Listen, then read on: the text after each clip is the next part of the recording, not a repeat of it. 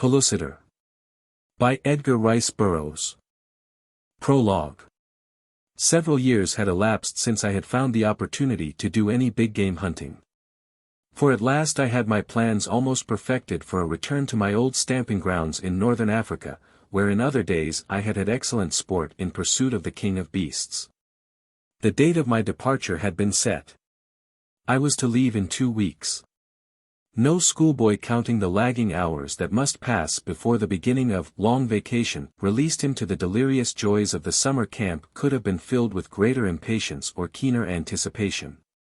And then came a letter that started me for Africa 12 days ahead of my schedule. Often am I in receipt of letters from strangers who have found something in a story of mine to commend or to condemn. My interest in this department of my correspondence is ever fresh. I opened this particular letter with all the zest of pleasurable anticipation with which I had opened so many others.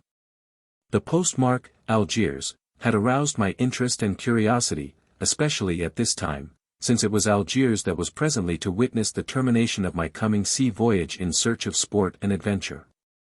Before the reading of that letter was completed, lions and lion hunting had fled my thoughts, and I was in a state of excitement bordering upon frenzy. Well, read it yourself, and see if you, too, do not find food for frantic conjecture, for tantalizing doubts, and for a great hope. Here it is.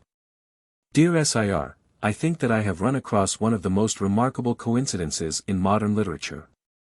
But let me start at the beginning. I am, by profession, a wanderer upon the face of the earth. I have no trade, nor any other occupation. My father bequeathed me a competency, some remoter ancestors' lust to roam. I have combined the two and invested them carefully and without extravagance.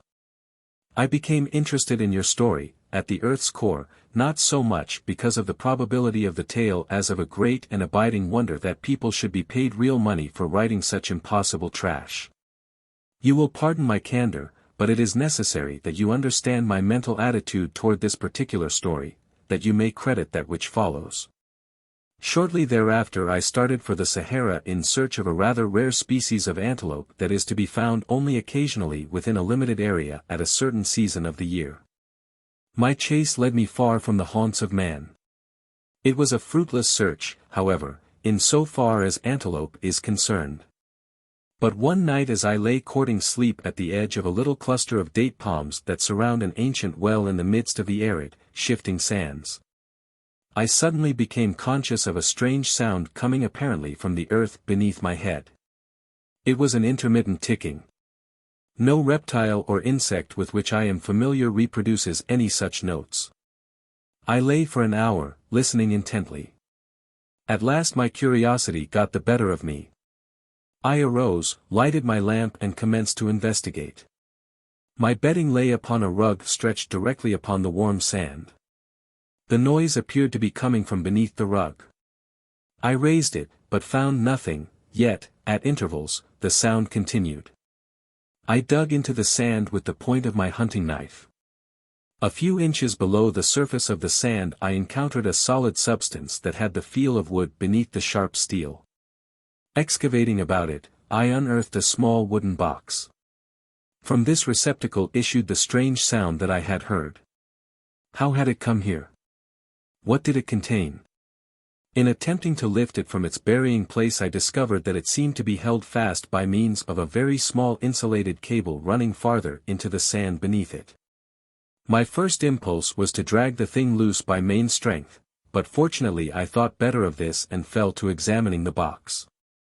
I soon saw that it was covered by a hinged lid, which was held closed by a simple screw hook and eye. It took but a moment to loosen this and raise the cover, when, to my utter astonishment, I discovered an ordinary telegraph instrument clicking away within.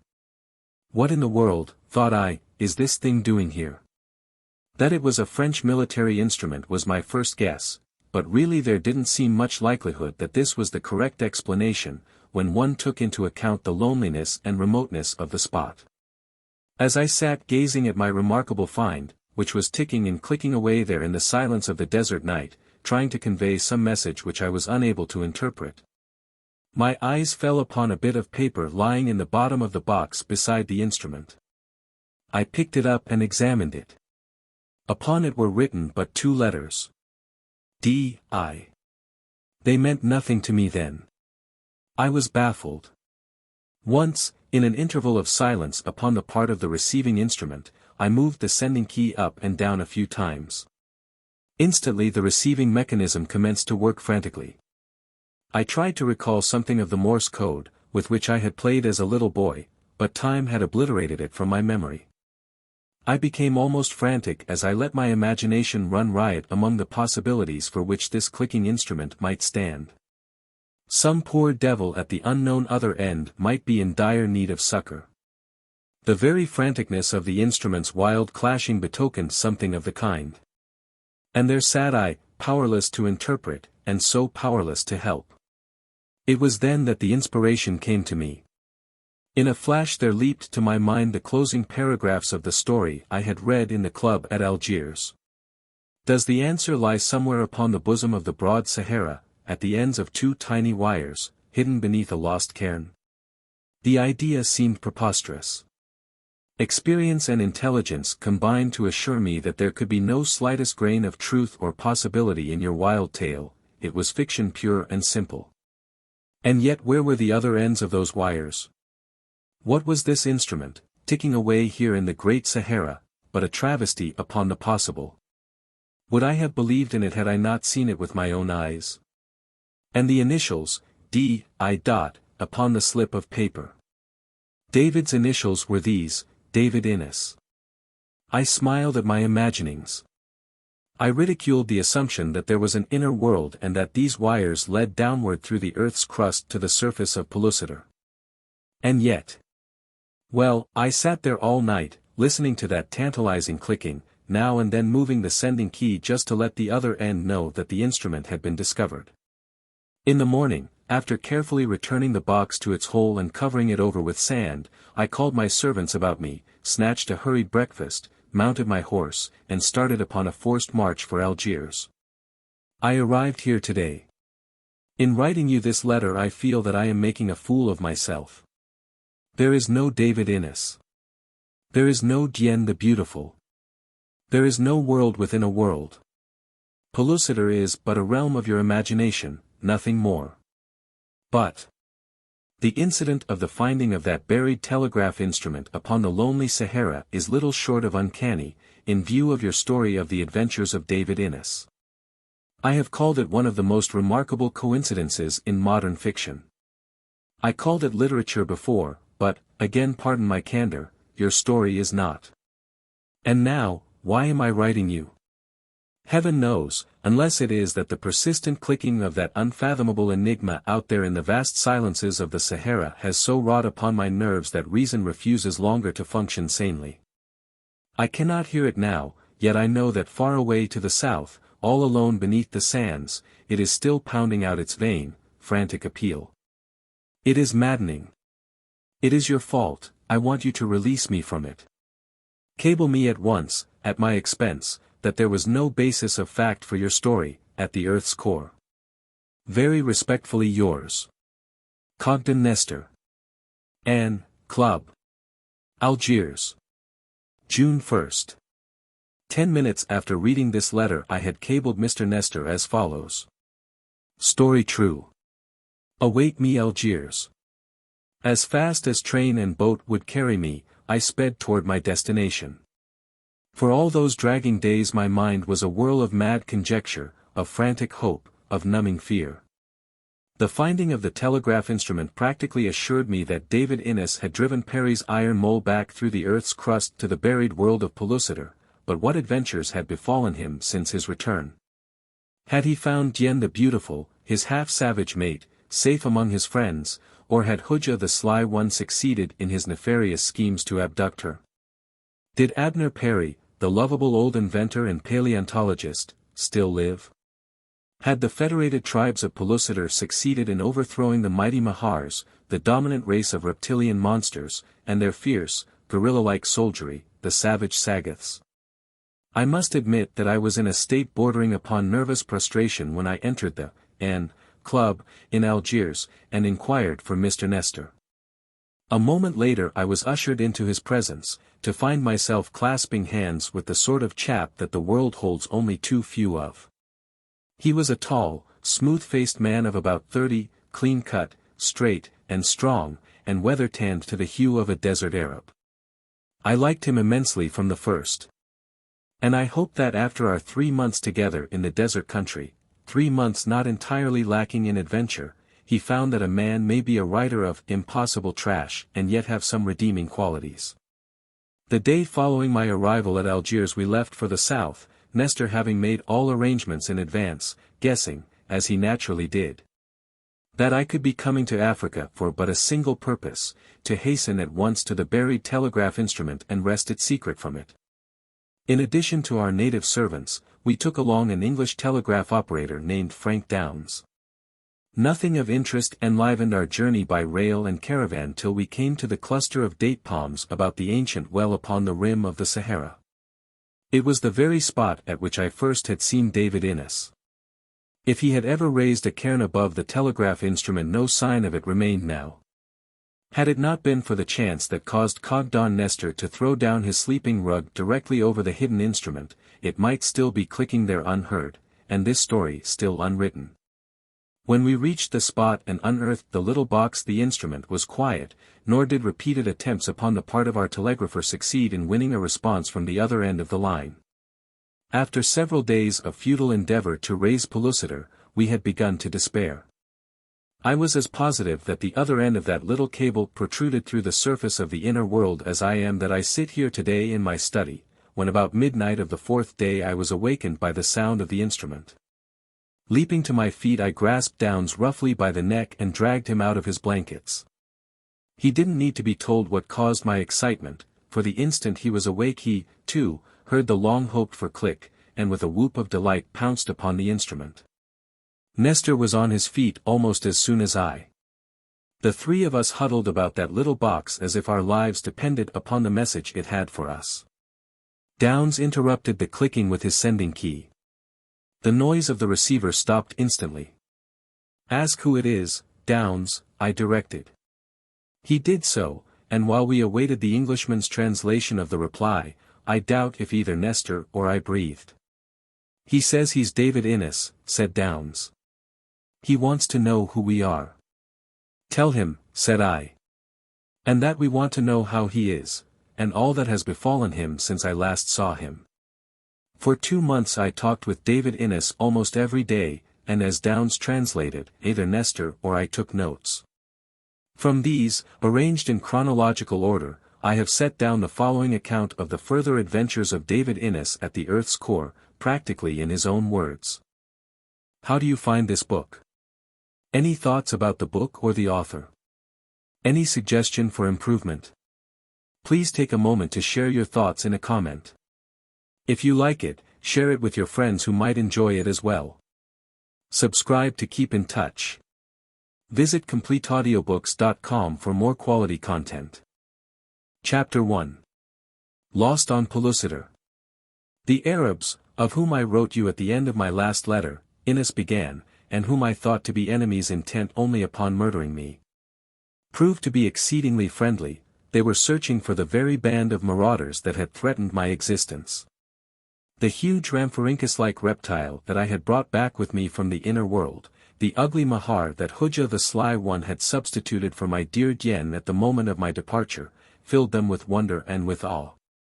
Nor less so did the mighty subterranean prospector which had carried me to Pellucidar and back again, and which lay out in the desert about 2 miles from my camp.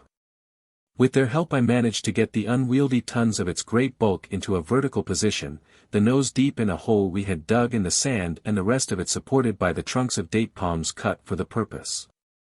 It was a mighty engineering job with only wild Arabs and their wilder mounts to do the work of an electric crane, but finally it was completed, and I was ready for departure. For some time I hesitated to take the Mahar back with me. She had been docile and quiet ever since she had discovered herself virtually a prisoner aboard the Iron Mole. It had been, of course, impossible for me to communicate with her since she had no auditory organs and I no knowledge of her fourth dimension, sixth sense method of communication. Naturally I am kind-hearted, and so I found it beyond me to leave even this hateful and repulsive thing alone in a strange and hostile world. The result was that when I entered the Iron Mole I took her with me. That she knew that we were about to return to Pellucidar was evident, for immediately her manner changed from that of habitual gloom that had pervaded her, to an almost human expression of contentment and delight. Our trip through the Earth's crust was but a repetition of my 2 former journeys between the inner and the outer worlds. This time, however, I imagine that we must have maintained a more nearly perpendicular course, for we accomplished the journey in a few minutes less time than upon the occasion of my first journey through the 500-mile crust. Just a trifle less than 72 hours after our departure into the sands of the Sahara, we broke through the surface of Pellucidar. Fortune once again favored me by the slightest of margins, for when I opened the door in the prospector's outer jacket I saw that we had missed coming up through the bottom of an ocean by but a few hundred yards. The aspect of the surrounding country was entirely unfamiliar to me. I had no conception of precisely where I was upon the 124 million square miles of Pellucidar's vast land surface. The perpetual midday sun poured down its torrid rays from zenith, as it had done since the beginning of Pellucidarian time, as it would continue to do to the end of it. Before me, across the wide sea, the weird, horizonless seascape folded gently upward to meet the sky until it lost itself to view in the azure depths of distance far above the level of my eyes. How strange it looked! How vastly different from the flat and puny area of the circumscribed vision of the dweller upon the outer crust. I was lost. Though I wandered ceaselessly throughout a lifetime, I might never discover the whereabouts of my former friends of this strange and savage world.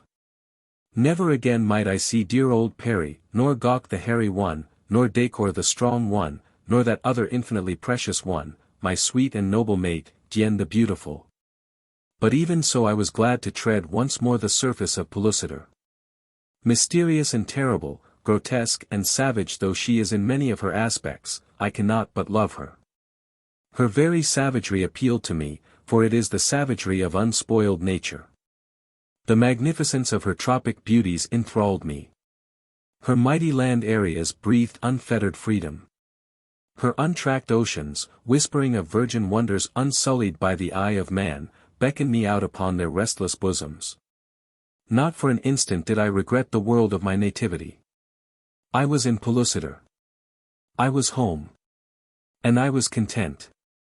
As I stood dreaming beside the giant thing that had brought me safely through the earth's crust, my traveling companion, the hideous Mahar, emerged from the interior of the prospector and stood beside me.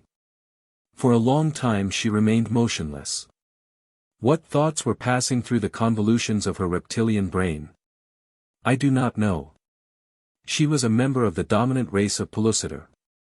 By a strange freak of evolution her kind had first developed the power of reason in that world of anomalies. To her, creatures such as I were of a lower order. As Perry had discovered among the writings of her kind in the buried city of Phutra, it was still an open question among the Mahars as to whether man possessed means of intelligent communication or the power of reason. Her kind believed that in the center of all-pervading solidity there was a single, vast, spherical cavity, which was Pellucidar.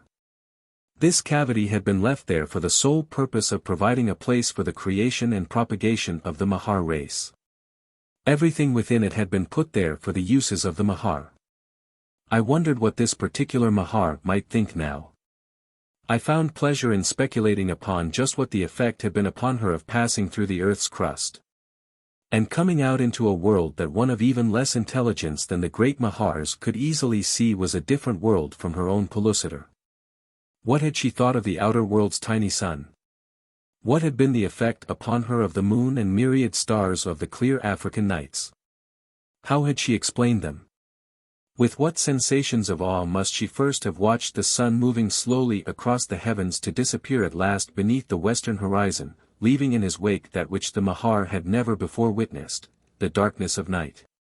For upon Pellucidar there is no night. The stationary sun hangs forever in the center of the Pellucidarian sky, directly overhead. Then, too, she must have been impressed by the wondrous mechanism of the prospector which had bored its way from world to world and back again. And that it had been driven by a rational being must also have occurred to her. 2. She had seen me conversing with other men upon the earth's surface. She had seen the arrival of the caravan of books and arms, and ammunition, and the balance of the heterogeneous collection which I had crammed into the cabin of the iron mole for transportation to Pellucidar. She had seen all these evidences of a civilization and brainpower transcending in scientific achievement anything that her race had produced, nor once had she seen a creature of her own kind. There could have been but a single deduction in the mind of the Mahar: there were other worlds than Pellucidar, and the Gillick was a rational being. Now the creature at my side was creeping slowly toward the nearby sea. At my hip hung a long-barreled six-shooter. Somehow I had been unable to find the same sensation of security in the newfangled automatics that had been perfected since my first departure from the outer world, and in my hand was a heavy express rifle. I could have shot the Mahar with ease, for I knew intuitively that she was escaping, but I did not. I felt that if she could return to her own kind with the story of her adventures, the position of the human race within Pellucidar would be advanced immensely at a single stride. For at once man would take his proper place in the considerations of the reptilia. At the edge of the sea the creature paused and looked back at me. Then she slid sinuously into the surf. For several minutes I saw no more of her as she luxuriated in the cool depths. Then 100 yards from shore she rose and there for another short while she floated upon the surface. Finally she spread her giant wings, flapped them vigorously a score of times and rose above the blue sea. A single time she circled far aloft, and then straight as an arrow she sped away. I watched her until the distant haze enveloped her and she had disappeared. I was alone. My first concern was to discover where within Pellucidar I might be, and in what direction lay the land of the Sarians where Gok the Hairy One ruled. But how was I to guess in which direction lay Sari? And if I set out to search, what then? Could I find my way back to the prospector with its priceless freight of books, firearms, ammunition, scientific instruments, and still more books, its great library of reference works upon every conceivable branch of applied sciences? And if I could not, of what value was all this vast storehouse of potential civilization and progress to be to the world of my adoption? Upon the other hand, if I remained here alone with it, what could I accomplish single-handed?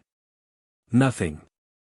But where there was no east, no west, no north, no south, no stars, no moon, and only a stationary midday sun, how was I to find my way back to this spot should ever I get out of sight of it? I didn't know. For a long time I stood buried in deep thought, when it occurred to me to try out one of the compasses I had brought and ascertain if it remained steadily fixed upon an unvarying pole. I re-entered the prospector and fetched a compass without. Moving a considerable distance from the prospector that the needle might not be influenced by its great bulk of iron and steel, I turned the delicate instrument about in every direction. Always and steadily the needle remained rigidly fixed upon a point straight out to sea, apparently pointing toward a large island some 10 or 20 miles distant. This then should be north. I drew my notebook from my pocket and made a careful topographical sketch of the locality within the range of my vision. Due north lay the island, far out upon the shimmering sea. The spot I had chosen for my observations was the top of a large, flat boulder which rose 6 or 8 feet above the turf. This spot I called Greenwich. The boulder was the Royal Observatory. I had made a start. I cannot tell you what a sense of relief was imparted to me by the simple fact that there was at least one spot within Pellucidar with a familiar name and a place upon a map. It was with almost childish joy that I made a little circle in my notebook and traced the word Greenwich beside it. Now I felt I might start out upon my search with some assurance of finding my way back again to the prospector. I decided that at first I would travel directly south in the hope that I might in that direction find some familiar landmark. It was as good a direction as any. This much at least might be said of it. Among the many other things I had brought from the outer world were a number of pedometers. I slipped 3 of these into my pockets with the idea that I might arrive at a more or less accurate mean from the registrations of them all. On my map I would register so many paces south, so many east, so many west, and so on. When I was ready to return I would then do so by any route that I might choose. I also strapped a considerable quantity of ammunition across my shoulders, pocketed some matches, and hooked an aluminum fry pan and a small stew kettle of the same metal to my belt. I was ready to go forth and explore a world. Ready to search a land area of 124,110,000 square miles for my friends, my incomparable mate, and good old Perry. And so, after locking the door in the outer shell of the prospector, I set out upon my quest. Due south I traveled, across lovely valleys thick dotted with grazing herds. Through dense primeval forests I forced my way and up the slopes of mighty mountains searching for a pass to their farther sides.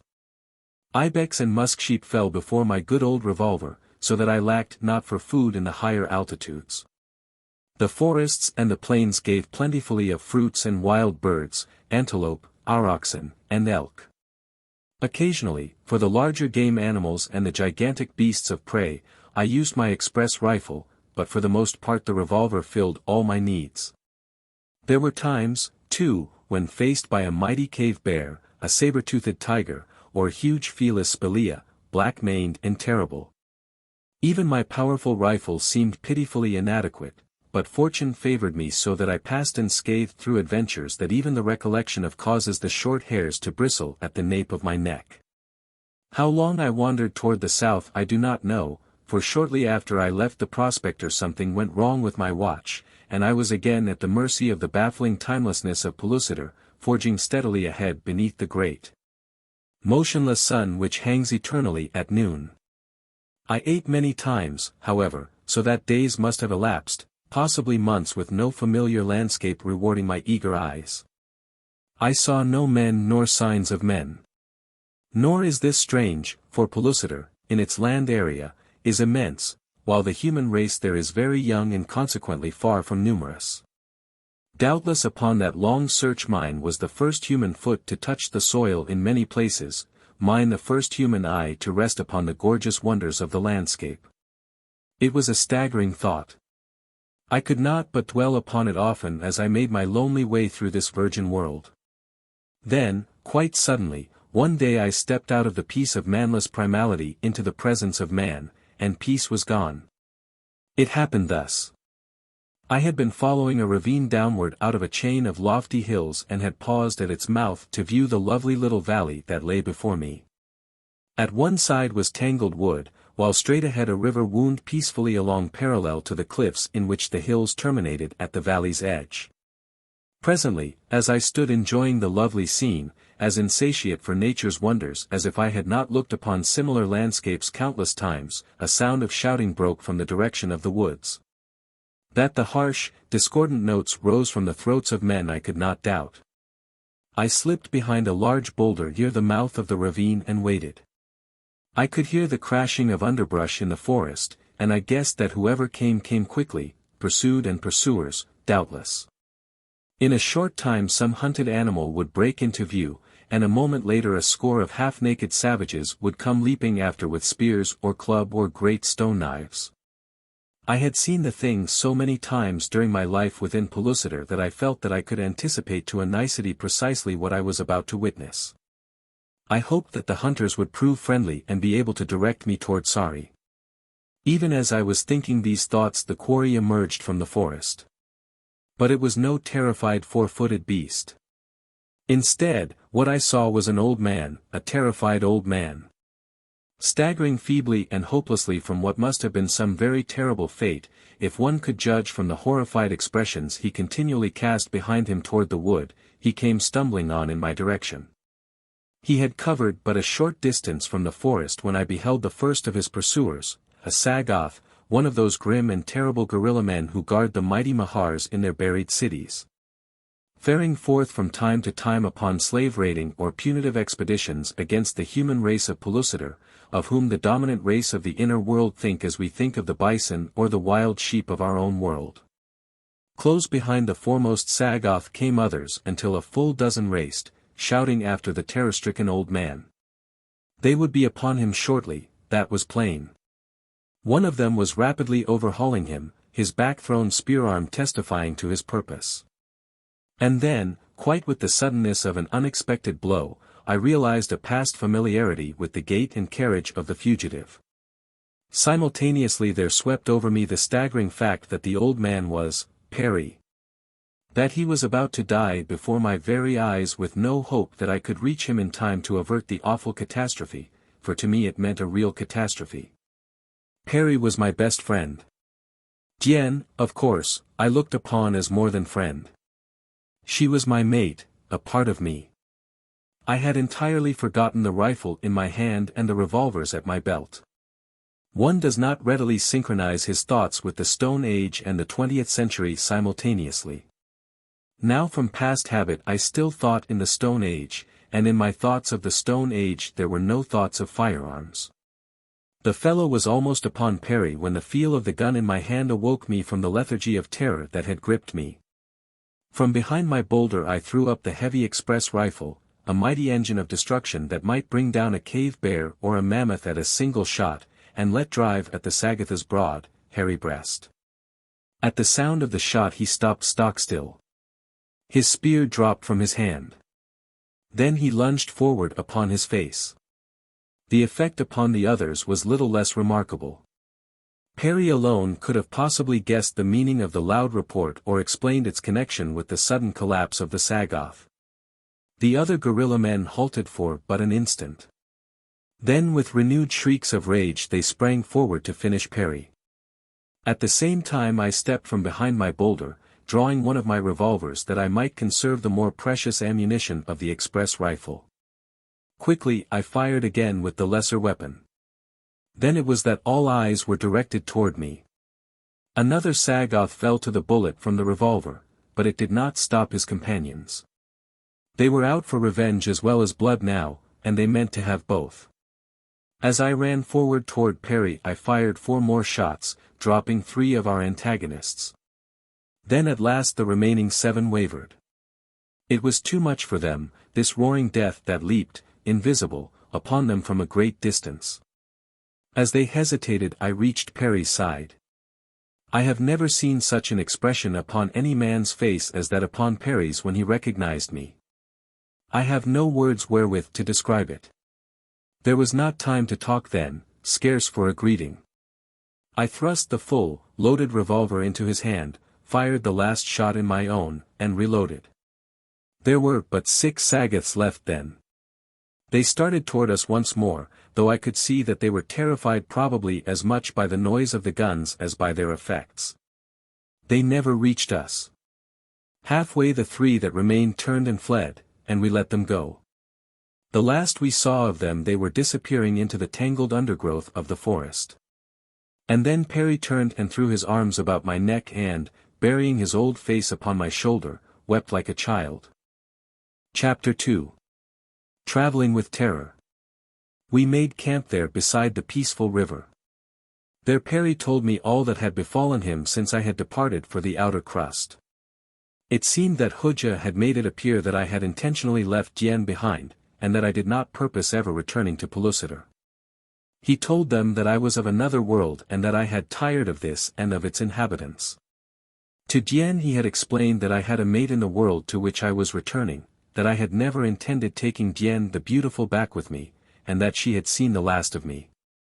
Shortly afterward Dien had disappeared from the camp, nor had Perry seen or heard aught of her since. He had no conception of the time that had elapsed since I had departed, but guessed that many years had dragged their slow way into the past. Hooja, too, had disappeared very soon after Dien had left. The Sarians, under Gok the Hairy One, and the Amazites under Dacor the Strong One, Diane's brother, had fallen out over my supposed defection, for Gok would not believe that I had thus treacherously deceived and deserted them. The result had been that these 2 powerful tribes had fallen upon one another with the new weapons that Perry and I had taught them to make and to use. Other tribes of the new federation took sides with the original disputants or set up petty revolutions of their own. The result was the total demolition of the work we had so well started.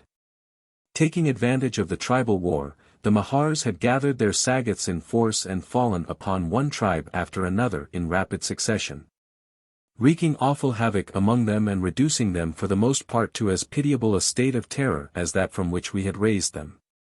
Alone of all the once mighty federation, the Sarians and the Amazites with a few other tribes continued to maintain their defiance of the Mahars. But these tribes were still divided among themselves, nor had it seemed at all probable to Perry when he had last been among them that any attempt at reamalgamation would be made. And thus, Your Majesty, he concluded, has faded back into the oblivion of the Stone Age, our wondrous dream, and with it has gone the first empire of Pellucidar. We both had to smile at the use of my royal title, yet I was indeed still Emperor of Pellucidar, and some day I meant to rebuild what the vile act of the treacherous Hooja had torn down. But first I would find my Empress. To me she was worth 40 empires. Have you no clue as to the whereabouts of Jen? I asked. None whatever, replied Perry. It was in search of her that I came to the pretty pass in which you discovered me, and from which, David, you saved me. I knew perfectly well that you had not intentionally deserted either Jen or Pellucidar. I guessed that in some way Hooja the Sly One was at the bottom of the matter, and I determined to go to Amaz, where I guessed that Jen might come to the protection of her brother, and do my utmost to convince her. And through her Dacor the Strong One, that we had all been victims of a treacherous plot to which you were no party.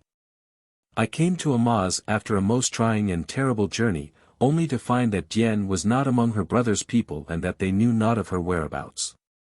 Dacor, I am sure, wanted to be fair and just, but so great were his grief and anger over the disappearance of his sister that he could not listen to reason, but kept repeating time and again that only your return to Pellucidar could prove the honesty of your intentions. Then came a stranger from another tribe, sent I am sure at the instigation of Hooja.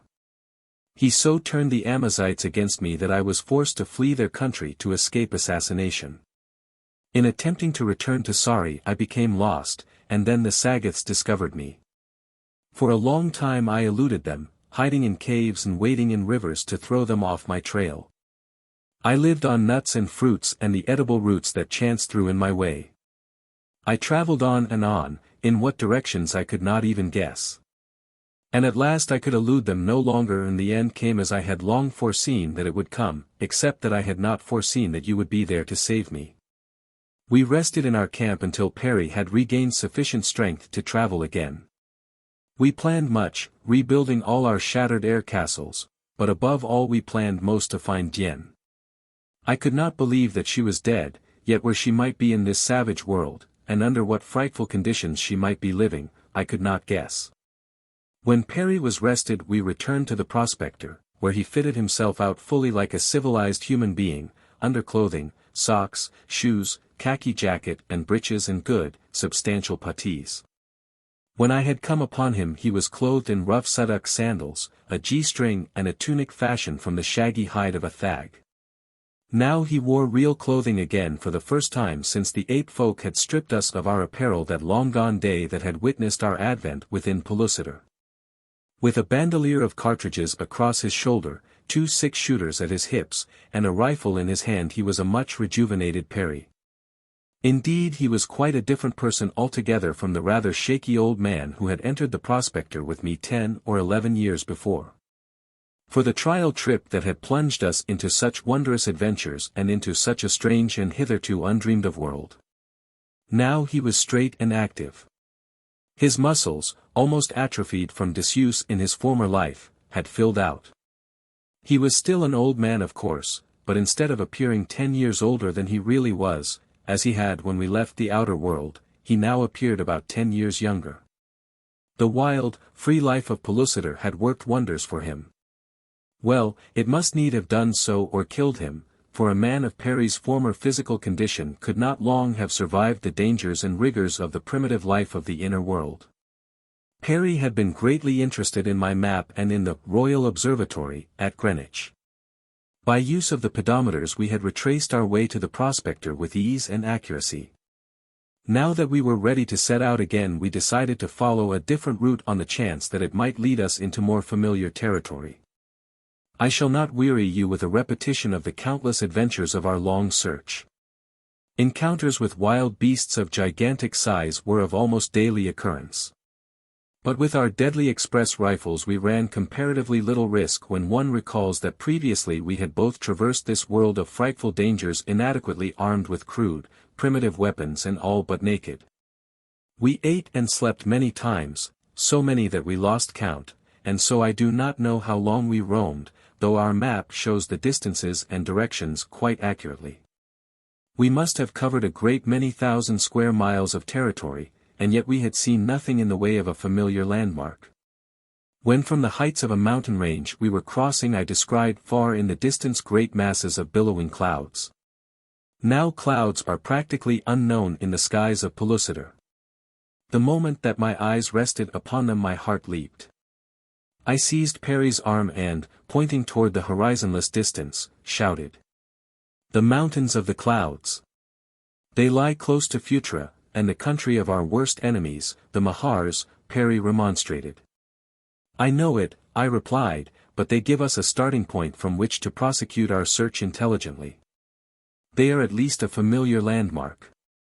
They tell us that we are upon the right trail and not wandering far in the wrong direction. Furthermore, close to the mountains of the clouds dwells a good friend, Jah the Mezop. You did not know him, but you know all that he did for me and all that he will gladly do to aid me. At least he can direct us upon the right direction toward Sari." "The mountains of the clouds constitute a mighty range," replied Perry.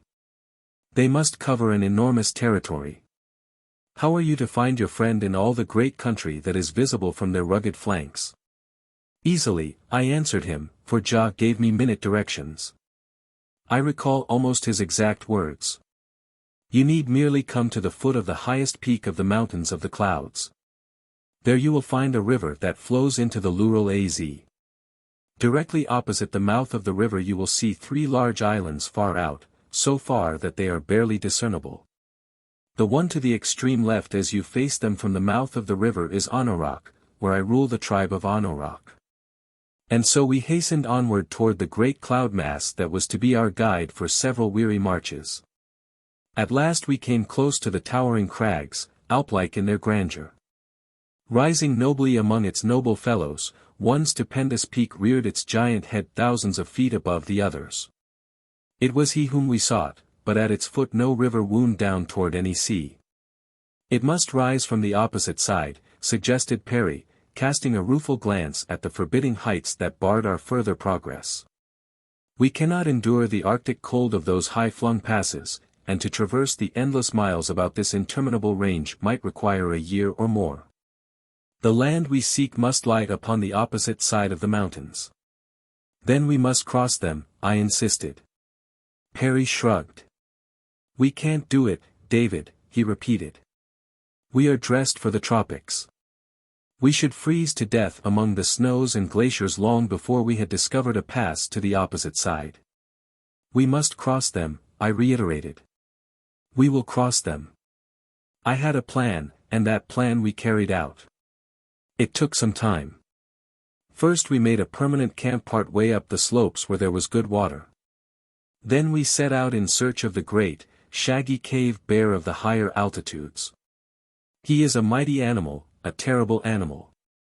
He is but little larger than his cousin of the lesser, lower hills. But he makes up for it in the awfulness of his ferocity and in the length and thickness of his shaggy coat. It was his coat that we were after. We came upon him quite unexpectedly. I was trudging in advance along a rocky trail worn smooth by the padded feet of countless ages of wild beasts. At a shoulder of the mountain around which the path ran I came face to face with the Titan. I was going up for a fur coat. He was coming down for breakfast. Each realized that here was the very thing he sought. With a horrid roar the beast charged me. At my right the cliff rose straight upward for thousands of feet. At my left it dropped into a dim, abysmal canon. In front of me was the bear. Behind me was Perry. I shouted to him in warning, and then I raised my rifle and fired into the broad breast of the creature. There was no time to take aim, the thing was too close upon me. But that my bullet took effect was evident from the howl of rage and pain that broke from the frothing jowls. It didn't stop him, though. I fired again, and then he was upon me. Down I went beneath his ton of maddened, clawing flesh and bone and sinew. I thought my time had come. I remember feeling sorry for poor old Perry, left all alone in this inhospitable, savage world. And then of a sudden I realized that the bear was gone and that I was quite unharmed. I leaped to my feet, my rifle still clutched in my hand, and looked about for my antagonist. I thought that I should find him farther down the trail, probably finishing Perry, and so I leaped in the direction I supposed him to be, to find Perry perched upon a projecting rock several feet above the trail. My cry of warning had given him time to reach this point of safety. There he squatted, his eyes wide and his mouth ajar, the picture of abject terror and consternation. "Where is he?" he cried when he saw me. "Where is he? Didn't he come this way?" I asked. "Nothing came this way," replied the old man. "But I heard his roars, he must have been as large as an elephant." "He was," I admitted, "but where in the world do you suppose he disappeared to?" Then came a possible explanation to my mind. I returned to the point at which the bear had hurled me down and peered over the edge of the cliff into the abyss below. Far, far down I saw a small brown blotch near the bottom of the cannon. It was the bear. My second shot must have killed him, and so his dead body, after hurling me to the path, had toppled over into the abyss. I shivered at the thought of how close I, too, must have been to going over with him. It took us a long time to reach the carcass, and arduous labor to remove the great pelt. But at last the thing was accomplished, and we returned to camp dragging the heavy trophy behind us. Here we devoted another considerable period to scraping and curing it. When this was done to our satisfaction we made heavy boots, trousers, and coats of the shaggy skin, turning the fur in. From the scraps we fashioned caps that came down around our ears, with flaps that fell about our shoulders and breasts.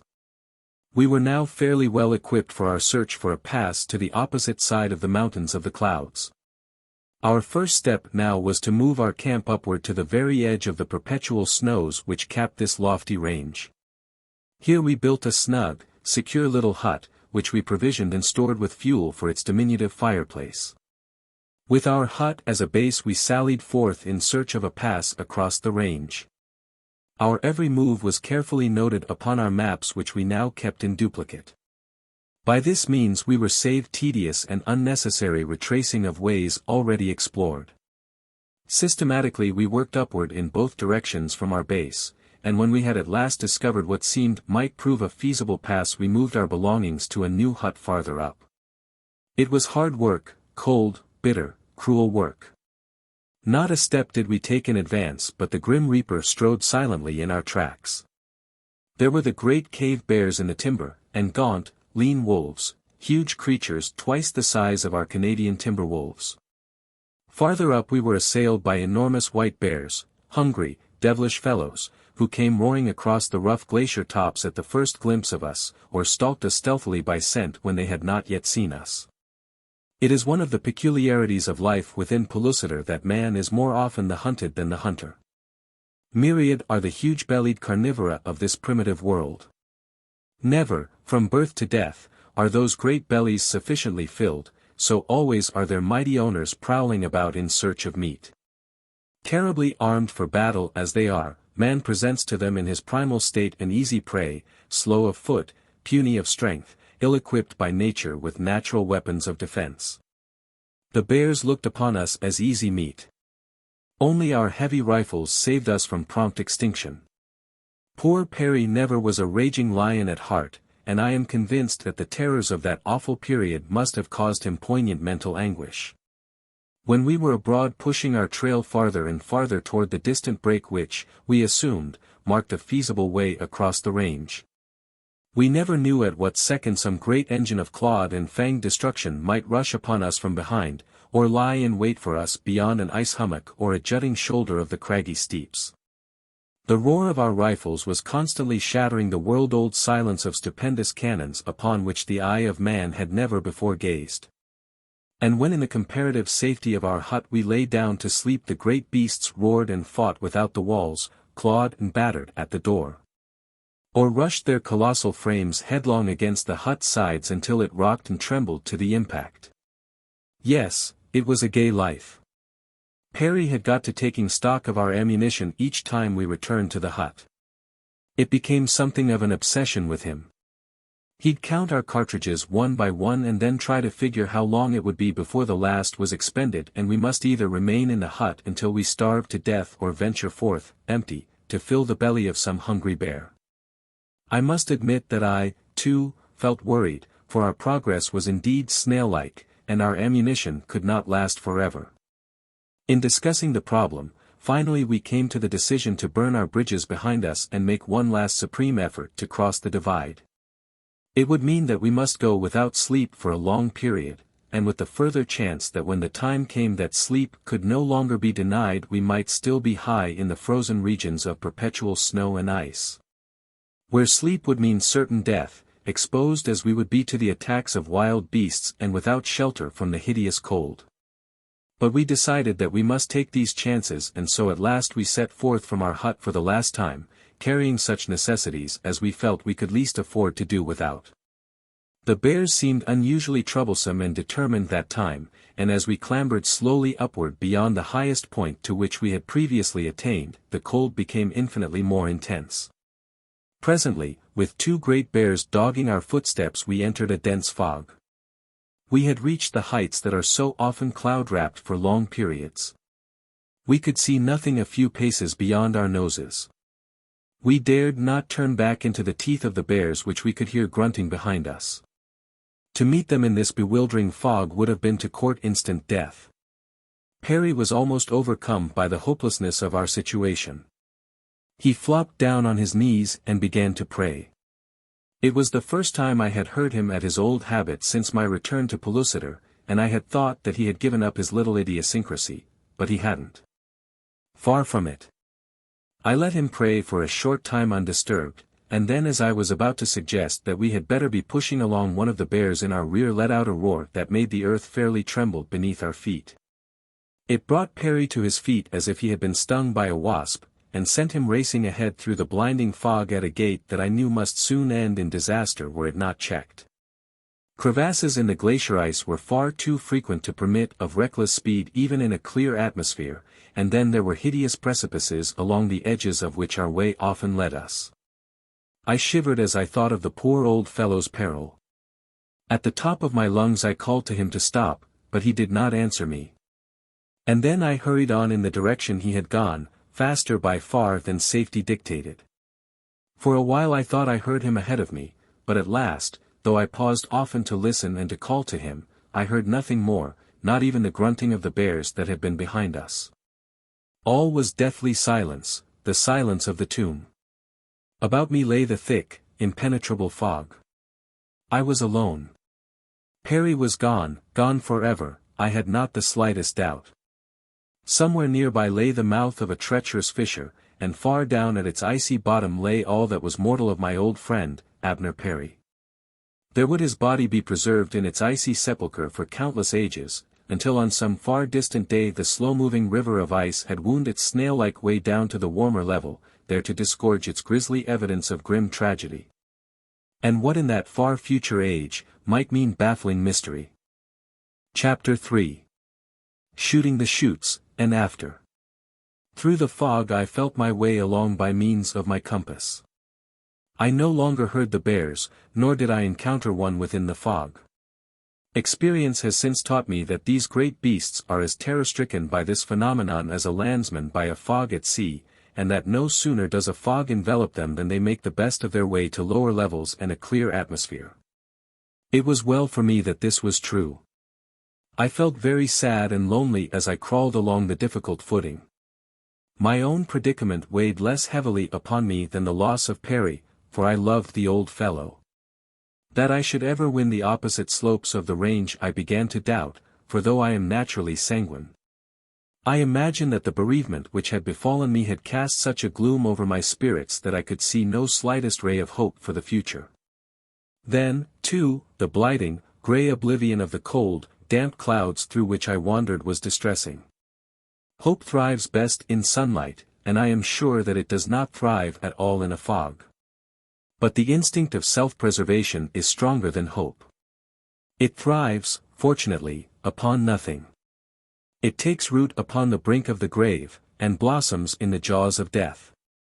Now it flourished bravely upon the breast of dead hope, and urged me onward and upward in a stern endeavor to justify its existence. As I advanced, the fog became denser. I could see nothing beyond my nose.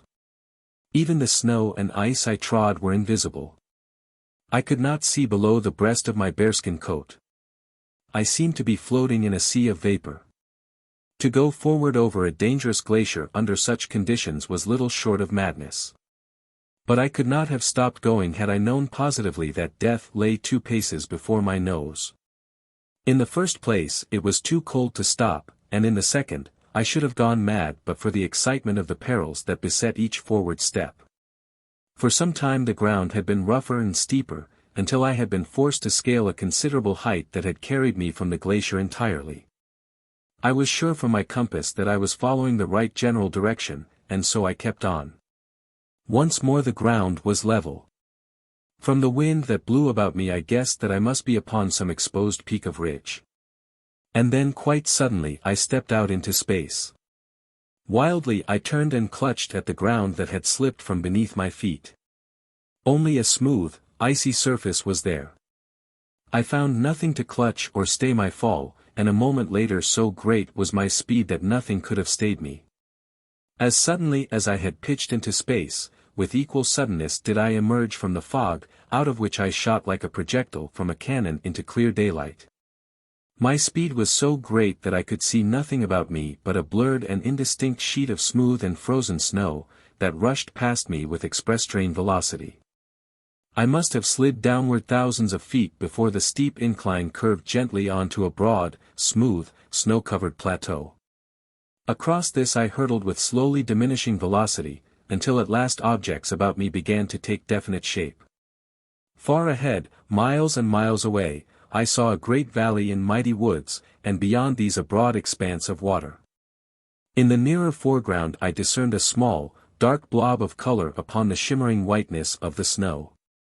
A bear, thought I, and thanked the instinct that had impelled me to cling tenaciously to my rifle during the moments of my awful tumble. At the rate I was going it would be but a moment before I should be quite abreast the thing.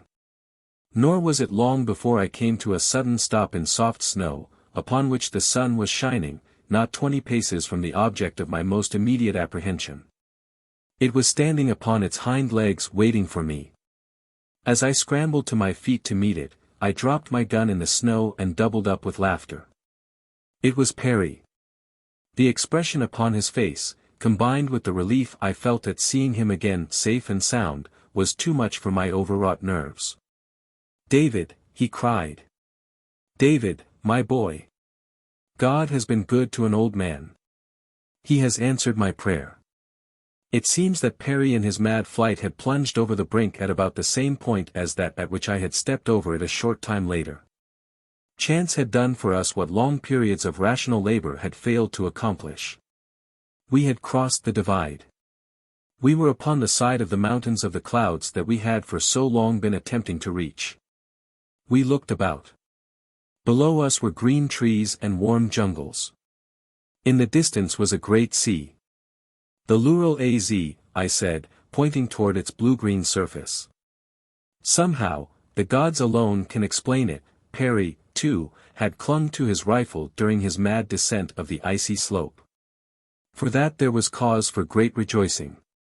Neither of us was worse for his experience, so after shaking the snow from our clothing, we set off at a great rate down toward the warmth and comfort of the forest and the jungle.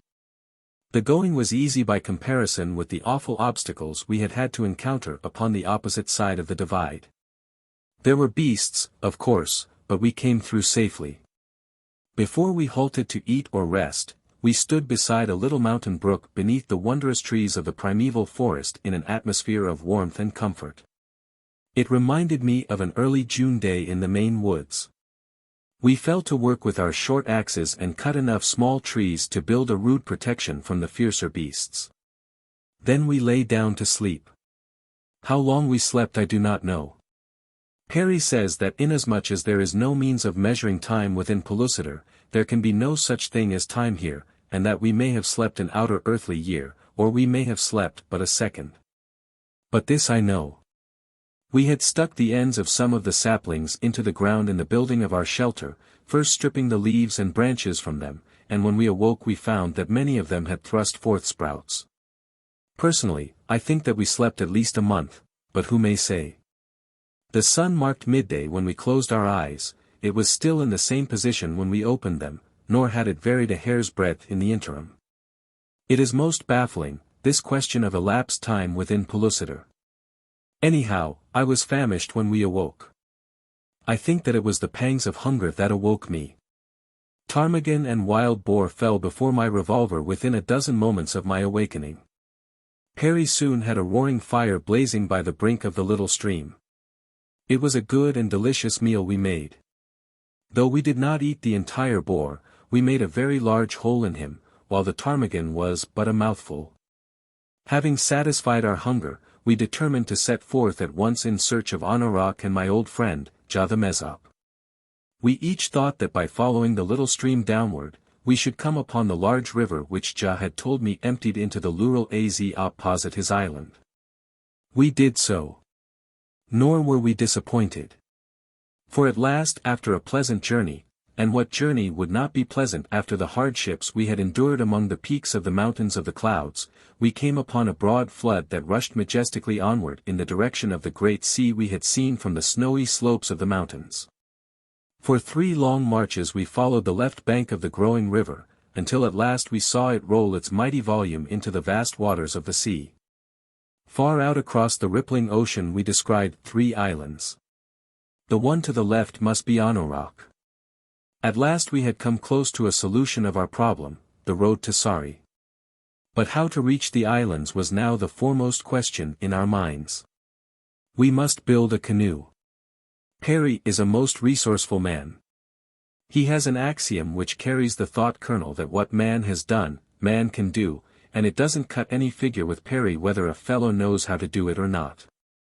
He set out to make gunpowder once, shortly after our escape from Phutra and at the beginning of the confederation of the wild tribes of Pellucidar. He said that someone, without any knowledge of the fact that such a thing might be concocted, had once stumbled upon it by accident, and so he couldn't see why a fellow who knew all about powder except how to make it couldn't do as well. He worked mighty hard mixing all sorts of things together, until finally he evolved a substance that looked like powder.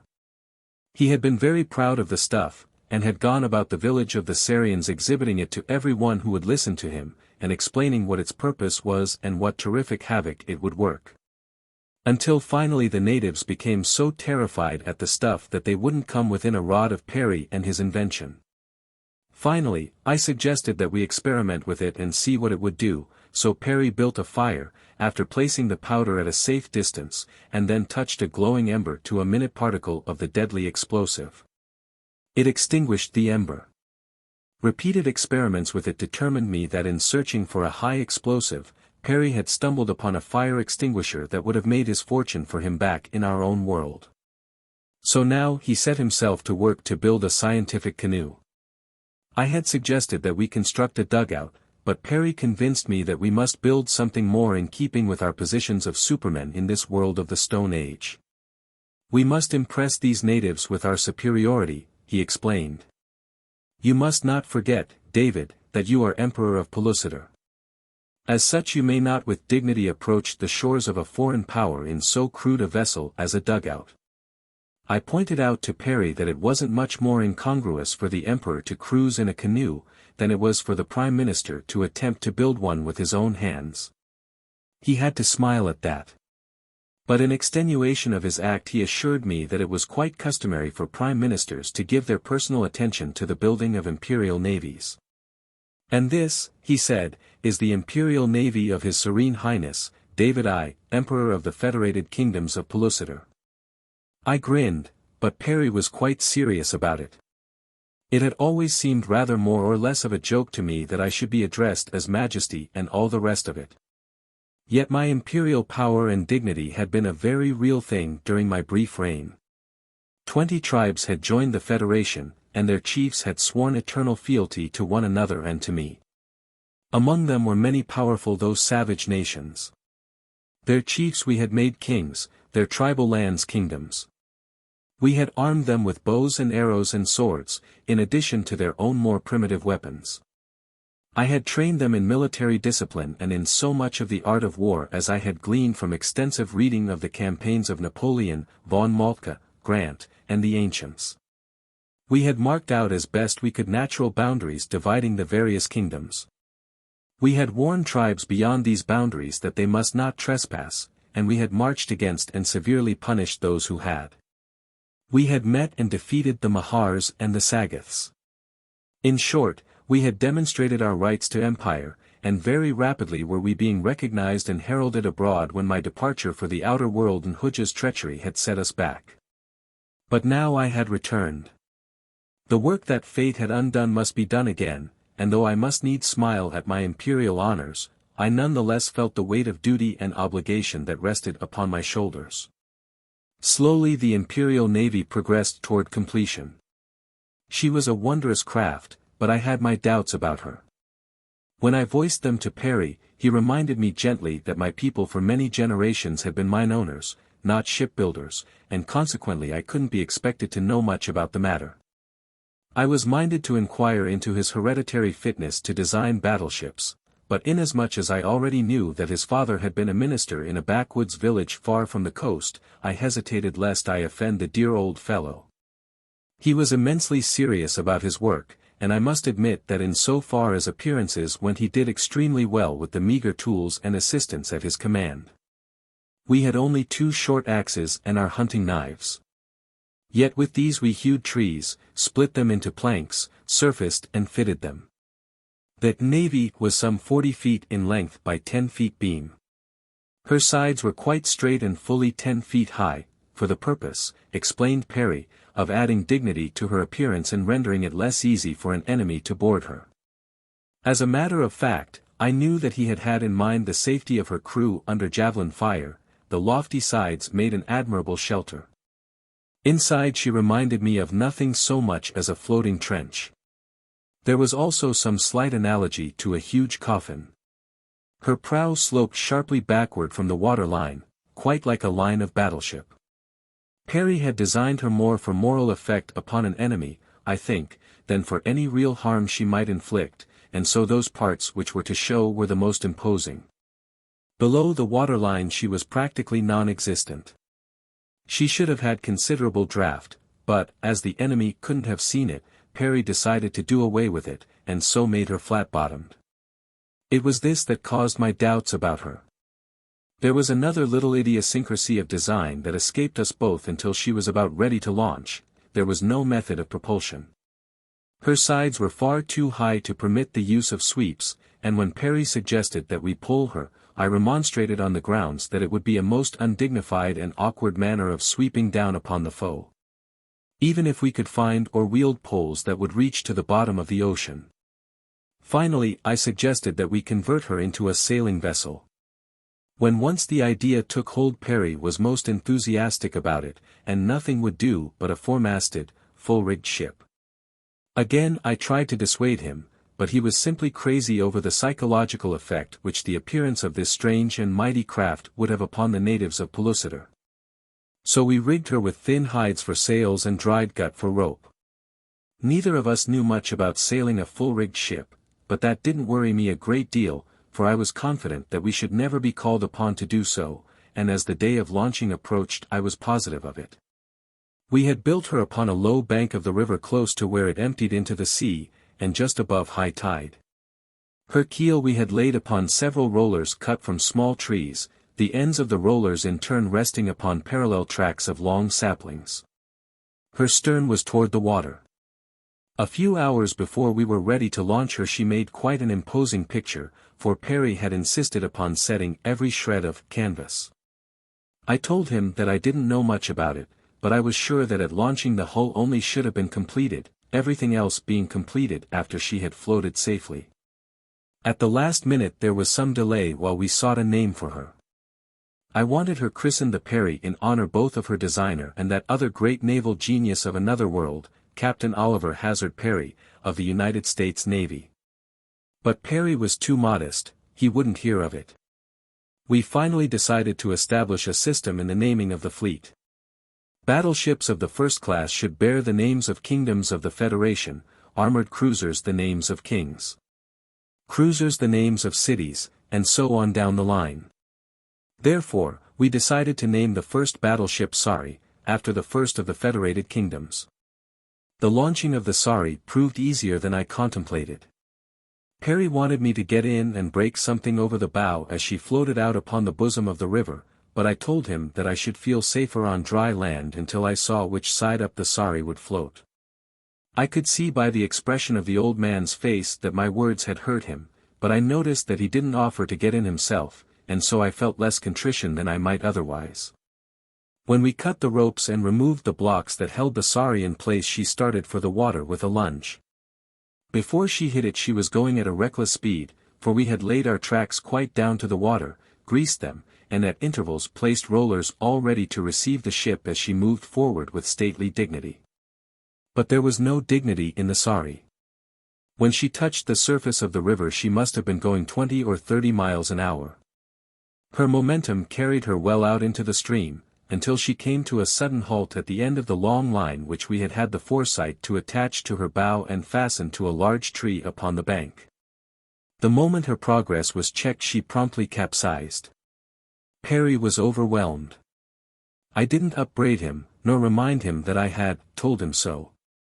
His grief was so genuine and so apparent that I didn't have the heart to reproach him, even were I inclined to that particular sort of meanness. "Come, come, old man," I cried. "It's not as bad as it looks. Give me a hand with this rope, and we'll drag her up as far as we can, and then when the tide goes out we'll try another scheme. I think we can make a go of her yet." Well, we managed to get her up into shallow water. When the tide receded she lay there on her side in the mud, quite a pitiable object for the premier battleship of a world. The terror of the seas was the way Perry had occasionally described her. We had to work fast. But before the tide came in again we had stripped her of her sails and masts, righted her, and filled her about a quarter full of rock ballast. If she didn't stick too fast in the mud I was sure that she would float this time right side up. I can tell you that it was with palpitating hearts that we sat upon the river bank and watched that tide come slowly in. The tides of Pellucidar don't amount to much by comparison with our higher tides of the outer world, but I knew that it ought to prove ample to float the Sari. Nor was I mistaken. Finally we had the satisfaction of seeing the vessel rise out of the mud and float slowly upstream with the tide. As the water rose we pulled her in quite close to the bank and clambered aboard. She rested safely now upon an even keel. Nor did she leak, for she was well caulked with fibre and tarry pitch. We rigged up a single short mast and light sail, fastened planking down over the ballast to form a deck, worked her out into midstream with a couple of sweeps, and dropped our primitive stone anchor to await the turn of the tide that would bear us out to sea. While we waited we devoted the time to the construction of an upper deck, since the one immediately above the ballast was some 7 feet from the gunwale. The second deck was 4 feet above this. In it was a large, commodious hatch, leading to the lower deck. The sides of the ship rose 3 feet above the upper deck, forming an excellent breastwork, which we loopholed at intervals that we might lie prone and fire upon an enemy. Though we were sailing out upon a peaceful mission in search of my friend Hooja, we knew that we might meet with people of some other island who would prove unfriendly. At last the tide turned. We weighed anchor. Slowly we drifted down the great river toward the sea. About us swarmed the mighty denizens of the primeval deep, Plesiosauri and Ichthyosauria with all their horrid, slimy cousins whose names were as the names of aunts and uncles to Perry, but which I have never been able to recall an hour after having heard them. At last we were safely launched upon the journey to which we had looked forward for so long, and the results of which meant so much to me. Chapter 4. Friendship and Treachery. The Sari proved a most erratic craft. She might have done well enough upon a park lagoon if safely anchored, but upon the bosom of a mighty ocean she left much to be desired. Sailing with the wind she did her best, but in quartering or when close-hauled she drifted terribly, as a nautical man might have guessed she would. We couldn't keep within miles of our course, and our progress was pitifully slow. Instead of making for the island of Anorak, we bore far to the right, until it became evident that we should have to pass between the two right-hand islands and attempt to return toward Anorak from the opposite side. As we neared the islands, Perry was quite overcome by their beauty. When we were directly between two of them he fairly went into raptures, nor could I blame him. The tropical luxuriance of the foliage that dripped almost to the water's edge and the vivid colors of the blooms that shot the green made a most gorgeous spectacle. Perry was right in the midst of a flowery panegyric on the wonders of the peaceful beauty of the scene when a canoe shot out from the nearest island. There were a dozen warriors in it. It was quickly followed by a second and third. Of course we couldn't know the intentions of the strangers, but we could pretty well guess them. Perry wanted to man the sweeps and try to get away from them, but I soon convinced him that any speed of which the Sari was capable would be far too slow to outdistance the swift, though awkward, dugouts of the Mesops. I waited until they were quite close enough to hear me, and then I hailed them. I told them that we were friends of the Mesops, and that we were upon a visit to Ja of Anorak, to which they replied that they were at war with Ja, and that if we would wait a minute they'd board us and throw our corpses to the Asdoriths. I warned them that they would get the worst of it if they didn't leave us alone, but they only shouted in derision and paddled swiftly toward us. It was evident that they were considerably impressed by the appearance and dimensions of our craft, but as these fellows know no fear they were not at all awed. Seeing that they were determined to give battle, I leaned over the rail of the Sari and brought the Imperial Battle Squadron of the Emperor of Pellucidar into action for the first time in the history of a world. In other and simpler words, I fired my revolver at the nearest canoe. The effect was magical. A warrior rose from his knees, threw his paddle aloft, stiffened into rigidity for an instant, and then toppled overboard. The others ceased paddling, and, with wide eyes, looked first at me and then at the battling sea things which fought for the corpse of their comrade. To them it must have seemed a miracle that I should be able to stand at thrice the range of the most powerful javelin thrower and with a loud noise and a smudge of smoke slay one of their number with an invisible missile. But only for an instant were they paralyzed with wonder. Then, with savage shouts, they fell once more to their paddles and forged rapidly toward us. Again and again I fired. At each shot a warrior sank to the bottom of the canoe or tumbled overboard. When the prow of the first craft touched the side of the Sari it contained only dead and dying men. The other two dugouts were approaching rapidly, so I turned my attention toward them. I think that they must have been commencing to have some doubts, those wild, naked, red warriors, for when the first man fell in the second boat, the others stopped paddling and commenced to jabber among themselves. The third boat pulled up alongside the second and its crews joined in the conference. Taking advantage of the lull in the battle, I called out to the survivors to return to their shore. "I have no fight with you," I cried, and then I told them who I was and added that if they would live in peace they must sooner or later join forces with me. "Go back now to your people," I counseled them, "and tell them that you have seen David I, Emperor of the Federated Kingdoms of Pellucidar, and that single-handed he has overcome you. Just as he intends overcoming the Mahars and the Sagoths and any other peoples of Pellucidar who threaten the peace and welfare of his empire." Slowly they turned the noses of their canoes toward land. It was evident that they were impressed. Yet that they were loath to give up without further contesting my claim to naval supremacy was also apparent, for some of their number seemed to be exhorting the others to a renewal of the conflict. However, at last they drew slowly away, and the Sari, which had not decreased her snail-like speed during this, her first engagement, continued upon her slow, uneven way. Presently Perry stuck his head up through the hatch and hailed me. "Have the scoundrels departed?" he asked. "Have you killed them all?" "Those whom I failed to kill have departed, Perry," I replied. He came out on deck and, peering over the side, descried the lone canoe floating a short distance astern with its grim and grisly freight. Farther his eyes wandered to the retreating boats. "David," said he at last, "this is a notable occasion. It is a great day in the annals of Pellucidar. We have won a glorious victory. Your Majesty's navy has routed a fleet of the enemy thrice its own size, manned by 10 times as many men. Let us give thanks. I could scarce restrain a smile at Perry's use of the pronoun, we, yet I was glad to share the rejoicing with him as I shall always be glad to share everything with the dear old fellow. Perry is the only male coward I have ever known whom I could respect and love. He was not created for fighting, but I think that if the occasion should ever arise where it became necessary he would give his life cheerfully for me. Yes, I know it. It took us a long time to work around the islands and draw in close to Anorak. In the leisure afforded we took turns working on our map, and by means of the compass and a little guesswork we set down the shoreline we had left and the 3 islands with fair accuracy. Crossed sabers marked the spot where the first great naval engagement of a world had taken place. In a notebook we jotted down, as had been our custom, details that would be of historical value later. Opposite Anorak we came to anchor quite close to shore.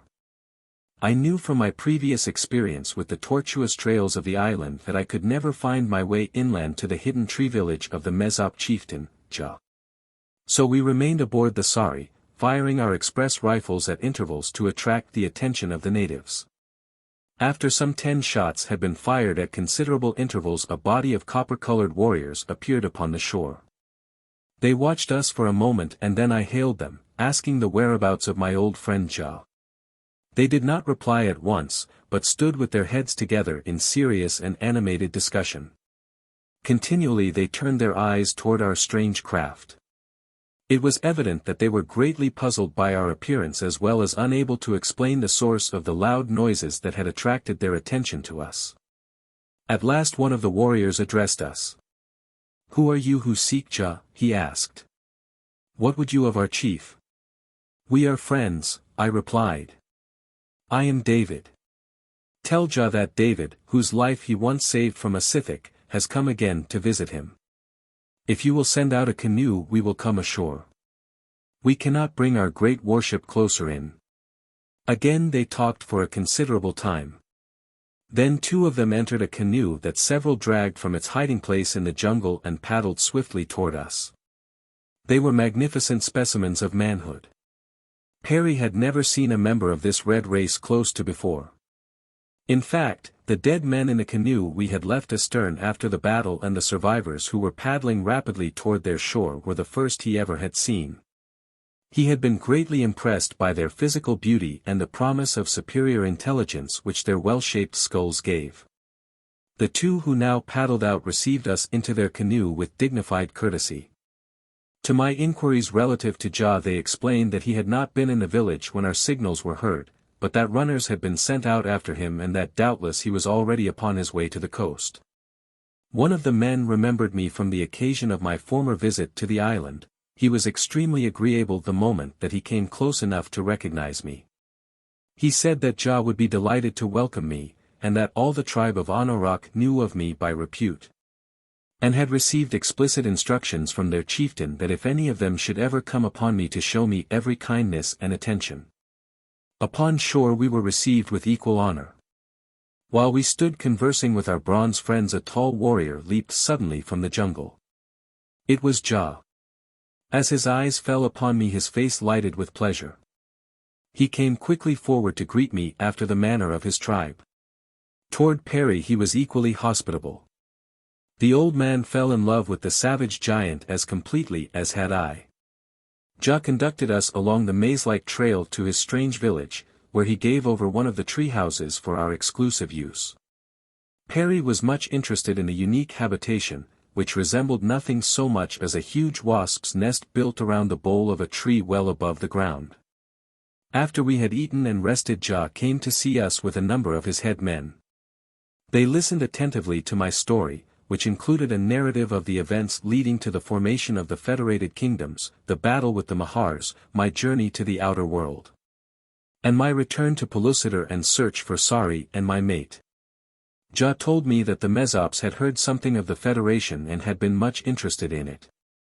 He had even gone so far as to send a party of warriors toward Sari to investigate the reports. and to arrange for the entrance of Anauroch into the Empire in case it appeared that there was any truth in the rumors that one of the aims of the Federation was the overthrow of the Mahars. The delegation had met with a party of Sagoths. As there had been a truce between the Mahars and the Mezops for many generations, they camped with these warriors of the reptiles, from whom they learned that the Federation had gone to pieces. So the party returned to Anauroch. When I showed Ja our map and explained its purpose to him, he was much interested. The location of Anauroch, the mountains of the clouds, the river, and the strip of seacoast were all familiar to him. He quickly indicated the position of the inland sea and close beside it, the city of Phutra, where one of the powerful Mahar nations had its seat. He likewise showed us where Sari should be and carried his own coastline as far north and south as it was known to him.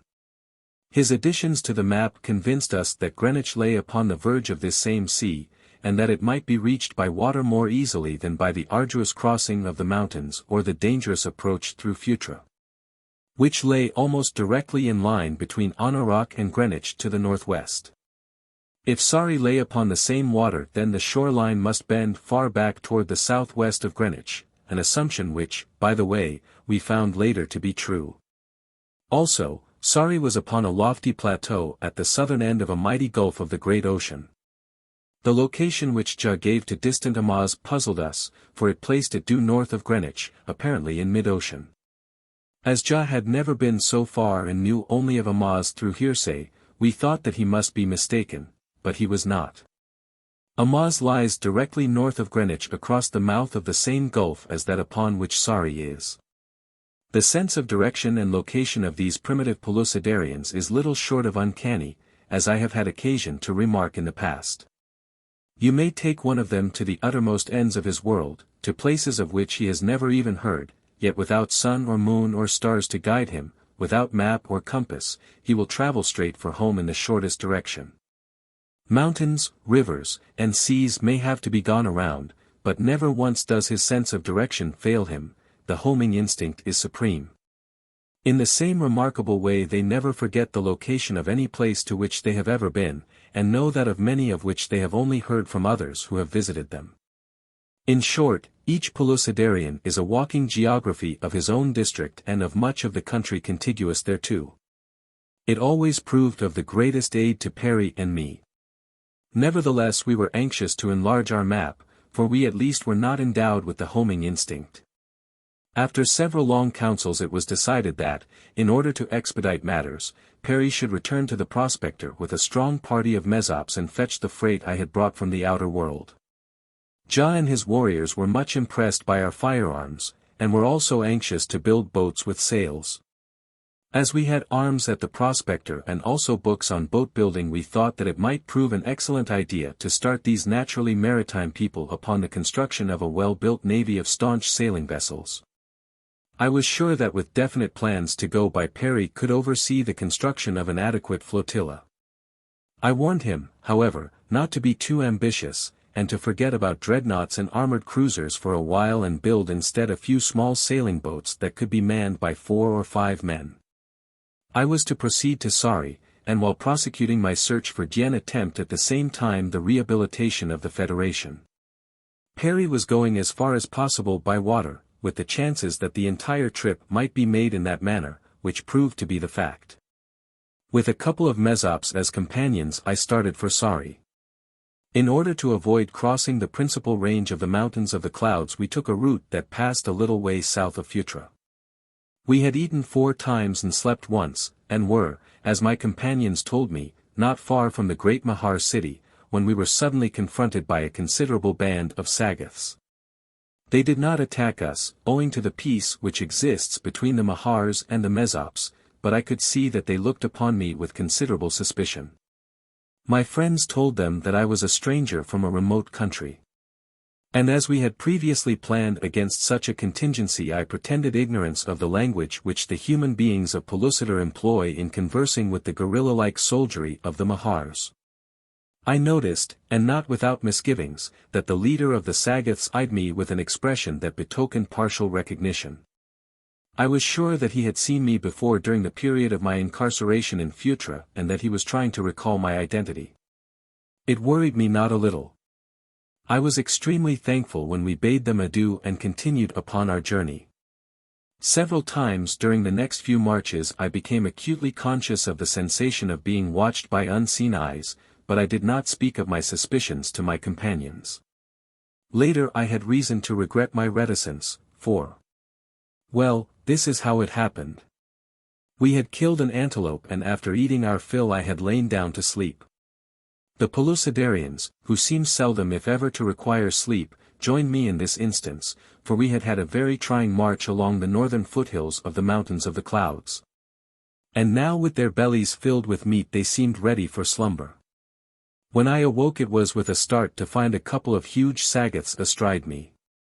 They pinioned my arms and legs, and later chained my wrists behind my back. Then they let me up. I saw my companions. The brave fellows lay dead where they had slept, javelined to death without a chance at self-defense. I was furious. I threatened the Sagoth leader with all sorts of dire reprisals. But when he heard me speak the hybrid language that is the medium of communication between his kind and the human race of the inner world he only grinned, as much as to say, I thought so. They had not taken my revolvers or ammunition away from me because they did not know what they were, but my heavy rifle I had lost. They simply left it where it had lain beside me.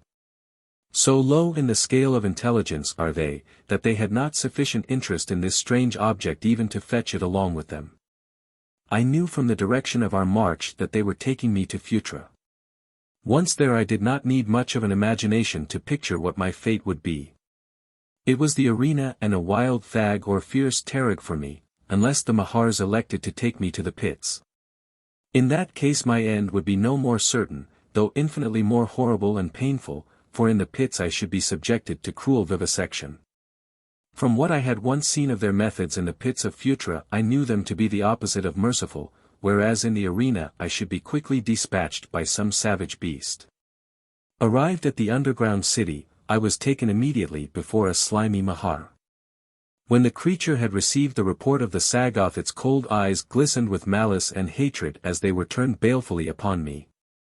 I knew then that my identity had been guessed. With a show of excitement that I had never before seen evinced by a member of the dominant race of Pellucidar, the Mahar hustled me away, heavily guarded, through the main avenue of the city to one of the principal buildings. Here we were ushered into a great hall where presently many Mahars gathered. In utter silence they conversed, for they have no oral speech since they are without auditory nerves.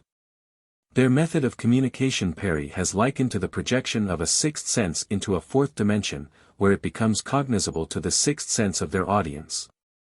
Be that as it may, however, it was evident that I was the subject of discussion, and from the hateful looks bestowed upon me not a particularly pleasant subject. How long I waited for their decision I do not know, but it must have been a very long time. Finally one of the Sagoths addressed me.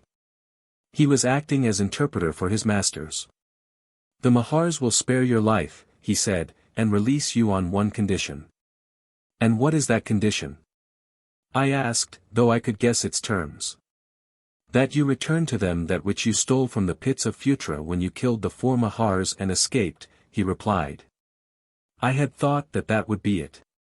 The great secret upon which depended the continuance of the Mahar race was safely hid where only Dien and I knew.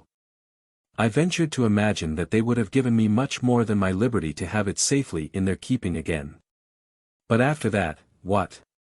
Would they keep their promises? I doubted it. With the secret of artificial propagation once more in their hands their numbers would soon be made so to overrun the world of Pellucidar that there could be no hope for the eventual supremacy of the human race. The cause for which I so devoutly hoped, for which I had consecrated my life, and for which I was not willing to give my life. Yes. In that moment as I stood before the heartless tribunal I felt that my life would be a very little thing to give could it save to the human race of Pellucidar the chance to come into its own by ensuring the eventual extinction of the hated, powerful Mahars. Come, exclaimed the Sagoths. The mighty Mahars await your reply. You may say to them, I answered, that I shall not tell them where the great secret is hid. When this had been translated to them there was a great beating of reptilian wings, gaping of sharp-fanged jaws, and hideous hissing. I thought that they were about to fall upon me on the spot, and so I laid my hands upon my revolvers. But at length they became more quiet and presently transmitted some command to my Sagoth guard, the chief of which laid a heavy hand upon my arm and pushed me roughly before him from the audience chamber. They took me to the pits, where I lay carefully guarded. I was sure that I was to be taken to the vivisection laboratory, and it required all my courage to fortify myself against the terrors of so fearful a death. In Pellucidar, where there is no time, death agonies may endure for eternities. Accordingly, I had to steel myself against an endless doom, which now stared me in the face. Chapter 5. Surprises. But at last the allotted moment arrived, the moment for which I had been trying to prepare myself, for how long I could not even guess. A great Sagoth came and spoke some words of command to those who watched over me. I was jerked roughly to my feet and with little consideration hustled upward toward the higher levels.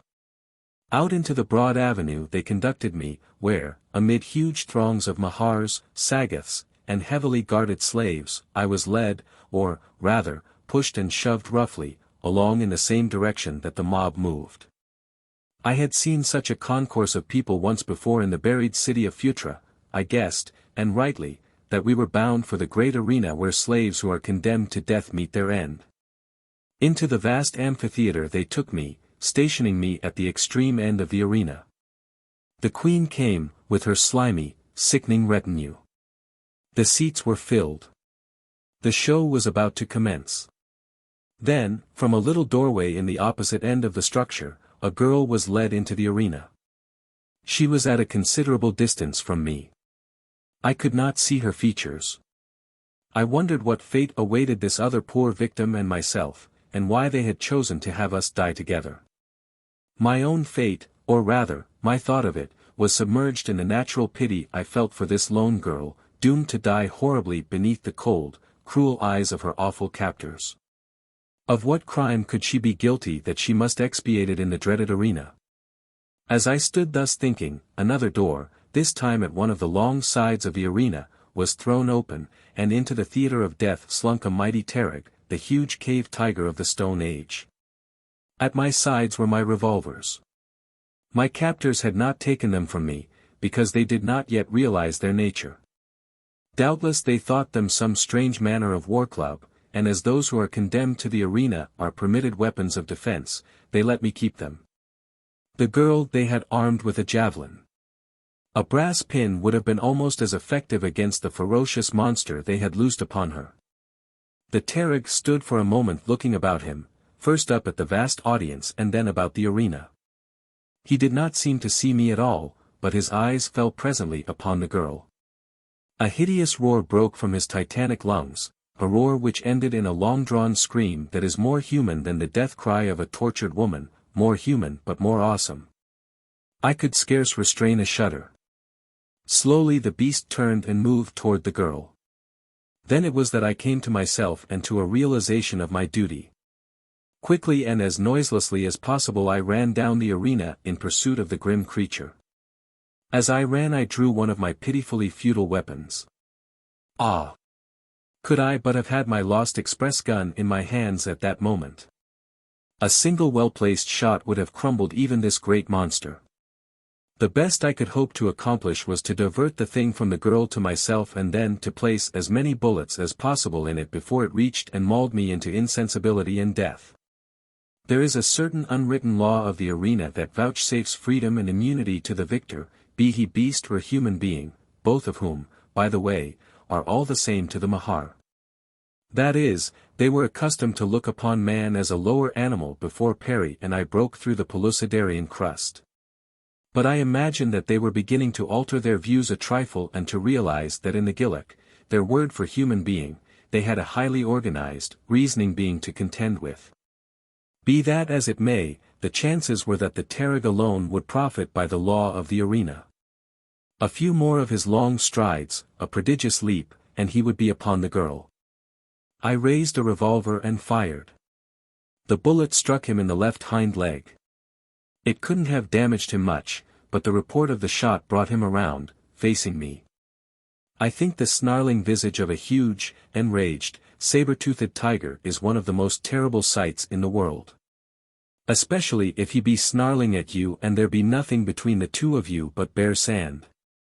Even as he faced me, a little cry from the girl carried my eyes beyond the brute to her face. Hers was fastened upon me with an expression of incredulity that baffles description. There was both hope and horror in them, too. "Dien!" I cried. "My heavens, Dien!"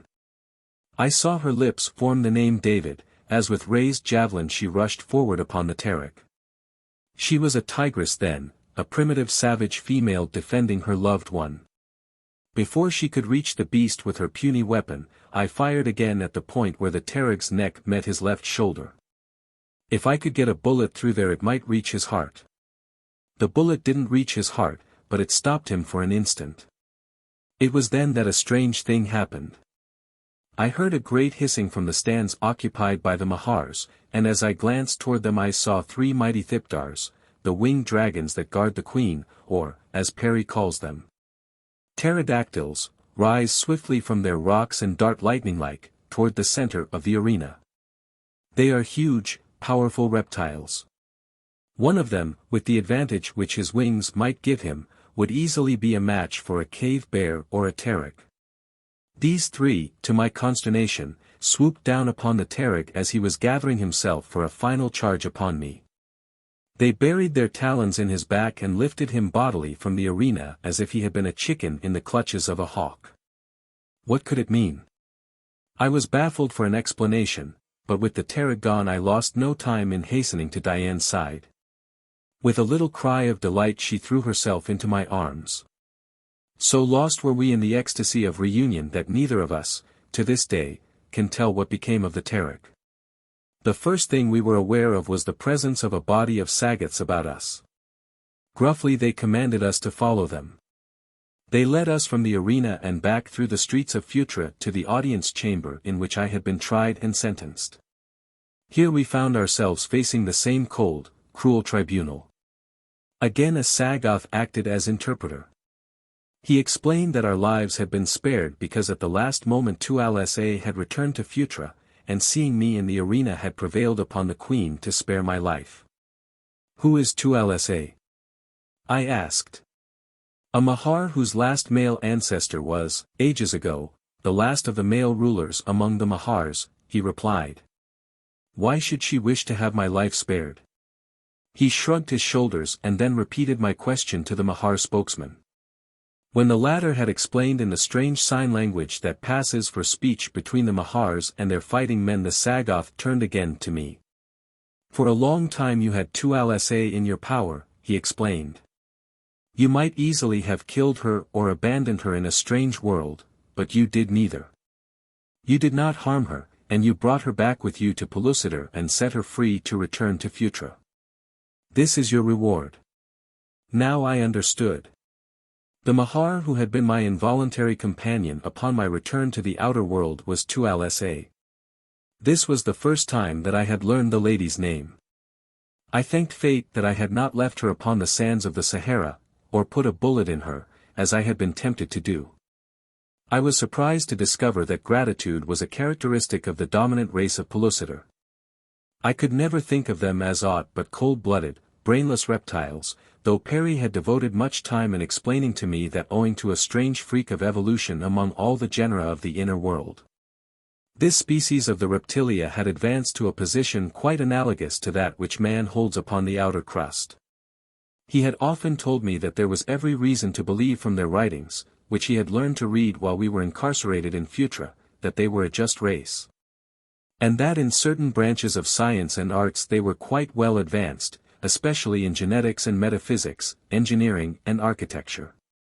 While it had always been difficult for me to look upon these things as other than slimy, winged crocodiles, which, by the way, they do not at all resemble, I was now forced to a realization of the fact that I was in the hands of enlightened creatures, for justice and gratitude are certain hallmarks of rationality and culture. But what they purposed for us further was of most imminent interest to me. They might save us from the Terek and yet not free us. They looked upon us yet, to some extent, I knew, as creatures of a lower order. And so as we are unable to place ourselves in the position of the brutes we enslave, thinking that they are happier in bondage than in the free fulfillment of the purposes for which nature intended them, the Mahars, too, might consider our welfare better conserved in captivity than among the dangers of the savage freedom we craved. Naturally, I was next impelled to inquire their further intent. To my question, put through the Sagoth interpreter, I received the reply that having spared my life they considered that Tualase's debt of gratitude was cancelled. They still had against me, however, the crime of which I had been guilty, the unforgivable crime of stealing the great secret. They, therefore, intended holding Dien and me prisoners until the manuscript was returned to them. They would, they said, send an escort of Sagoths with me to fetch the precious document from its hiding place, keeping Dien at Phutra as a hostage and releasing us both the moment that the document was safely restored to their queen. There was no doubt but that they had the upper hand. However, there was so much more at stake than the liberty or even the lives of Dien and myself, that I did not deem it expedient to accept their offer without giving the matter careful thought. Without the great secret this maleless race must eventually become extinct. For ages they had fertilized their eggs by an artificial process, the secret of which lay hidden in the little cave of a far-off valley where Dien and I had spent our honeymoon. I was none too sure that I could find the valley again, nor that I cared to. So long as the powerful reptilian race of Pellucidar continued to propagate, just so long would the position of man within the inner world be jeopardized. There could not be two dominant races. I said as much to Dien. You used to tell me, she replied, of the wonderful things you could accomplish with the inventions of your own world. Now you have returned with all that is necessary to place this great power in the hands of the men of Pellucidar. You told me of great engines of destruction which would cast a bursting ball of metal among our enemies, killing hundreds of them at one time. You told me of mighty fortresses of stone which 1,000 men armed with big and little engines such as these could hold forever against 1,000,000 Sagoths. You told me of great canoes which moved across the water without paddles, and which spat death from holes in their sides. All these may now belong to the men of Pellucidar. Why should we fear the Mahars? Let them breed. Let their numbers increase by thousands. They will be helpless before the power of the Emperor of Pellucidar. But if you remain a prisoner in Phutra, what may we accomplish? What could the men of Pellucidar do without you to lead them? They would fight among themselves, and while they fought the Mahars would fall upon them, and even though the Mahar race should die out, of what value would the emancipation of the human race be to them without the knowledge which you alone may wield, to guide them toward the wonderful civilization of which you have told me so much that I long for its comforts and luxuries as I never before longed for anything?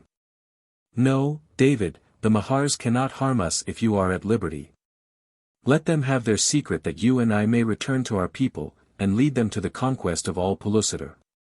It was plain that Dien was ambitious, and that her ambition had not dulled her reasoning faculties. She was right. Nothing could be gained by remaining bottled up in Phutra for the rest of our lives. It was true that Perry might do much with the contents of the Prospector, or Iron Mole, in which I had brought down the implements of outer-world civilization, but Perry was a man of peace. He could never weld the warring factions of the disrupted Federation. He could never win new tribes to the Empire. He would fiddle around manufacturing gunpowder and trying to improve upon it until someone blew him up with his own invention. He wasn't practical.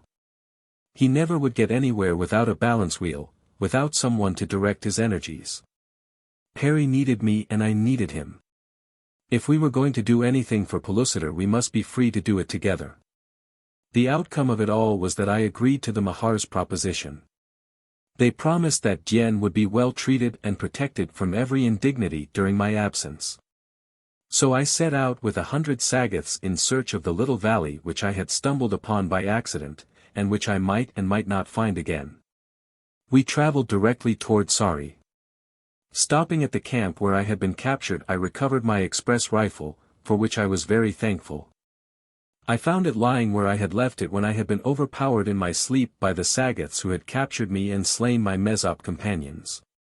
On the way I added materially to my map, an occupation which did not elicit from the Sagoths even a shadow of interest. I felt that the human race of Pellucidar had little to fear from these guerrilla men. They were fighters, that was all. We might even use them later ourselves in this same capacity. They had not sufficient brain power to constitute a menace to the advancement of the human race.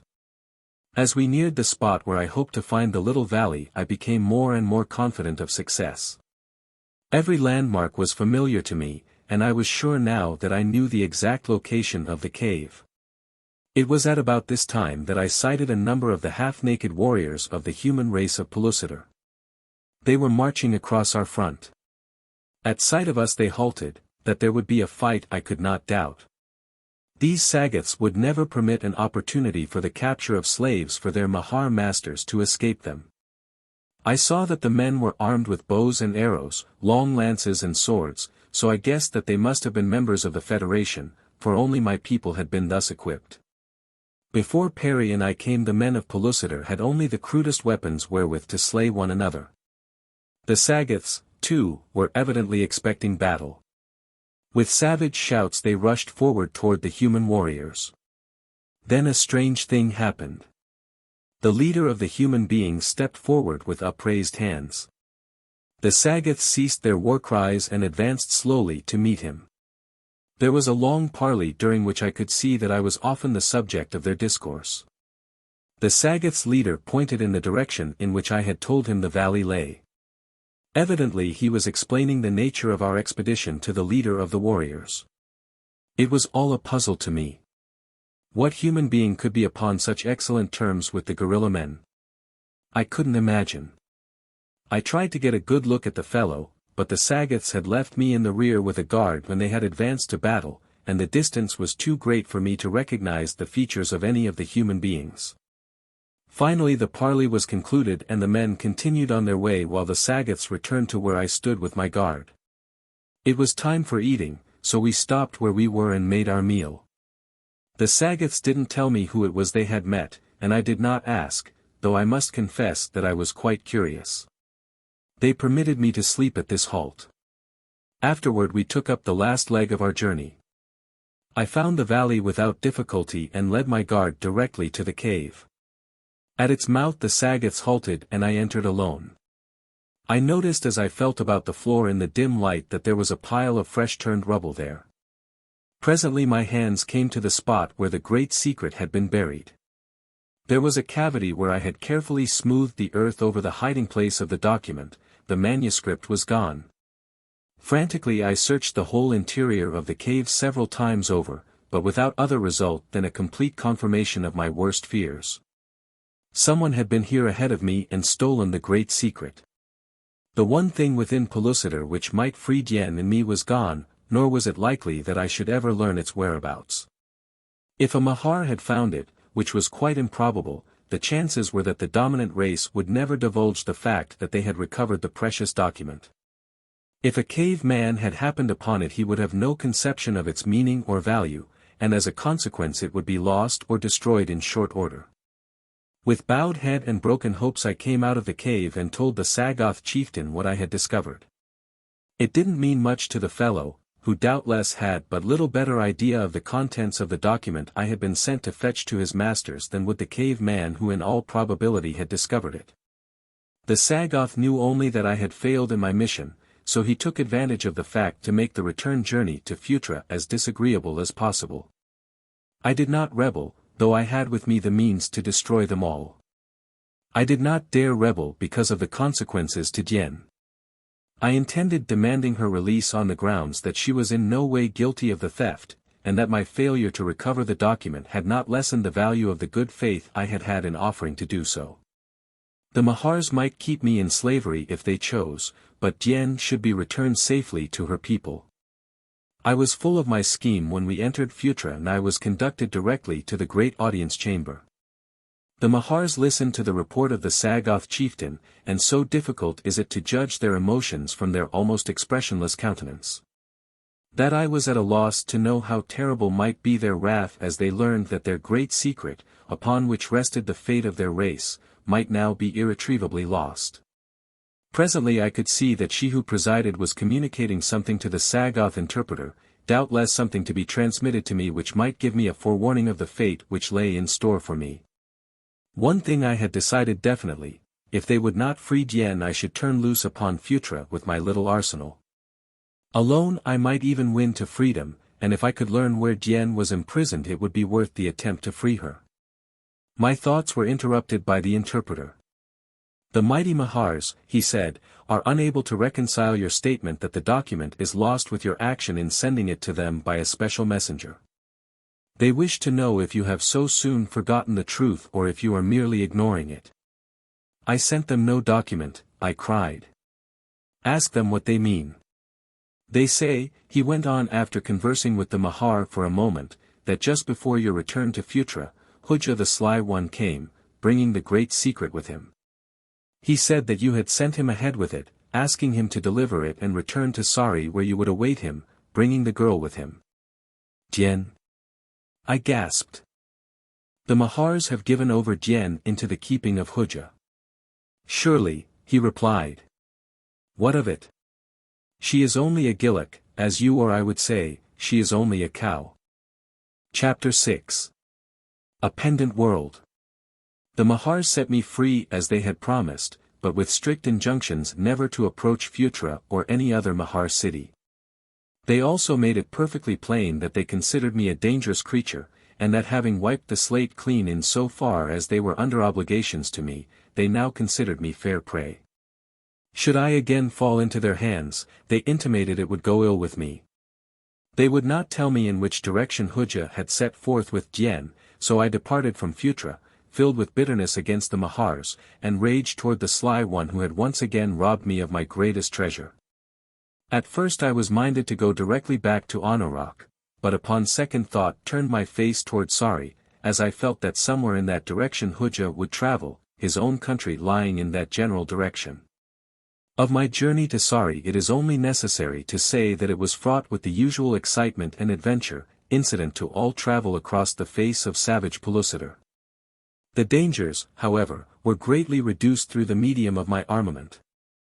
I often wondered how it had happened that I had ever survived the first 10 years of my life within the inner world, when, naked and primitively armed, I had traversed great areas of her beast-ridden surface. With the aid of my map, which I had kept with great care during my march with the Sagoths in search of the great secret, I arrived at Sari at last. As I topped the lofty plateau in whose rocky cliffs the principal tribe of Sarians find their cave homes, a great hue and cry arose from those who first discovered me. Like wasps from their nests the hairy warriors poured from their caves. The bows with their poison-tipped arrows, which I had taught them to fashion and to use, were raised against me. Swords of hammered iron, another of my innovations, menaced me, as with lusty shouts the horde charged down. It was a critical moment. Before I should be recognized I might be dead. It was evident that all semblance of intertribal relationship had ceased with my going, and that my people had reverted to their former savage, suspicious hatred of all strangers. My garb must have puzzled them, too, for never before of course had they seen a man clothed in khaki and puttees. Leaning my express rifle against my body I raised both hands aloft. It was the peace sign that is recognized everywhere upon the surface of Pellucidar. The charging warriors paused and surveyed me. I looked for my friend Gok, the hairy one, king of Sari, and presently I saw him coming from a distance. Ah, but it was good to see his mighty, hairy form once more. A friend was Gok, a friend well worth the having, and it had been some time since I had seen a friend.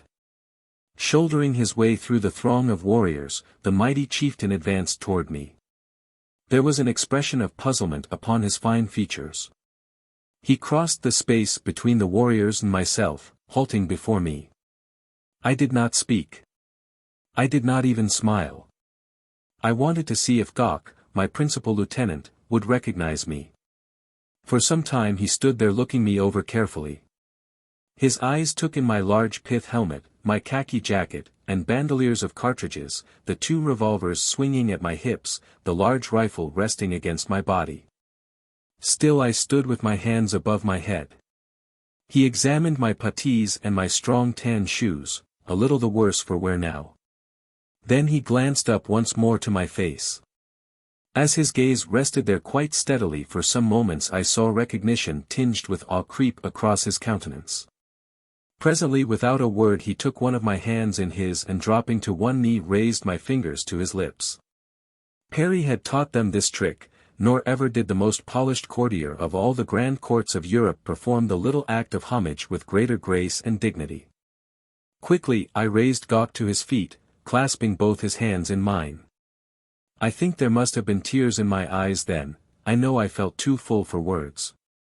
The king of Sari turned toward his warriors. "Our emperor has come back," he announced. "Come hither, Anne." But he got no further, for the shouts that broke from those savage throats would have drowned the voice of heaven itself. I had never guessed how much they thought of me. As they clustered around, almost fighting for the chance to kiss my hand, I saw again the vision of empire which I had thought faded forever. With such as these I could conquer a world. With such as these I would conquer one. If the Sarians had remained loyal, so too would the Amazites be loyal still, and the Calians, and the Suevians, and all the great tribes who had formed the federation that was to emancipate the human race of Pellucidar. Perry was safe with the Mesops, I was safe with the Sarians. Now if Dien were but safe with me, the future would look bright indeed. It did not take long to outline to Gok all that had befallen me since I had departed from Pellucidar, and to get down to the business of finding Dien, which to me at that moment was of even greater importance than the very empire itself. When I told him that Hooja had stolen her, he stamped his foot in rage. "It is always the sly one," he cried. "It was Hooja who caused the first trouble between you and the beautiful one. It was Hooja who betrayed our trust, and all but caused our recapture by the Sagoths that time we escaped from Phutra. It was Hooja who tricked you and substituted a Mahar for Dien when you started upon your return journey to your own world. It was Hooja who schemed and lied until he had turned the kingdoms one against another and destroyed the Federation. When we had him in our power, we were foolish to let him live. Next time." Gok did not need to finish his sentence. "He has become a very powerful enemy now," I replied. "That he is allied in some way with the Mahars is evidenced by the familiarity of his relations with the Sagoths who were accompanying me in search of the great secret. For it must have been Hooja whom I saw conversing with them just before we reached the valley. Doubtless they told him of our quest and he hastened on ahead of us, discovered the cave and stole the document. Well does he deserve his appellation of the Sly One." With Gok and his head men I held a number of consultations. The upshot of them was a decision to combine our search for Dien with an attempt to rebuild the crumbled Federation. To this end 20 warriors were dispatched in pairs to 10 of the leading kingdoms, with instructions to make every effort to discover the whereabouts of Hooja and Dien, while prosecuting their missions to the chieftains to whom they were sent. Gok was to remain at home to receive the various delegations which we invited to come to Sari on the business of the Federation. 400 warriors were started for Anorak to fetch Perry and the contents of the prospector, to the capital of the empire, which was also the principal settlements of the Sarians. At first it was intended that I remain at Sari, that I might be in readiness to hasten forth at the first report of the discovery of Dien. But I found the inaction in the face of my deep solicitude for the welfare of my mate so galling that scarce had the several units departed upon their missions before I, too, chafed to be actively engaged upon the search. It was after my second sleep, subsequent to the departure of the warriors, as I recall, that I at last went to Gok with the admission that I could no longer support the intolerable longing to be personally upon the trail of my lost love. Gok tried to dissuade me, though I could tell that his heart was with me in my wish to be away and really doing something. It was while we were arguing upon the subject that a stranger, with hands above his head, entered the village. He was immediately surrounded by warriors and conducted to Gok's presence. The fellow was a typical cave man, squat, muscular, and hairy, and of a type I had not seen before. His features, like those of all the primeval men of Pellucidar, were regular and fine. His weapons consisted of a stone axe and knife and a heavy knobbed bludgeon of wood. His skin was very white. "Who are you?" asked Gok. "And whence come you?" "I am Kok, son of Gurk, who is chief of the Thurians," replied the stranger. "From Thuria I have come in search of the land of Amaz, where dwells Dacor, the strong one, who stole my sister, Kanda, the graceful one, to be his mate. We of Thuria had heard of a great chieftain who has bound together many tribes, and my father has sent me to Dacor to learn if there be truth in these stories, and if so to offer the services of Thuria to him whom we have heard called Emperor." "The stories are true," replied Gok, "and here is the Emperor of whom you have heard. You need travel no farther." Kok was delighted. He told us much of the wonderful resources of Thuria, the land of awful shadow, and of his long journey in search of Amaz. "And why," I asked, "does Gurk, your father, desire to join his kingdom to the empire?" "There are 2 reasons," replied the young man. "Forever have the Mahars, who dwell beyond the Lidi plains which lie at the farther rim of the land of awful shadow, taken heavy toll of our people, whom they either force into lifelong slavery or fatten for their feasts. We have heard that the great emperor makes successful war upon the Mahars, against whom we should be glad to fight. Recently has another reason come. Upon a great island which lies in the Sojer Az, but a short distance from our shores, a wicked man has collected a great band of outcast warriors of all tribes. Even are there many Sagoths among them, sent by the Mahars to aid the wicked one. This band makes raids upon our villages, and it is constantly growing in size and strength, for the Mahars give liberty to any of their male prisoners who will promise to fight with this band against the enemies of the Mahars. It is the purpose of the Mahars thus to raise a force of our own kind to combat the growth and menace of the new empire of which I have come to seek information. All this we learned from one of our own warriors who had pretended to sympathize with this band and had then escaped at the first opportunity." "Who could this man be," I asked Gok, "who leads so vile a movement against his own kind?" "His name is Hooja," spoke up Kok, answering my question. Gok and I looked at each other. Relief was written upon his countenance and I know that it was beating strongly in my heart. At last we had discovered a tangible clue to the whereabouts of Hooja, and with the clue a guide. But when I broached the subject to Kok he demurred. He had come a long way, he explained, to see his sister and to confer with Dacor. Moreover, he had instructions from his father which he could not ignore lightly. But even so he would return with me and show me the way to the island of the Thurian shore if by doing so we might accomplish anything. "But we cannot," he urged. "Hooja is powerful. He has thousands of warriors. He has only to call upon his Mahar allies to receive a countless horde of Sagoths to do his bidding against his human enemies. Let us wait until you may gather an equal horde from the kingdoms of your empire. Then we may march against Hooja with some show of success. But first must you lure him to the mainland, for who among you knows how to construct the strange things that carry Hooja and his band back and forth across the water? We are not island people. We do not go upon the water. We know nothing of such things." I couldn't persuade him to do more than direct me upon the way. I showed him my map, which now included a great area of country extending from Anarak upon the east to Sari upon the west, and from the rivers south of the mountains of the clouds north to Amaz. As soon as I had explained it to him he drew a line with his finger, showing a sea-coast far to the west and south of Sari, and a great circle which he said marked the extent of the land of awful shadow in which lay Thuria. The shadow extended southeast of the coast out into the sea halfway to a large island, which he said was the seat of Hooja's traitorous government.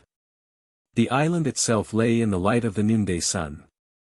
Northwest of the coast and embracing a part of Thuria lay the Lidi plains, upon the northwestern verge of which was situated the Mahar city which took such heavy toll of the Thurians. Thus were the unhappy people now between 2 fires, with Hooja upon one side and the Mahars upon the other. I did not wonder that they sent out an appeal for succor. Though Gok and Kok both attempted to dissuade me, I was determined to set out at once, nor did I delay longer than to make a copy of my map to be given to Perry that he might add to his that which I had set down since we parted. I left a letter for him as well, in which among other things I advanced the theory that the Soger Az, or Great Sea, which Coke mentioned as stretching eastward from Thuria, might indeed be the same mighty ocean as that which, swinging around the southern end of a continent, ran northward along the shore opposite Phutra, mingling its waters with the huge gulf upon which lay Sari, Amaz, and Greenwich. Against this possibility I urged him to hasten the building of a fleet of small sailing vessels, which we might utilize should I find it impossible to entice Hooja's horde to the mainland. I told Gok what I had written, and suggested that as soon as he could he should make new treaties with the various kingdoms of the empire, collect an army and march toward Thuria, this of course against the possibility of my detention through some cause or other. Coke gave me a sign to his father, a lidi, or beast of burden, crudely scratched upon a bit of bone, and beneath the lidi a man and a flower. All very rudely done perhaps, but none the less effective as I well knew from my long years among the primitive men of Pellucidar. The lidi is the tribal beast of the Thurians. The man and the flower in the combination in which they appeared bore a double significance, as they constituted not only a message to the effect that the bearer came in peace, but were also Coke's signature. And so, armed with my credentials and my small arsenal, I set out alone upon my quest for the dearest girl in this world or yours. Coke gave me explicit directions, though with my map I do not believe that I could have gone wrong. As a matter of fact I did not need the map at all, since the principal landmark of the first half of my journey, a gigantic mountain peak, was plainly visible from Sari, though a good 100 miles away. At the southern base of this mountain a river rose and ran in a westerly direction, finally turning south and emptying into the Soger Az some 40 miles northeast of Thuria. All that I had to do was follow this river to the sea and then follow the coast to Thuria. 240 miles of wild mountain and primeval jungle, of untracked plain, of nameless rivers, of deadly swamps and savage forests lay ahead of me, yet never had I been more eager for an adventure than now. For never had more depended upon haste and success. I do not know how long a time that journey required, and only half did I appreciate the varied wonders that each new march unfolded before me, for my mind and heart were filled with but a single image, that of a perfect girl whose great dark eyes looked bravely forth from a frame of raven hair. It was not until I had passed the high peak and found the river that my eyes first discovered the pendant world. The tiny satellite which hangs low over the surface of Pellucidar, casting its perpetual shadow always upon the same spot, the area that is known here as the Land of Awful Shadow, in which dwells the tribe of Thuria. From the distance and the elevation of the highlands where I stood the Pellucidarian noonday moon showed half in sunshine and half in shadow, while directly beneath it was plainly visible the round dark spot upon the surface of Pellucidar where the sun has never shone. From where I stood the moon appeared to hang so low above the ground as almost to touch it, but later I was to learn that it floats a mile above the surface, which seems indeed quite close for a moon. Following the river downward I soon lost sight of the tiny planet as I entered the mazes of a lofty forest. Nor did I catch another glimpse of it for some time, several marches at least. However, when the river led me to the sea, or rather just before it reached the sea, of a sudden the sky became overcast and the size and luxuriance of the vegetation diminished as by magic, as if an omnipotent hand had drawn a line upon the earth, and said, "Upon this side shall the trees and the shrubs, the grasses and the flowers, riot in profusion of rich colors, gigantic size and bewildering abundance. And upon that side shall they be dwarfed and pale and scant." Instantly I looked above, for clouds are so uncommon in the skies of Pellucidar, they are practically unknown except above the mightiest mountain ranges, that it had given me something of a start to discover the sun obliterated. But I was not long in coming to a realization of the cause of the shadow. Above me hung another world. I could see its mountains and valleys, oceans, lakes, and rivers, its broad, grassy plains and dense forests. But too great was the distance and too deep the shadow of its underside for me to distinguish any movement as of animal life. Instantly a great curiosity was awakened within me. The questions which the sight of this planet, so tantalizingly close, raised in my mind were numerous and unanswerable. Was it inhabited? If so, by what manner and form of creature? Were its people as relatively diminutive as their little world, or were they as disproportionately huge as the lesser attraction of gravity upon the surface of their globe would permit of their being? As I watched it, I saw that it was revolving upon an axis that lay parallel to the surface of Pellucidar, so that during each revolution its entire surface was once exposed to the world below and once bathed in the heat of the great sun above. The little world had that which Pellucidar could not have, a day and night, and, greatest of boons to one outer-earthly born, time. Here I saw a chance to give time to Pellucidar, using this mighty clock, revolving perpetually in the heavens, to record the passage of the hours for the earth below. Here should be located an observatory, from which might be flashed by wireless to every corner of the empire the correct time once each day. That this time would be easily measured I had no doubt. Since so plain were the landmarks upon the undersurface of the satellite that it would be but necessary to erect a simple instrument and mark the instant of passage of a given landmark across the instrument. But then was not the time for dreaming, I must devote my mind to the purpose of my journey. So I hastened onward beneath the great shadow. As I advanced I could not but note the changing nature of the vegetation and the paling of its hues. The river led me a short distance within the shadow before it emptied into the Soger-az. Then I continued in a southerly direction along the coast toward the village of Thuria, where I hoped to find Gore and deliver to him my credentials. I had progressed no great distance from the mouth of the river when I discerned, lying some distance at sea, a great island. This I assumed to be the stronghold of Hooja, nor did I doubt that upon it even now was Dien. The way was most difficult, since shortly after leaving the river I encountered lofty cliffs split by numerous long, narrow fjords, each of which necessitated a considerable detour. As the crow flies it is about 20 miles from the mouth of the river to Thuria, but before I had covered half of it I was fagged. There was no familiar fruit or vegetable growing upon the rocky soil of the cliff tops, and I would have fared ill for food had not a hair-broken cover almost beneath my nose. I carried bow and arrows to conserve my ammunition supply, but so quick was the little animal that I had no time to draw and fit a shaft. In fact my dinner was 100 yards away and going like the proverbial bat when I dropped my 6-shooter on it. It was a pretty shot and when coupled with a good dinner made me quite contented with myself. After eating I lay down and slept.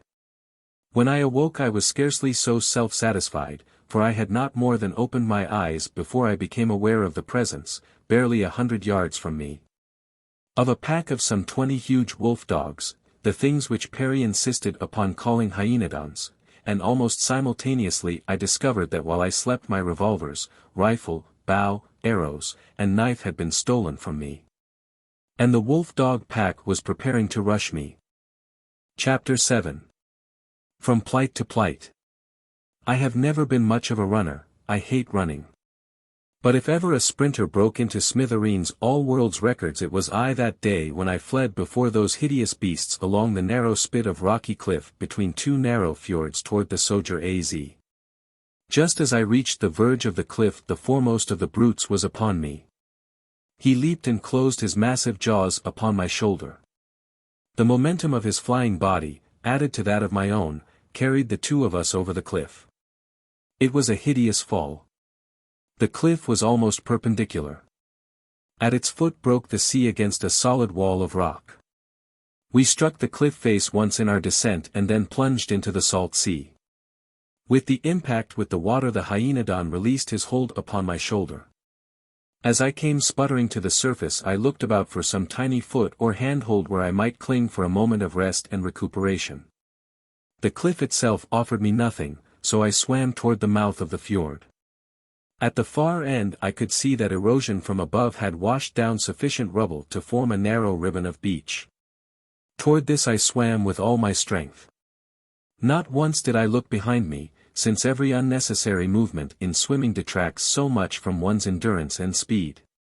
Not until I had drawn myself safely out upon the beach did I turn my eyes back toward the sea for the hyaenodon. He was swimming slowly and apparently painfully toward the beach upon which I stood. I watched him for a long time, wondering why it was that such a dog-like animal was not a better swimmer. As he neared me, I realized that he was weakening rapidly. I had gathered a handful of stones to be ready for his assault when he landed, but in a moment I let them fall from my hands. It was evident that the brute either was no swimmer or else was severely injured, for by now he was making practically no headway. Indeed, it was with quite apparent difficulty that he kept his nose above the surface of the sea. He was not more than 50 yards from shore when he went under. I watched the spot where he had disappeared, and in a moment I saw his head reappear. The look of dumb misery in his eyes struck a chord in my breast, for I love dogs. I forgot that he was a vicious, primordial wolf thing, a man-eater, a scourge, and a terror. I saw only the sad eyes that looked like the eyes of Raja, my dead collie of the outer world. I did not stop to weigh and consider. In other words, I did not stop to think, which I believe must be the way of men who do things, in contradistinction to those who think much and do nothing. Instead, I leaped back into the water and swam out toward the drowning beast. At first he showed his teeth at my approach, but just before I reached him he went under for the second time, so that I had to dive to get him. I grabbed him by the scruff of the neck, and though he weighed as much as a Shetland pony, I managed to drag him to shore and well up upon the beach.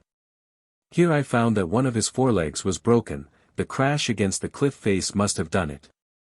By this time all the fight was out of him, so that when I had gathered a few tiny branches from some of the stunted trees that grew in the crevices of the cliff, and returned to him, he permitted me to set his broken leg and bind it in splints. I had to tear part of my shirt into bits to obtain a bandage, but at last the job was done. Then I sat stroking the savage head and talking to the beast in the man-dog talk with which you are familiar, if you ever owned and loved a dog. When he is well, I thought, he probably will turn upon me and attempt to devour me, and against that eventuality I gathered together a pile of rocks and set to work to fashion a stone knife. We were bottled up at the head of the fjord as completely as if we had been behind prison bars. Before us spread the Soger Az, and elsewhere about us rose unscalable cliffs. Fortunately a little rivulet trickled down the side of the rocky wall, giving us ample supply of fresh water, some of which I kept constantly beside the hyaenodon in a huge, bowl-shaped shell, of which there were countless numbers among the rubble of the beach. For food we subsisted upon shellfish and an occasional bird that I succeeded in knocking over with a rock, for long practice as a pitcher on prep school and varsity nines had made me an excellent shot with a hand-thrown missile. It was not long before the hyaenodon's leg was sufficiently mended to permit him to rise and hobble about on 3 legs. I shall never forget with what intent interest I watched his first attempt. Close at my hand lay my pile of rocks. Slowly the beast came to his 3 good feet. He stretched himself, lowered his head, and lapped water from the drinking shell at his side, turned and looked at me, and then hobbled off toward the cliffs. Thrice he traversed the entire extent of our prison, seeking, I imagine, a loophole for escape, but finding none he returned in my direction. Slowly he came quite close to me, sniffed at my shoes, my puttees, my hands, and then limped off a few feet and lay down again. Now that he was able to get around, I was a little uncertain as to the wisdom of my impulsive mercy. How could I sleep with that ferocious thing prowling about the narrow confines of our prison? Should I close my eyes it might be to open them again to the feel of those mighty jaws at my throat. To say the least, I was uncomfortable. I have had too much experience with dumb animals to bank very strongly on any sense of gratitude which may be attributed to them by inexperienced sentimentalists. I believe that some animals love their masters, but I doubt very much if their affection is the outcome of gratitude, a characteristic that is so rare as to be only occasionally traceable in the seemingly unselfish acts of man himself. But finally I was forced to sleep. Tired nature would be put off no longer. I simply fell asleep, willy-nilly, as I sat looking out to sea. I had been very uncomfortable since my ducking in the ocean, for though I could see the sunlight on the water halfway toward the island and upon the island itself, no ray of it fell upon us. We were well within the land of awful shadow. A perpetual half-warmth pervaded the atmosphere, but clothing was slow in drying, and so from loss of sleep and great physical discomfort, I at last gave way to nature's demands and sank into profound slumber. When I awoke it was with a start, for a heavy body was upon me. My first thought was that the hyaenodon had at last attacked me, but as my eyes opened and I struggled to rise, I saw that a man was astride me and 3 others bending close above him. I am no weakling, and never have been. My experience in the hard life of the inner world has turned my thews to steel. Even such giants as Gok the Hairy One have praised my strength, but to it is added another quality which they lack, science. The man upon me held me down awkwardly, leaving me many openings, one of which I was not slow in taking advantage of. So that almost before the fellow knew that I was awake I was upon my feet with my arms over his shoulders and about his waist and had hurled him heavily over my head to the hard rubble of the beach, where he lay quite still. In the instant that I arose I had seen the hyaenodon lying asleep beside a boulder a few yards away. So nearly was he the color of the rock that he was scarcely discernible. Evidently the newcomers had not seen him. I had not more than freed myself from one of my antagonists before the other 3 were upon me. They did not work silently now, but charged me with savage cries, a mistake upon their part. The fact that they did not draw their weapons against me convinced me that they desired to take me alive, but I fought as desperately as if death loomed immediate and sure. The battle was short, for scarce had their first wild whoop reverberated through the rocky fjord, and they had closed upon me, then a hairy mass of demoniacal rage hurtled among us. It was the hyaenodon. In an instant he had pulled down one of the men, and with a single shake, terrier-like, had broken his neck. Then he was upon another. In their efforts to vanquish the wolf-dog the savages forgot all about me, thus giving me an instant in which to snatch a knife from the loinstring of him who had first fallen and account for another of them. Almost simultaneously the hyaenodon pulled down the remaining enemy, crushing his skull with a single bite of those fearsome jaws. The battle was over, unless the beast considered me fair prey, too. I waited, ready for him with knife and bludgeon, also filched from a dead foeman, but he paid no attention to me, falling to work instead to devour one of the corpses.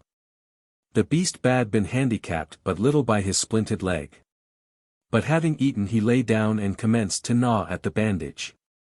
I was sitting some little distance away devouring shellfish, of which, by the way, I was becoming exceedingly tired.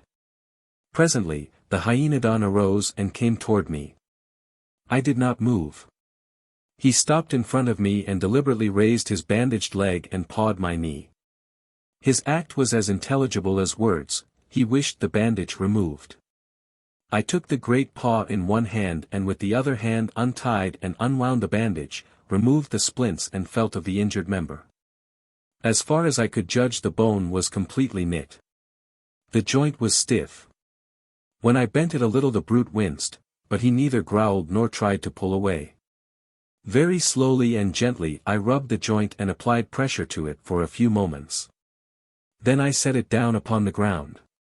The hyaenodon walked around me a few times, and then lay down at my side, his body touching mine. I laid my hand upon his head. He did not move. Slowly, I scratched about his ears and neck and down beneath the fierce jaws. The only sign he gave was to raise his chin a trifle that I might better caress him. That was enough. From that moment I have never again felt suspicion of Raja, as I immediately named him. Somehow all sense of loneliness vanished, too. I had a dog. I had never guessed precisely what it was that was lacking to life in Pellucidar, but now I knew it was the total absence of domestic animals. Man here had not yet reached the point where he might take the time from slaughter and escaping slaughter to make friends with any of the brute creation. I must qualify this statement a trifle and say that this was true of those tribes with which I was most familiar. The Thurians do domesticate the colossal Lidi, traversing the great Lidi plains upon the backs of these grotesque and stupendous monsters, and possibly there may also be other, far distant peoples within the great world, who have tamed others of the wild things of jungle, plain or mountain. The Thurians practice agriculture in a crude sort of way. It is my opinion that this is one of the earliest steps from savagery to civilization. The taming of wild beasts and their domestication follows. Perry argues that wild dogs were first domesticated for hunting purposes, but I do not agree with him. I believe that if their domestication were not purely the result of an accident, as, for example, my taming of the hyenodon, it came about through the desire of tribes who had previously domesticated flocks and herds to have some strong, ferocious beast to guard their roaming property. However, I lean rather more strongly to the theory of accident.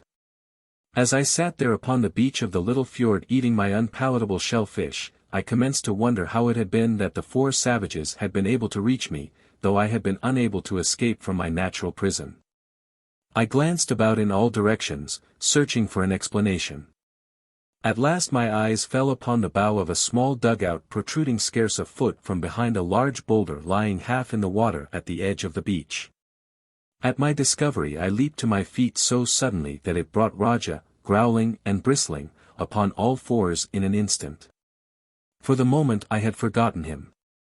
But his savage rumbling did not cause me any uneasiness. He glanced quickly about in all directions as if searching for the cause of my excitement. Then, as I walked rapidly down toward the dugout, he slunk silently after me. The dugout was similar in many respects to those which I had seen in use by the Mesops. In it were 4 paddles. I was much delighted, as it promptly offered me the escape I had been craving. I pushed it out into water that would float it, stepped in and called to Raja to enter. At first he did not seem to understand what I wished of him, but after I had paddled out a few yards he plunged through the surf and swam after me. When he had come alongside I grasped the scruff of his neck, and after a considerable struggle, in which I several times came near to overturning the canoe, I managed to drag him aboard, where he shook himself vigorously and squatted down before me. After emerging from the fjord, I paddled southward along the coast, where presently the lofty cliffs gave way to lower and more level country. It was here somewhere that I should come upon the principal village of the Thurians. When, after a time, I saw in the distance what I took to be huts in a clearing near the shore, I drew quickly into land, for though I had been furnished credentials by Koch, I was not sufficiently familiar with the tribal characteristics of these people to know whether I should receive a friendly welcome or not. And in case I should not, I wanted to be sure of having a canoe hidden safely away so that I might undertake the trip to the island, in any event, provided, of course, that I escaped the Thurians should they prove belligerent. At the point where I landed the shore was quite low. A forest of pale, scrubby ferns ran down almost to the beach. Here I dragged up the dugout, hiding it well within the vegetation, and with some loose rocks built a cairn upon the beach to mark my cache. Then I turned my steps toward the Thurian village. As I proceeded I began to speculate upon the possible actions of Raja when we should enter the presence of other men than myself. The brute was padding softly at my side, his sensitive nose constantly atwitch and his fierce eyes moving restlessly from side to side. Nothing would ever take Raja unawares. The more I thought upon the matter the greater became my perturbation. I did not want Raja to attack any of the people upon whose friendship I so greatly depended, nor did I want him injured or slain by them. I wondered if Raja would stand for a leash. His head as he paced beside me was level with my hip. I laid my hand upon it caressingly. As I did so he turned and looked up into my face, his jaws parting and his red tongue lolling as you have seen your own dogs beneath a love pat. Just been waiting all your life to be tamed and loved, haven't you, old man? I asked. You're nothing but a good pup, and the man who put the hyeno in your name ought to be sued for libel. Raja bared his mighty fangs with upcurled, snarling lips and licked my hand. You're grinning, you old fraud, you! I cried. If you're not, I'll eat you. I'll bet a donut you're nothing but some kid's poor old Fido, masquerading around as a real, live man-eater. Raja whined. And so we walked on together toward Thuria, I talking to the beast at my side, and he seeming to enjoy my company no less than I enjoyed his. If you don't think it's lonesome wandering all by yourself through savage, unknown Pellucidar, why, just try it. And you will not wonder that I was glad of the company of this first dog, this living replica of the fierce and now extinct hyenodon of the outer crust that hunted in savage packs the great elk across the snows of southern France. In the days when the mastodon roamed at will over the broad continent of which the British Isles were then a part, and perchance left his footprints and his bones in the sands of Atlantis as well. Thus I dreamed as we moved on toward Thuria. My dreaming was rudely shattered by a savage growl from Hooja. I looked down at him. He had stopped in his tracks as one turned to stone. A thin ridge of stiff hair bristled along the entire length of his spine. His yellow-green eyes were fastened upon the scrubby jungle at our right. I fastened my fingers in the bristles at his neck and turned my eyes in the direction that is pointed. At first I saw nothing. Then a slight movement of the bushes riveted my attention. I thought it must be some wild beast, and was glad of the primitive weapons I had taken from the bodies of the warriors who had attacked me. Presently I distinguished two eyes peering at us from the vegetation. I took a step in their direction, and as I did so a youth arose and fled precipitately in the direction we had been going. Hooja struggled to be after him, but I held tightly to his neck, an act which he did not seem to relish, for he turned on me with bared fangs. I determined that now was as good a time as any to discover just how deep was Hooja's affection for me. One of us could be master, and logically I was the one. He growled at me. I cuffed him sharply across the nose. He looked at me for a moment in surprised bewilderment, and then he growled again. I made another feint at him, expecting that it would bring him at my throat, but instead he winced and crouched down. Hooja was subdued. I stooped and patted him. Then I took a piece of the rope that constituted a part of my equipment and made a leash for him. Thus we resumed our journey toward Thuria. The youth who had seen us was evidently of the Thurians. That he had lost no time in racing homeward and spreading the word of my coming was evidenced when we had come within sight of the clearing, and the village, the first real village, by the way, that I had ever seen constructed by human Pellucidarians. There was a rude rectangle walled with logs and boulders, in which were 100 or more thatched huts of similar construction. There was no gate. Ladders that could be removed by night led over the palisade. Before the village were assembled a great concourse of warriors. Inside I could see the heads of women and children peering over the top of the wall, and also, farther back, the long necks of Lidi, topped by their tiny heads. Lidi, by the way, is both the singular and plural form of the noun that describes the huge beasts of burden of the Thurians. They are enormous quadrupeds, 80 or 100 feet long, with very small heads perched at the top of very long, slender necks. Their heads are quite 40 feet from the ground. Their gait is slow and deliberate, but so enormous are their strides that, as a matter of fact, they cover the ground quite rapidly. Perry has told me that they are almost identical with the fossilized remains of the Diplodocus of the outer crust's Jurassic Age.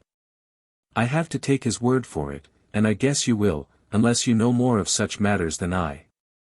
As we came in sight of the warriors the men set up a great jabbering. Their eyes were wide in astonishment, not only, I presume, because of my strange garmenture, but as well from the fact that I came in company with a Jalak, which is the Pellucidarian name of the hyenodon. Hooja tugged at his leash, growling and showing his long white fangs. He would have liked nothing better than to be at the throats of the whole aggregation, but I held him in with the leash, though it took all my strength to do it. My free hand I held above my head, palm out, in token of the peacefulness of my mission. In the foreground I saw the youth who had discovered us, and I could tell from the way he carried himself that he was quite overcome by his own importance. The warriors about him were all fine-looking fellows, though shorter and squatter than the Sarians or the Amazites. Their color, too, was a bit lighter, owing, no doubt, to the fact that much of their lives is spent within the shadow of the world that hangs forever above their country. A little in advance of the others was a bearded fellow tricked out in many ornaments. I didn't need to ask to know that he was the chieftain, doubtless Gurk, father of Coke. Now to him I addressed myself. I am David, I said, Emperor of the Federated Kingdoms of Pellucidar. Doubtless you have heard of me? He nodded his head affirmatively. I come from Sari, I continued, where I just met Coke, the son of Gurk. I bear a token from Coke to his father, which will prove that I am a friend. Again the warrior nodded. I am Gurk, he said. Where is the token? Here, I replied, and fished into the game bag where I had placed it. Gurk and his people waited in silence. My hand searched the inside of the bag. It was empty. The token had been stolen with my arms. Chapter 8. Captive. When Gurk and his people saw that I had no token, they commenced to taunt me. You do not come from Coke, but from the Sly One, they cried. He has sent you from the island to spy upon us. Go away, or we will set upon you and kill you. I explained that all my belongings had been stolen from me, and that the robber must have taken the token too, but they didn't believe me. As proof that I was one of Hooja's people, they pointed to my weapons, which they said were ornamented like those of the island clan. Further, they said that no good man went in company with a Jalak, and that by this line of reasoning I certainly was a bad man. I saw that they were not naturally a warlike tribe, for they preferred that I leave in peace rather than force them to attack me, whereas the Sarians would have killed a suspicious stranger first and inquired into his purposes later. I think Raja sensed their antagonism, for he kept tugging at his leash and growling ominously. They were a bit in awe of him, and kept at a safe distance. It was evident that they could not comprehend why it was that this savage brute did not turn upon me and rend me. I wasted a long time there trying to persuade Gurk to accept me at my own valuation, but he was too canny. The best he would do was to give us food, which he did, and direct me as to the safest portion of the island upon which to attempt a landing. Though even as he told me I am sure that he thought my request for information but a blind to deceive him as to my true knowledge of the insular stronghold. At last I turned away from them, rather disheartened, for I had hoped to be able to enlist a considerable force of them in an attempt to rush Hooja's horde and rescue Dien. Back along the beach toward the hidden canoe we made our way. By the time we came to the cairn I was dog-tired. Throwing myself upon the sand I soon slept, and with Raja stretched out beside me I felt a far greater security than I had enjoyed for a long time. I awoke much refreshed to find Raja's eyes glued upon me. The moment I opened mine he rose, stretched himself, and without a backward glance plunged into the jungle. For several minutes I could hear him crashing through the brush. Then all was silent. I wondered if he had left me to return to his fierce pack. A feeling of loneliness overwhelmed me. With a sigh I turned to the work of dragging the canoe down to the sea. As I entered the jungle where the dugout lay, a hare darted from beneath the boat's side, and a well-aimed cast of my javelin brought it down. I was hungry, I had not realized it before, so I sat upon the edge of the canoe and devoured my repast. The last remnants gone, I again busied myself with preparations for my expedition to the island. I did not know for certain that Dien was there, but I surmised as much. Nor could I guess what obstacles might confront me in an effort to rescue her. For a time I loitered about after I had the canoe at the water's edge, hoping against hope that Raja would return, but he did not, so I shoved the awkward craft through the surf and leaped into it. I was still a little downcast by the desertion of my newfound friend, though I tried to assure myself that it was nothing but what I might have expected. The savage brute had served me well in the short time that we had been together, and had repaid his debt of gratitude to me, since he had saved my life, or at least my liberty. No less certainly than I had saved his life when he was injured and drowning. The trip across the water to the island was uneventful. I was mighty glad to be in the sunshine again when I passed out of the shadow of the dead world about halfway between the mainland and the island. The hot rays of the noonday sun did a great deal toward raising my spirits, and dispelling the mental gloom in which I had been shrouded almost continually since entering the land of awful shadow. There is nothing more dispiriting to me than absence of sunshine. I had paddled to the southwestern point, which Gurk said he believed to be the least frequented portion of the island, as he had never seen boats put off from there. I found a shallow reef running far out into the sea and rather precipitous cliffs running almost to the surf.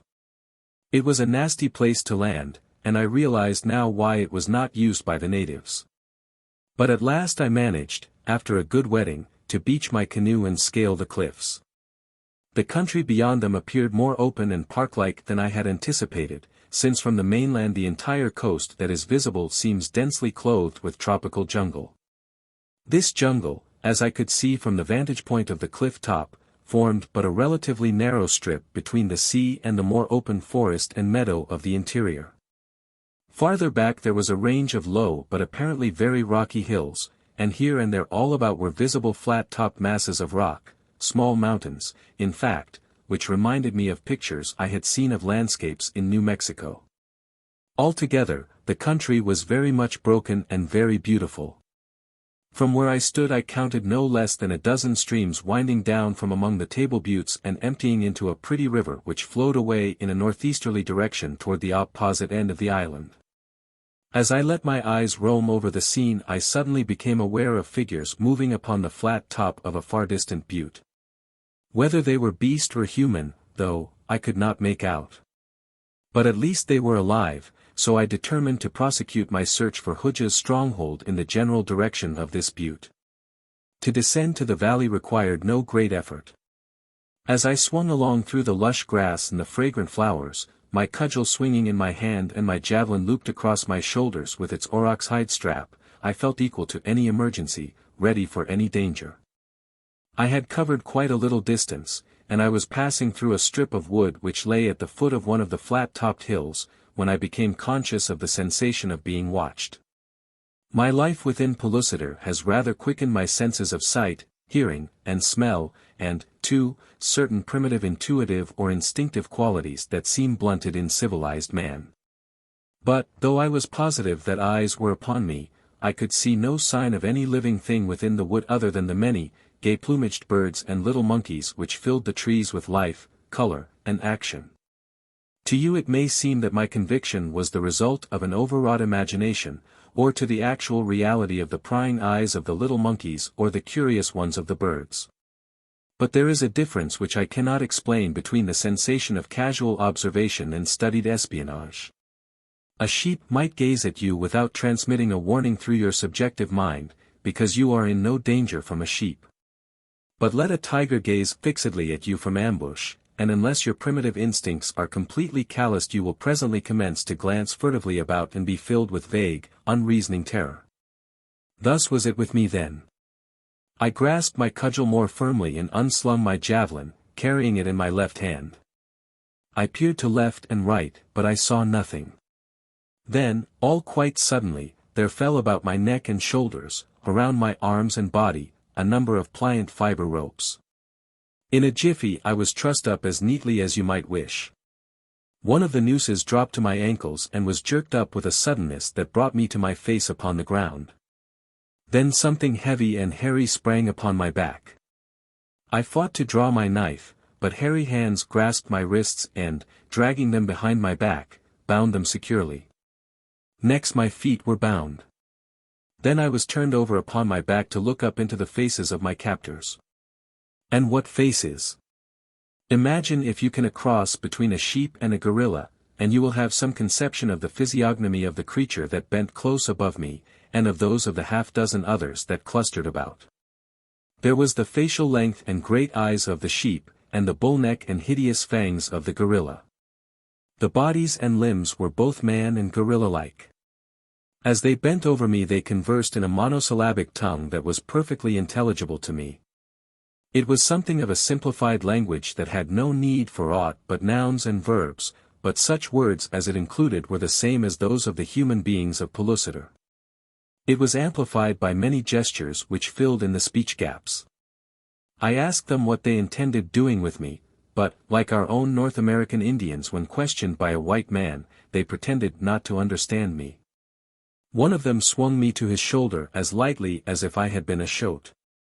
He was a huge creature, as were his fellows, standing fully 7 feet upon his short legs and weighing considerably more than 1/4 of a ton. 2 went ahead of my bearer and 3 behind. In this order we cut to the right through the forest to the foot of the hill where precipitous cliffs appeared to bar our farther progress in this direction. But my escort never paused. Like ants upon a wall, they scaled that seemingly unscalable barrier, clinging, heaven knows how, to its ragged perpendicular face. During most of the short journey to the summit I must admit that my hair stood on end. Presently, however, we topped the thing and stood upon the level mesa which crowned it. Immediately from all about, out of burrows and rough, rocky lairs, poured a perfect torrent of beasts similar to my captors. They clustered about, jabbering at my guards and attempting to get their hands upon me, whether from curiosity or a desire to do me bodily harm I did not know, since my escort with bared fangs and heavy blows kept them off. Across the mesa we went, to stop at last before a large pile of rocks in which an opening appeared. Here my guard set me upon my feet and called out a word which sounded like grgrgr, and which I later learned was the name of their king. Presently there emerged from the cavernous depths of the lair a monstrous creature, scarred from 100 battles, almost hairless and with an empty socket where one eye had been. The other eye, sheep-like in its mildness, gave the most startling appearance to the beast, which but for that single timid orb was the most fearsome thing that one could imagine. I had encountered the black, hairless, long-tailed ape, things of the mainland, the creatures which Perry thought might constitute the link between the higher orders of apes and man, but these brute men of grgrgr seemed to set that theory back to zero. For there was less similarity between the black ape men and these creatures than there was between the latter and man, while both had many human attributes, some of which were better developed in one species and some in the other. The black apes were hairless and built thatched huts in their arboreal retreats. They kept domesticated dogs and ruminants, in which respect they were farther advanced than the human beings of Pellucidar. But they appeared to have only a meager language, and sported long, ape-like tails. On the other hand, grgrgr's people were, for the most part, quite hairy, but they were tailless and had a language similar to that of the human race of Pellucidar. Nor were they arboreal. Their skins, where skin showed, were white. From the foregoing facts and others that I have noted during my long life within Pellucidar, which is now passing through an age analogous to some preglacial age of the outer crust, I am constrained to the belief that evolution is not so much a gradual transition from one form to another as it is an accident of breeding, either by crossing or the hazards of birth.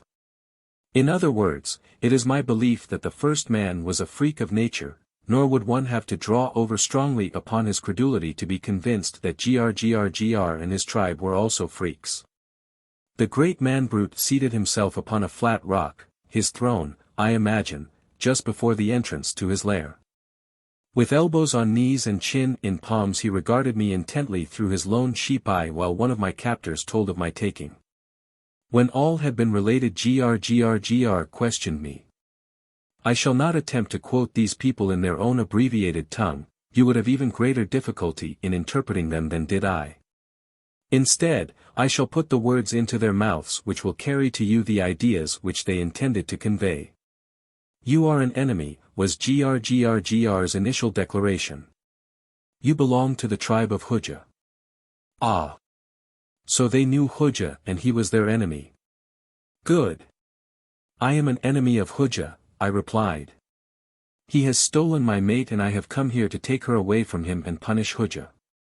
How could you do that alone? I do not know, I answered, but I should have tried had you not captured me. What do you intend to do with me? You shall work for us. You will not kill me? I asked. We do not kill except in self-defense, he replied. Self-defense and punishment. Those who would kill us and those who do wrong we kill. If we knew you were one of Hooja's people we might kill you, for all Hooja's people are bad people, but you say you are an enemy of Hooja. You may not speak the truth, but until we learn that you have lied we shall not kill you. You shall work. If you hate Hooja, I suggested, why not let me, who hate him, too, go and punish him? For some time grgrgr sat in thought. Then he raised his head and addressed my guard. Take him to his work, he ordered. His tone was final. As if to emphasize it he turned and entered his burrow. My guard conducted me farther into the mesa, where we came presently to a tiny depression or valley, at one end of which gushed a warm spring. The view that opened before me was the most surprising that I have ever seen. In the hollow, which must have covered several hundred acres, were numerous fields of growing things. And working all about with crude implements or with no implements at all other than their bare hands were many of the brute men engaged in the first agriculture that I had seen within Pellucidar. They put me to work cultivating in a patch of melons. I never was a farmer or particularly keen for this sort of work, and I am free to confess that time never had dragged so heavily as it did during the hour or the year I spent there at that work. How long it really was I do not know, of course. But it was all too long. The creatures that worked about me were quite simple and friendly. One of them proved to be a son of Grr. He had broken some minor tribal law, and was working out his sentence in the fields. He told me that his tribe had lived upon this hilltop always, and that there were other tribes like them dwelling upon other hilltops. They had no wars and had always lived in peace and harmony, menaced only by the larger carnivora of the island, until my kind had come under a creature called Hooja, and attacked and killed them when they chanced to descend from their natural fortresses to visit their fellows upon other lofty mesas. Now they were afraid, but some day they would go in a body and fall upon Hooja and his people and slay them all. I explained to him that I was Hooja's enemy, and asked, when they were ready to go, that I be allowed to go with them, or, better still, that they let me go ahead and learn all that I could about the village where Hooja dwelt so that they might attack it with the best chance of success. Grr's son seemed much impressed by my suggestion. He said that when he was through in the fields he would speak to his father about the matter. Some time after this Grr came through the fields where we were, and his son spoke to him upon the subject, but the old gentleman was evidently in anything but a good humor, for he cuffed the youngster and, turning upon me, informed me that he was convinced that I had lied to him, and that I was one of Hooja's people. Wherefore, he concluded, we shall slay you as soon as the melons are cultivated. Hasten, therefore. And hasten I did. I hastened to cultivate the weeds which grew among the melon vines. Where there had been one sickly weed before, I nourished 2 healthy ones. When I found a particularly promising variety of weed growing elsewhere than among my melons, I forthwith dug it up and transplanted it among my charges. My masters did not seem to realize my perfidy. They saw me always laboring diligently in the melon patch. And as time enters not into the reckoning of Pellucidarians, even of human beings and much less of brutes and half-brutes, I might have lived on indefinitely through this subterfuge had not that occurred which took me out of the melon patch for good and all. Chapter 9. Hooja's Cutthroats Appear. I had built a little shelter of rocks and brush where I might crawl in and sleep out of the perpetual light and heat of the noonday sun. When I was tired or hungry I retired to my humble cot. My masters never interposed the slightest objection. As a matter of fact, they were very good to me, nor did I see aught while I was among them to indicate that they are ever else than a simple, kindly folk when left to themselves. Their awe-inspiring size, terrific strength, mighty fighting fangs, and hideous appearance are but the attributes necessary to the successful waging of their constant battle for survival, and well do they employ them when the need arises. The only flesh they eat is that of herbivorous animals and birds. When they hunt the mighty thag, the prehistoric boss of the outer crust, a single male, with his fiber rope, will catch and kill the greatest of the bulls. Well, as I was about to say, I had this little shelter at the edge of my melon patch. Here I was resting from my labors on a certain occasion when I heard a great hubbub in the village, which lay about 1/4 of a mile away. Presently a male came racing toward the field, shouting excitedly. As he approached I came from my shelter to learn what all the commotion might be about. For the monotony of my existence in the melon patch must have fostered that trait of my curiosity from which it had always been my secret boast I am peculiarly free. The other workers also ran forward to meet the messenger, who quickly unburdened himself of his information, and as quickly turned and scampered back toward the village. When running these beast men often go upon all fours. Thus they leap over obstacles that would slow up a human being, and upon the level attain a speed that would make a thoroughbred look to his laurels. The result in this instance was that before I had more than assimilated the gist of the word which had been brought to the fields, I was alone, watching my coworker speeding villageward. I was alone. It was the first time since my capture that no beast man had been within sight of me. I was alone. And all my captors were in the village at the opposite edge of the mesa repelling an attack of Hooja's horde. It seemed from the messenger's tale that 2 of Grr's great males had been set upon by a half-dozen of Hooja's cutthroats while the former were peaceably returning from the thag hunt. The 2 had returned to the village unscratched, while but a single one of Hooja's half-dozen had escaped to report the outcome of the battle to their leader. Now Hooja was coming to punish Grr's people. With his large force, armed with the bows and arrows that Hooja had learned from me to make, with long lances and sharp knives, I feared that even the mighty strength of the beast men could avail them but little. At last had come the opportunity for which I waited. I was free to make for the far end of the mesa, find my way to the valley below, and while the 2 forces were engaged in their struggle, continue my search for Hooja's village. Which I had learned from the beast men lay farther on down the river that I had been following when taken prisoner. As I turned to make for the mesa's rim, the sounds of battle came plainly to my ears, the hoarse shouts of men mingled with the half-beastly roars and growls of the brute folk. Did I take advantage of my opportunity? I did not. Instead, lured by the din of strife and by the desire to deliver a stroke, however feeble, against hated Hooja, I wheeled and ran directly toward the village. When I reached the edge of the plateau, such a scene met my astonished gaze as never before had startled it, for the unique battle methods of the half-brutes were rather the most remarkable I had ever witnessed. Along the very edge of the cliff top stood a thin line of mighty males, the best rope-throwers of the tribe. A few feet behind these the rest of the males, with the exception of about 20, formed a second line. Still farther in the rear all the women and young children were clustered into a single group under the protection of the remaining 20 fighting males and all the old males. But it was the work of the first 2 lines that interested me. The forces of Hooja, a great horde of savage Sagoths and primeval cave men, were working their way up the steep cliff face.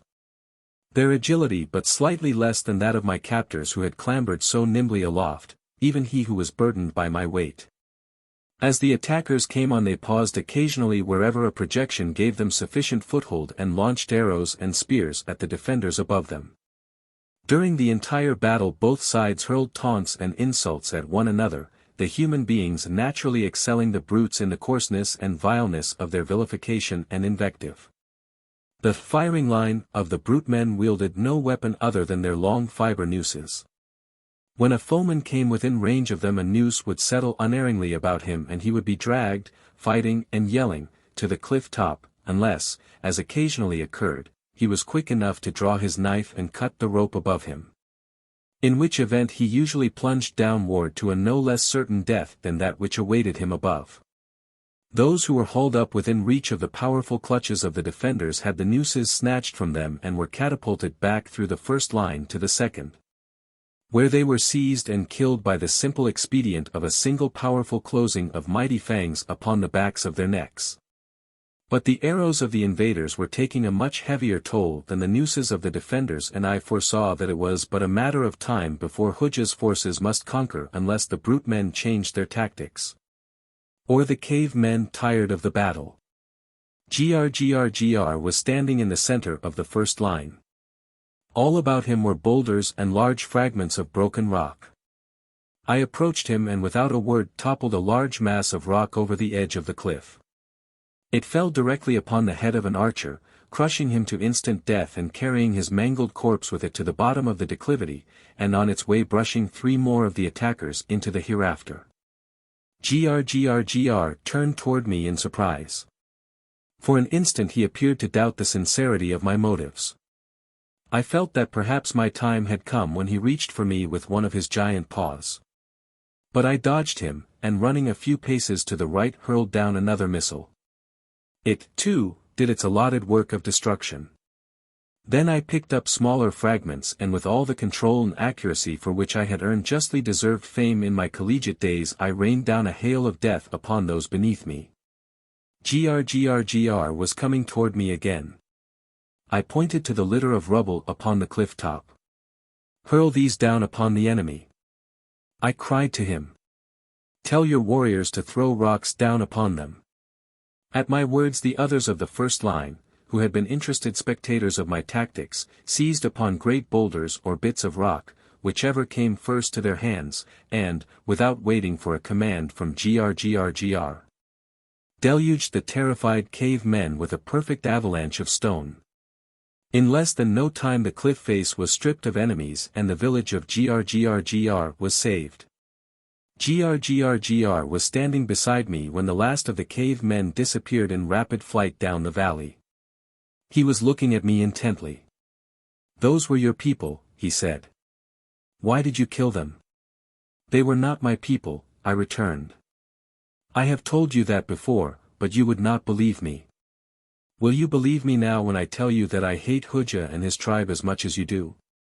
Will you believe me when I tell you that I wish to be the friend of Grr? For some time he stood there beside me, scratching his head. Evidently it was no less difficult for him to readjust his preconceived conclusions than it is for most human beings. But finally the idea percolated, which it might never have done had he been a man, or I might qualify that statement by saying had he been some men. Finally he spoke. Gillick, he said, you have made Grr ashamed. He would have killed you. How can he reward you? Set me free, I replied quickly. You are free, he said. You may go down when you wish, or you may stay with us. If you go you may always return. We are your friends. Naturally, I elected to go. I explained all over again to Grr the nature of my mission.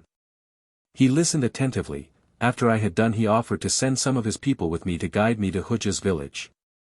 I was not slow in accepting his offer. First, however, we must eat. The hunters upon whom Hooja's men had fallen had brought back the meat of a great thag. There would be a feast to commemorate the victory, a feast and dancing.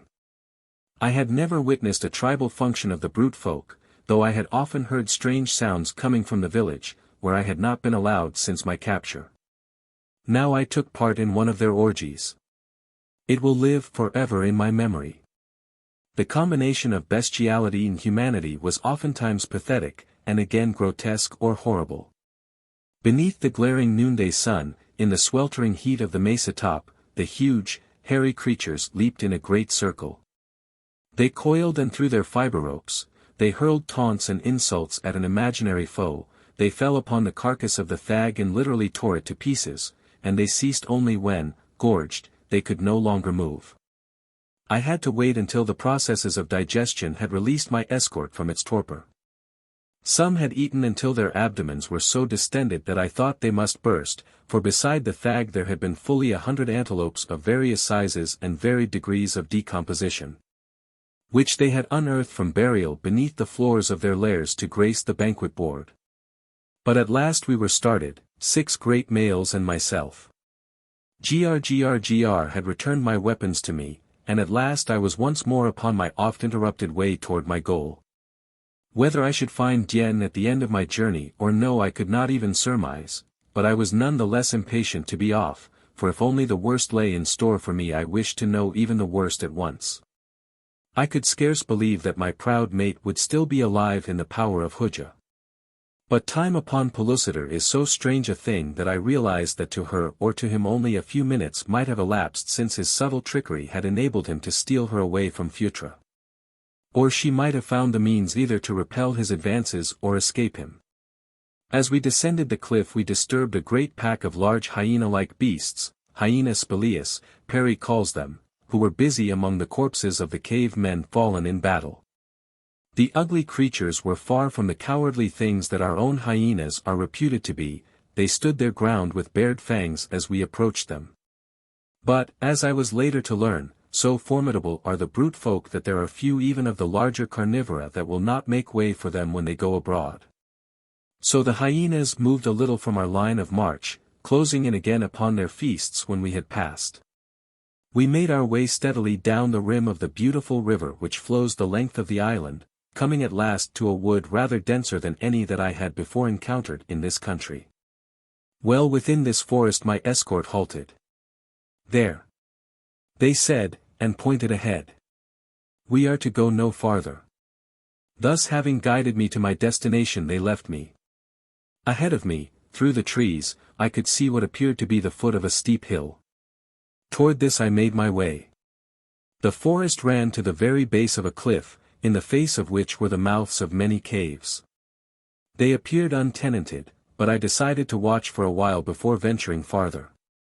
A large tree, densely foliaged, offered a splendid vantage point from which to spy upon the cliff, so I clambered among its branches where, securely hidden, I could watch what transpired about the caves.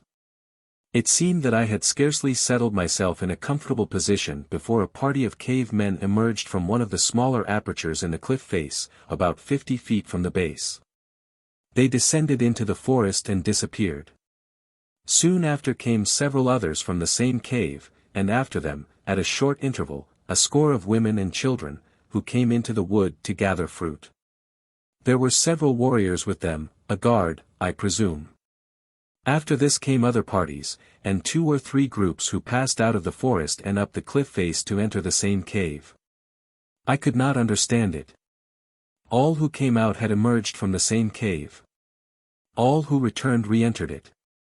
No other cave gave evidence of habitation, and no cave but one of extraordinary size could have accommodated all the people whom I had seen pass in and out of its mouth. For a long time I sat and watched the coming and going of great numbers of the cave folk. Not once did one leave the cliff by any other opening save that from which I had seen the first party come, nor did any re-enter the cliff through another aperture. What a cave it must be, I thought, that houses an entire tribe. But dissatisfied of the truth of my surmise, I climbed higher among the branches of the tree that I might get a better view of other portions of the cliff. High above the ground I reached a point whence I could see the summit of the hill. Evidently it was a flat-topped butte similar to that on which dwelt the tribe of Grgrgr. As I sat gazing at it a figure appeared at the very edge. It was that of a young girl in whose hair was a gorgeous bloom plucked from some flowering tree of the forest. I had seen her pass beneath me but a short while before and enter the small cave that had swallowed all of the returning tribesmen. The mystery was solved. The cave was but the mouth of a passage that led upward through the cliff to the summit of the hill. It served merely as an avenue from their lofty citadel to the valley below. No sooner had the truth flashed upon me than the realization came that I must seek some other means of reaching the village, for to pass unobserved through this well-traveled thoroughfare would be impossible. At the moment there was no one in sight below me. So I slid quickly from my arboreal watchtower to the ground and moved rapidly away to the right with the intention of circling the hill if necessary until I had found an unwatched spot where I might have some slight chance of scaling the heights and reaching the top unseen. I kept close to the edge of the forest, in the very midst of which the hill seemed to rise. Though I carefully scanned the cliff as I traversed its base, I saw no sign of any other entrance than that to which my guides had led me. After some little time the roar of the sea broke upon my ears. Shortly after I came upon the broad ocean which breaks at this point at the very foot of the great hill where Hooja had found safe refuge for himself and his villains. I was just about to clamber along the jagged rocks which lie at the base of the cliff next to the sea, in search of some foothold to the top, when I chanced to see a canoe rounding the end of the island. I threw myself down behind a large boulder where I could watch the dugout and its occupants without myself being seen. They paddled toward me for a while and then, about 100 yards from me, they turned straight in toward the foot of the frowning cliffs. From where I was it seemed that they were bent upon self-destruction, since the roar of the breakers beating upon the perpendicular rock face appeared to offer only death to anyone who might venture within their relentless clutch. A mass of rock would soon hide them from my view. But so keen was the excitement of the instant that I could not refrain from crawling forward to a point whence I could watch the dashing of the small craft to pieces on the jagged rocks that loomed before her. Although I risked discovery from above to accomplish my design. When I had reached a point where I could again see the dugout, I was just in time to see it glide unharmed between 2 needle-pointed sentinels of granite and float quietly upon the unruffled bosom of a tiny cove. Again I crouched behind a boulder to observe what would next transpire, nor did I have long to wait. The dugout, which contained but 2 men, was drawn close to the rocky wall. A fiber rope, one end of which was tied to the boat, was made fast about a projection of the cliff face. Then the 2 men commenced the ascent of the almost perpendicular wall toward the summit several hundred feet above. I looked on in amazement, for, splendid climbers though the cave men of Pellucidar are, I never before had seen so remarkable a feat performed. Upwardly they moved without a pause, to disappear at last over the summit. When I felt reasonably sure that they had gone for a while, at least I crawled from my hiding place and at the risk of a broken neck leaped and scrambled to the spot where their canoe was moored. If they had scaled that cliff I could, and if I couldn't I should die in the attempt. But when I turned to the accomplishment of the task I found it easier than I had imagined it would be, since I immediately discovered that shallow hand and footholds had been scooped in the cliff's rocky face, forming a crude ladder from the base to the summit. At last I reached the top, and very glad I was, too. Cautiously I raised my head until my eyes were above the cliff crest. Before me spread a rough mesa, liberally sprinkled with large boulders. There was no village in sight nor any living creature. I drew myself to level ground and stood erect. A few trees grew among the boulders. Very carefully I advanced from tree to tree and boulder to boulder toward the inland end of the mesa. I stopped often to listen and look cautiously about me in every direction. How I wished that I had my revolvers and rifle. I would not have to worm my way like a scared cat toward Hooja's village, nor did I relish doing so now. But Diane's life might hinge upon the success of my venture, and so I could not afford to take chances. To have met suddenly with discovery and had a score or more of armed warriors upon me might have been very grand and heroic. But it would have immediately put an end to all my earthly activities, nor have accomplished aught in the service of Diane. Well, I must have traveled nearly a mile across that mesa without seeing a sign of anyone, when all of a sudden, as I crept around the edge of a boulder, I ran plump into a man, down on all fours like myself, crawling toward me. Chapter 10. The Raid on the Cave Prison. His head was turned over his shoulder as I first saw him, he was looking back toward the village. As I leaped for him his eyes fell upon me. Never in my life have I seen a more surprised mortal than this poor cave man. Before he could utter a single scream of warning or alarm I had my fingers on his throat and had dragged him behind the boulder, where I proceeded to sit upon him, while I figured out what I had best do with him. He struggled a little at first, but finally lay still, and so I released the pressure of my fingers at his windpipe, for which I imagine he was quite thankful. I know that I should have been. I hated to kill him in cold blood. But what else I was to do with him I could not see, for to turn him loose would have been merely to have the entire village aroused and down upon me in a moment. The fellow lay looking up at me with the surprise still deeply written on his countenance. At last, all of a sudden, a look of recognition entered his eyes. "I have seen you before," he said. "I saw you in the arena at the Mahars city of Futra when the Thipdars dragged the Tarik from you and your mate. I never understood that. Afterward they put me in the arena with 2 warriors from Gombel." He smiled in recollection. "It would have been the same had there been 10 warriors from Gombel. I slew them, winning my freedom. Look." He half turned his left shoulder toward me, exhibiting the newly healed scar of the Mahars branded mark. "Then," he continued, "as I was returning to my people I met some of them fleeing. They told me that one called Hooja the Sly One had come and seized our village, putting our people into slavery. So I hurried hither to learn the truth, and, sure enough, here I found Hooja and his wicked men living in my village, and my father's people but slaves among them. I was discovered and captured, but Hooja did not kill me. I am the chief's son, and through me he hoped to win my father's warriors back to the village to help him in a great war he says that he will soon commence. Among his prisoners is Diane the Beautiful One, whose brother, Dakor the Strong One, chief of Amaz, once saved my life when he came to Thuria to steal a mate. I helped him capture her, and we are good friends.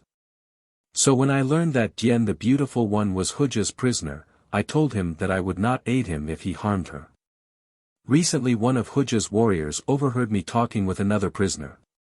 We were planning to combine all the prisoners, seize weapons, and when most of Hooja's warriors were away, slay the rest and retake our hilltop. Had we done so we could have held it, for there are only two entrances, the narrow tunnel at one end and the steep path up the cliffs at the other. But when Hooja heard what we had planned he was very angry, and ordered that I die. They bound me hand and foot and placed me in a cave until all the warriors should return to witness my death, but while they were away I heard someone calling me in a muffled voice which seemed to come from the wall of the cave. When I replied the voice, which was a woman's, told me that she had overheard all that had passed between me and those who had brought me thither, and that she was Dakor's sister and would find a way to help me. Presently a little hole appeared in the wall at the point from which the voice had come. After a time I saw a woman's hand digging with a bit of stone. Dakor's sister made a hole in the wall between the cave where I lay bound and that in which she had been confined, and soon she was by my side and had cut my bonds. We talked then, and I offered to make the attempt to take her away and back to the land of Sari, where she told me she would be able to learn the whereabouts of her mate. Just now I was going to the other end of the island to see if a boat lay there, and if the way was clear for our escape. Most of the boats are always away now, for a great many of Hooja's men and nearly all the slaves are upon the island of trees. Where Hooja is having many boats built to carry his warriors across the water to the mouth of a great river which he discovered while he was returning from Futra, a vast river that empties into the sea there. The speaker pointed toward the northeast. It is wide and smooth and slow-running almost to the land of Sari, he added. And where is Jien the beautiful one now? I asked. I had released my prisoner as soon as I found that he was Hooja's enemy, and now the pair of us were squatting beside the boulder while he told his story. She returned to the cave where she had been imprisoned, he replied, and is awaiting me there. There is no danger that Hooja will come while you are away. Hooja is upon the island of trees, he replied. Can you direct me to the cave so that I can find it alone? I asked. He said he could, and in the strange yet explicit fashion of the Pellucidarians he explained minutely how I might reach the cave where he had been imprisoned, and through the hole in its wall reach Jien. I thought it best for but one of us to return, since two could accomplish but little more than one and would double the risk of discovery. In the meantime he could make his way to the sea and guard the boat, which I told him lay there at the foot of the cliff. I told him to await us at the cliff top, and if Jien came alone to do his best to get away with her and take her to Sari, as I thought it quite possible that, in case of detection and pursuit, it might be necessary for me to hold off Hooja's people while Jien made her way alone to where my new friend was to await her. I impressed upon him the fact that he might have to resort to trickery or even to force to get Jien to leave me, but I made him promise that he would sacrifice everything, even his life, in an attempt to rescue Dakor's sister. Then we parted, he to take up his position where he could watch the boat and await Jien, I to crawl cautiously on toward the caves. I had no difficulty in following the directions given me by Jug, the name by which Dakor's friend said he was called. There was the leaning tree, my first point he told me to look for after rounding the boulder where we had met. After that I crawled to the balanced rock, a huge boulder resting upon a tiny base no larger than the palm of your hand. From here I had my first view of the village of caves. A low bluff ran diagonally across one end of the mesa, and in the face of this bluff were the mouths of many caves. Zigzag trails led up to them, and narrow ledges scooped from the face of the soft rock connected those upon the same level. The cave in which Jug had been confined was at the extreme end of the cliff nearest me. By taking advantage of the bluff itself, I could approach within a few feet of the aperture without being visible from any other cave.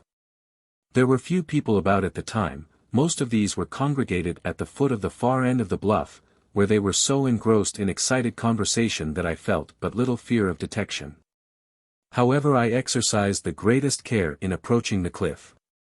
After watching for a while until I caught an instant when every head was turned away from me, I darted, rabbit-like, into the cave. Like many of the man-made caves of Pellucidar, this one consisted of 3 chambers, one behind another, and all unlit except for what sunlight filtered in through the external opening. The result was gradually increasing darkness as one passed into each succeeding chamber. In the last of the three I could just distinguish objects, and that was all. As I was groping around the walls for the hole that should lead into the cave where Jian was imprisoned, I heard a man's voice quite close to me. The speaker had evidently but just entered, for he spoke in a loud tone, demanding the whereabouts of one whom he had come in search of. "Where are you, woman?" he cried. "Hooja has sent for you." And then a woman's voice answered him. "And what does Hooja want of me?" The voice was Diane's. I groped in the direction of the sounds, feeling for the hole. "He wishes you brought to the island of trees," replied the man. "For he is ready to take you as his mate." "I will not go," said Dian. "I will die first. I am sent to bring you, and bring you I shall." I could hear him crossing the cave toward her. Frantically I clawed the wall of the cave in which I was in an effort to find the elusive aperture that would lead me to Diane's side. I heard the sound of a scuffle in the next cave. Then my fingers sank into loose rock and earth in the side of the cave. In an instant I realized why I had been unable to find the opening while I had been lightly feeling the surface of the walls. Jian had blocked up the hole she had made lest it arouse suspicion and lead to an early discovery of Jug's escape. Plunging my weight against the crumbling mass, I sent it crashing into the adjoining cavern. With it came I, David, Emperor of Pellucidar. I doubt if any other potentate in a world's history ever made a more undignified entrance. I landed head first on all fours, but I came quickly and was on my feet before the man in the dark guessed what had happened. He saw me, though, when I arose and, sensing that no friend came thus precipitately, turned to meet me even as I charged him. I had my stone knife in my hand, and he had his. In the darkness of the cave there was little opportunity for a display of science, though even at that I venture to say that we fought a very pretty duel.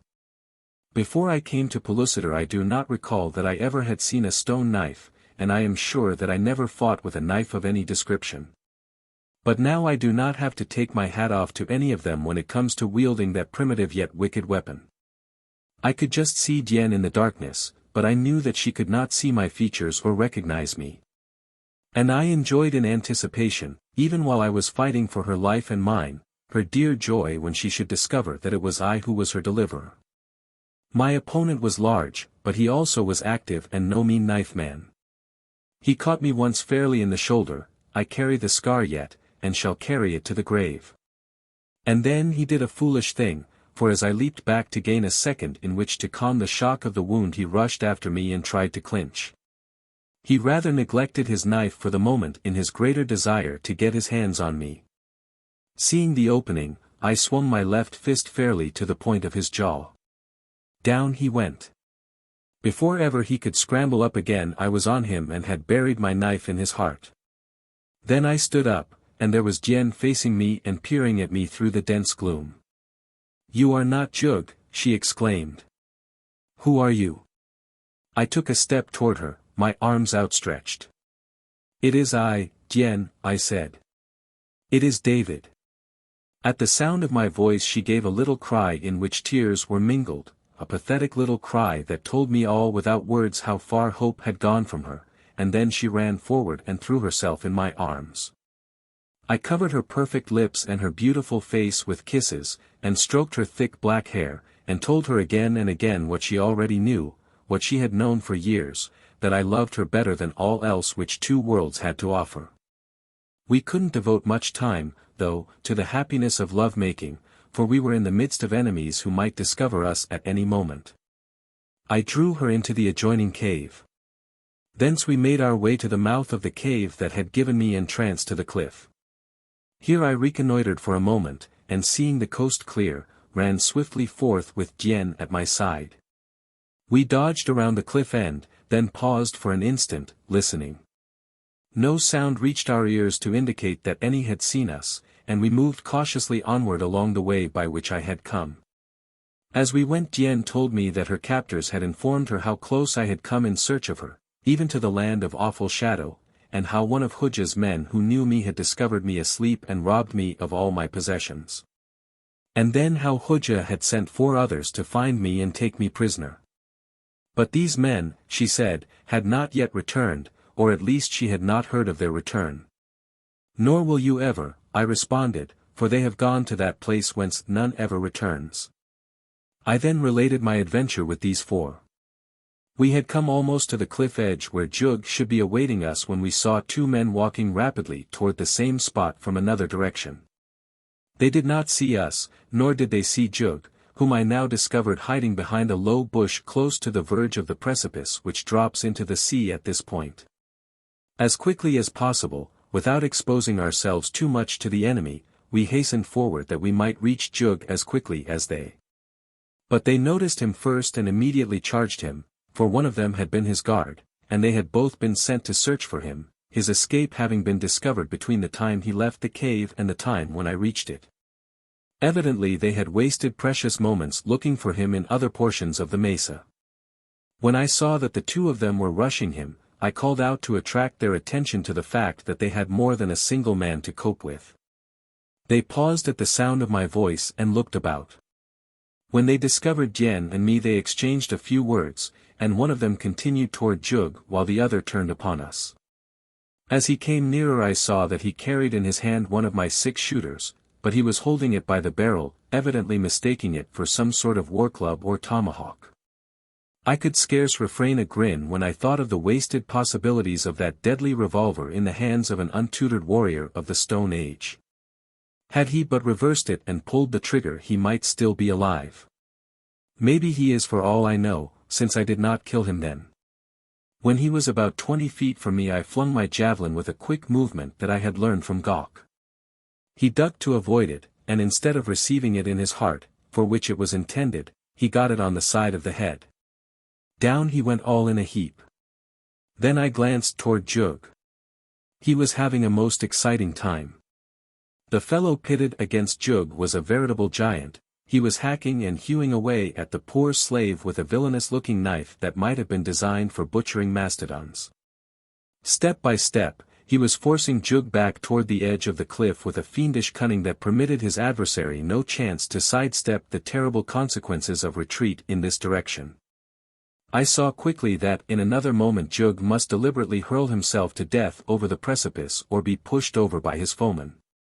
And as I saw Jug's predicament I saw, too, in the same instant, a way to relieve him. Leaping quickly to the side of the fellow I had just felled, I snatched up my fallen revolver. It was a desperate chance to take, and I realized it in the instant that I threw the gun up from my hip and pulled the trigger. There was no time to aim. Jug was upon the very brink of the chasm. His relentless foe was pushing him hard, beating at him furiously with the heavy knife. And then the revolver spoke, loud and sharp. The giant threw his hands above his head, whirled about like a huge top, and lunged forward over the precipice. And Jug? He cast a single affrighted glance in my direction. Never before, of course, had he heard the report of a firearm, and with a howl of dismay he, too, turned and plunged headforemost from sight. Horror-struck, I hastened to the brink of the abyss just in time to see 2 splashes upon the surface of the little cove below. For an instant I stood there watching with Tien at my side. Then, to my utter amazement, I saw Jug rise to the surface and swim strongly toward the boat. The fellow had dived that incredible distance and come up unharmed. I called to him to await us below, assuring him that he need have no fear of my weapon, since it would harm only my enemies. He shook his head and muttered something which I could not hear at so great a distance. But when I pushed him he promised to wait for us. At the same instant Tien caught my arm and pointed toward the village. My shot had brought a crowd of natives on the run toward us. The fellow whom I had stunned with my javelin had regained consciousness and scrambled to his feet. He was now racing as fast as he could go back toward his people. It looked mighty dark for Tien and me with that ghastly descent between us and even the beginnings of liberty, and a horde of savage enemies advancing at a rapid run. There was but one hope. That was to get Tien started for the bottom without delay. I took her in my arms just for an instant. I felt, somehow, that it might be for the last time. For the life of me I couldn't see how both of us could escape. I asked her if she could make the descent alone, if she were not afraid. She smiled up at me bravely and shrugged her shoulders. She afraid? So beautiful is she that I am always having difficulty in remembering that she is a primitive, half-savage cave girl of the Stone Age. And often find myself mentally limiting her capacities to those of the effete and over-civilized beauties of the outer crust. And you? She asked as she swung over the edge of the cliff. I shall follow you after I take a shot or two at our friends, I replied. I just want to give them a taste of this new medicine which is going to cure Pellucidar of all its ills. That will stop them long enough for me to join you. Now hurry, and tell Jug to be ready to shove off the moment I reach the boat, or the instant that it becomes apparent that I cannot reach it. You, Tien, must return to Sari if anything happens to me, that you may devote your life to carrying out with Perry the hopes and plans for Pellucidar that are so dear to my heart. Promise me, dear. She hated to promise to desert me, nor would she, only shaking her head and making no move to descend. The tribesmen were nearing us. Jug was shouting up to us from below. It was evident that he realized from my actions that I was attempting to persuade Tien to descend, and that grave danger threatened us from above. Dive, he cried. Dive. I looked at Tien and then down at the abyss below us. The cove appeared no larger than a saucer. How Jug ever had hit it I could not guess. Dive, cried Jug. It is the only way, there is no time to climb down. Chapter 11. Escape. Tien glanced downward and shuddered. Her tribe were hill people, they were not accustomed to swimming other than in quiet rivers and placid lakelets. It was not the steep that appalled her. It was the ocean, vast, mysterious, terrible. To dive into it from this great height was beyond her. I couldn't wonder, either. To have attempted it myself seemed too preposterous even for thought. Only one consideration could have prompted me to leap headforemost from that giddy height, suicide, or at least so I thought at the moment. Quick! I urged Tien. You cannot dive, but I can hold them until you reach safety. And you? She asked once more. Can you dive when they come too close? Otherwise you could not escape if you waited here until I reached the bottom. I saw that she would not leave me unless she thought that I could make that frightful dive as we had seen Jug make it. I glanced once downward, then with a mental shrug I assured her that I would dive the moment that she reached the boat. Satisfied, she began the descent carefully, yet swiftly. I watched her for a moment, my heart in my mouth lest some slight misstep or the slipping of a fingerhold should pitch her to a frightful death upon the rocks below. Then I turned toward the advancing Hoosiers, Perry dubbed them, even going so far as to christen this island where Hooja held sway Indiana, it is so marked now upon our maps. They were coming on at a great rate. I raised my revolver, took deliberate aim at the foremost warrior, and pulled the trigger. With the bark of the gun the fellow lunged forward. His head doubled beneath him. He rolled over and over 2 or 3 times before he came to a stop, to lie very quietly in the thick grass among the brilliant wild flowers. Those behind him halted. One of them hurled a javelin toward me, but it fell short, they were just beyond javelin range. There were 2 armed with bows and arrows, these I kept my eyes on. All of them appeared awestruck and frightened by the sound and effect of the firearm. They kept looking from the corpse to me and jabbering among themselves. I took advantage of the lull in hostilities to throw a quick glance over the edge toward Tien. She was halfway down the cliff and progressing finely. Then I turned back toward the enemy. One of the bowmen was fitting an arrow to his bow. I raised my hand. Stop! I cried. Whoever shoots at me or advances toward me I shall kill as I killed him. I pointed at the dead man. The fellow lowered his bow. Again there was animated discussion. I could see that those who were not armed with bows were urging something upon the 2 who were. At last the majority appeared to prevail, for simultaneously the 2 archers raised their weapons. At the same instant I fired at one of them, dropping him in his tracks. The other, however, launched his missile, but the report of my gun had given him such a start that the arrow flew wild above my head.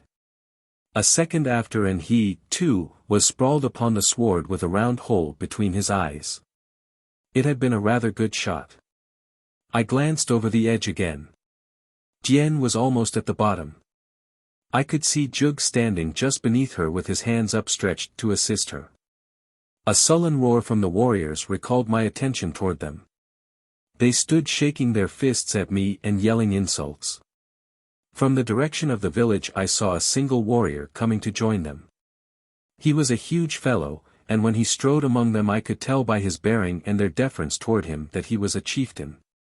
He listened to all they had to tell of the happenings of the last few minutes. Then with a command and a roar he started for me with the whole pack at his heels. All they had needed had arrived, namely, a brave leader. I had 2 unfired cartridges in the chambers of my gun. I let the big warrior have one of them, thinking that his death would stop them all. But I guess they were worked up to such a frenzy of rage by this time that nothing would have stopped them. At any rate, they only yelled the louder as he fell and increased their speed toward me. I dropped another with my remaining cartridge. Then they were upon me, or almost. I thought of my promise to Tien. The awful abyss was behind me, a big devil with a huge bludgeon in front of me. I grasped my 6-shooter by the barrel and hurled it squarely in his face with all my strength. Then, without waiting to learn the effect of my throw, I wheeled, ran the few steps to the edge, and leaped as far out over that frightful chasm as I could. I know something of diving, and all that I know I put into that dive, which I was positive would be my last. For a couple of 100 feet I fell in horizontal position. The momentum I gained was terrific. I could feel the air almost as a solid body, so swiftly I hurtled through it. Then my position gradually changed to the vertical, and with hands outstretched I slipped through the air, cleaving it like a flying arrow. Just before I struck the water a perfect shower of javelins fell all about. My enemies had rushed to the brink and hurled their weapons after me. By a miracle I was untouched. In the final instant I saw that I had cleared the rocks and was going to strike the water fairly. Then I was in and plumbing the depths. I suppose I didn't really go very far down, but it seemed to me that I should never stop. When at last I dared curve my hands upward and divert my progress toward the surface, I thought that I should explode for air before I ever saw the sun again except through a swirl of water. But at last my head popped above the waves, and I filled my lungs with air. Before me was the boat, from which Jug and Tien were clambering. I couldn't understand why they were deserting it now, when we were about to set out for the mainland in it, but when I reached its side I understood. 2 heavy javelins, missing Tien and Jug by but a hair's breadth, had sunk deep into the bottom of the dugout in a straight line with the grain of the wood, and split her almost in 2 from stem to stern. She was useless. Jug was leaning over a nearby rock, his hand outstretched to aid me in clambering to his side, nor did I lose any time in availing myself of his proffered assistance. An occasional javelin was still dropping perilously close to us, so we hastened to draw as close as possible to the cliffside, where we were comparatively safe from the missiles. Here we held a brief conference, in which it was decided that our only hope now lay in making for the opposite end of the island as quickly as we could, and utilizing the boat that I had hidden there, to continue our journey to the mainland. Gathering up 3 of the least damaged javelins that had fallen about us, we set out upon our journey, keeping well toward the south side of the island, which Jug said was less frequented by the Hoojans than the central portion where the river ran. I think that this ruse must have thrown our pursuers off our track, since we saw nothing of them nor heard any sound of pursuit during the greater portion of our march the length of the island. But the way Jug had chosen was rough and roundabout, so that we consumed 1 or 2 more marches in covering the distance than if we had followed the river. This it was which proved our undoing. Those who sought us must have sent a party up the river immediately after we escaped. For when we came at last onto the river trail not far from our destination, there can be no doubt but that we were seen by Hoojans who were just ahead of us on the stream. The result was that as we were passing through a clump of bush a score of warriors leaped out upon us, and before we could scarce strike a blow in defense, had disarmed and bound us. For a time thereafter I seemed to be entirely bereft of hope. I could see no ray of promise in the future, only immediate death for Jug and me, which didn't concern me much in the face of what lay in store for Jen. Poor child. What an awful life she had led. From the moment that I had first seen her chained in the slave caravan of the Mahars until now, a prisoner of a no less cruel creature, I could recall but a few brief intervals of peace and quiet in her tempestuous existence. Before I had known her, Jubal the Ugly One had pursued her across a savage world to make her his mate.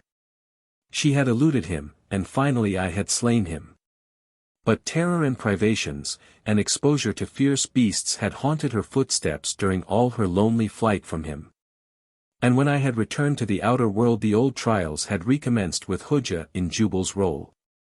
I could almost have wished for death to vouchsafe her that peace which fate seemed to deny her in this life.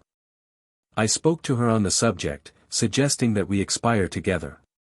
"Do not fear, David," she replied. "I shall end my life before ever Hooja can harm me, but first I shall see that Hooja dies." She drew from her breast a little leathern thong, to the end of which was fastened a tiny pouch. "What have you there?" I asked. "Do you recall that time you stepped upon the thing you call viper in your world?" she asked. I nodded. "The accident gave you the idea for the poisoned arrows with which we fitted the warriors of the Empire," she continued. "And, too, it gave me an idea. For a long time I have carried a viper's fang in my bosom. It has given me strength to endure many dangers, for it has always assured me immunity from the ultimate insult. I am not ready to die yet. First let Hooja embrace the viper's fang." So we did not die together, and I am glad now that we did not. It is always a foolish thing to contemplate suicide.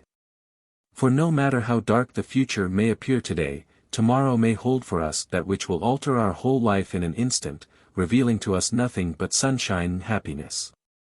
So, for my part, I shall always wait for tomorrow.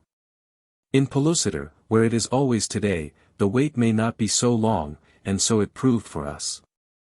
As we were passing a lofty, flat-topped hill through a park-like wood, a perfect network of fiber ropes fell suddenly about our guard, enmeshing them. A moment later a horde of our friends, the hairy gorilla men, with the mild eyes and long faces of sheep, leaped among them. It was a very interesting fight. I was sorry that my bonds prevented me from taking part in it, but I urged on the brute men with my voice, and cheered old Grr, their chief, each time that his mighty jaws crunched out the life of a Hoojan.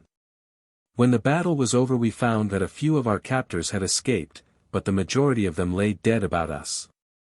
The gorilla men paid no further attention to them. Grr turned to me.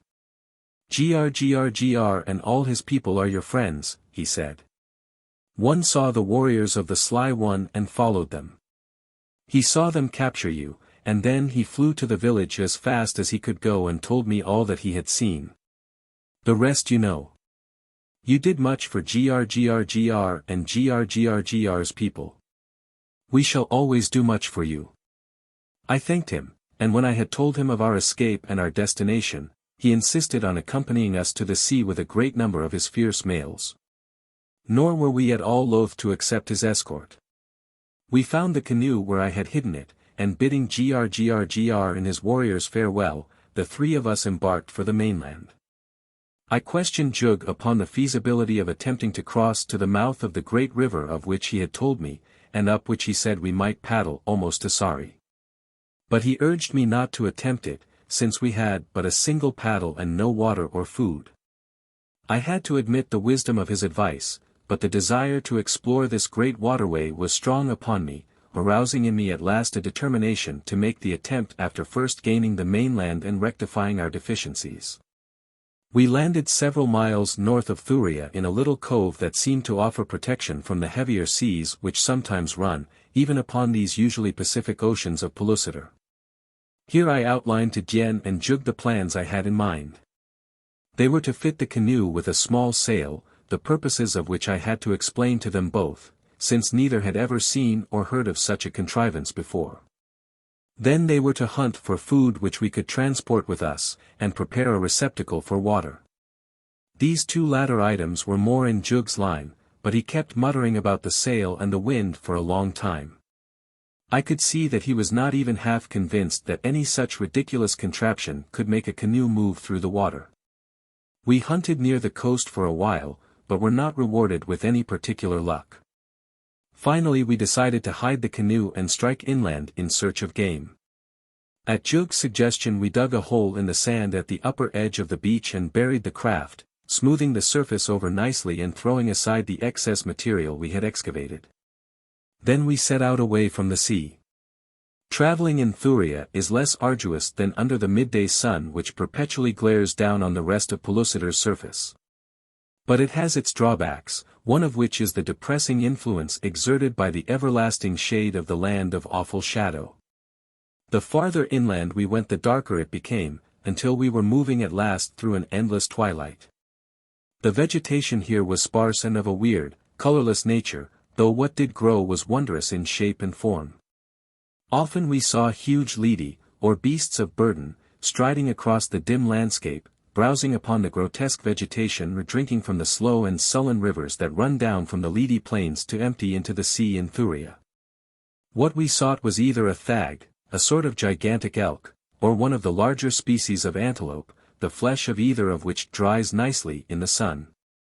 The bladder of the thag would make a fine water bottle, and its skin, I figured, would be a good sail. We traveled a considerable distance inland, entirely crossing the land of awful shadow and emerging at last upon that portion of the Lidi plains which lies in the pleasant sunlight. Above us the pendant world revolved upon its axis, filling me especially, and Yen to an almost equal state, with wonder and insatiable curiosity as to what strange forms of life existed among the hills and valleys and along the seas and rivers, which we could plainly see. Before us stretched the horizonless expanses of vast Pellucidar, the Lidi plains rolling up about us. While hanging high in the heavens to the northwest of us I thought I discerned the many towers which marked the entrances to the distant Mahar city, whose inhabitants preyed upon the Thurians. Jug suggested that we travel to the northeast, where, he said, upon the verge of the plain we would find a wooded country in which game should be plentiful.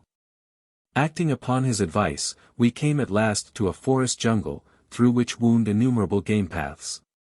In the depths of this forbidding wood we came upon the fresh spoor of thag. Shortly after, by careful stalking, we came within javelin range of a small herd.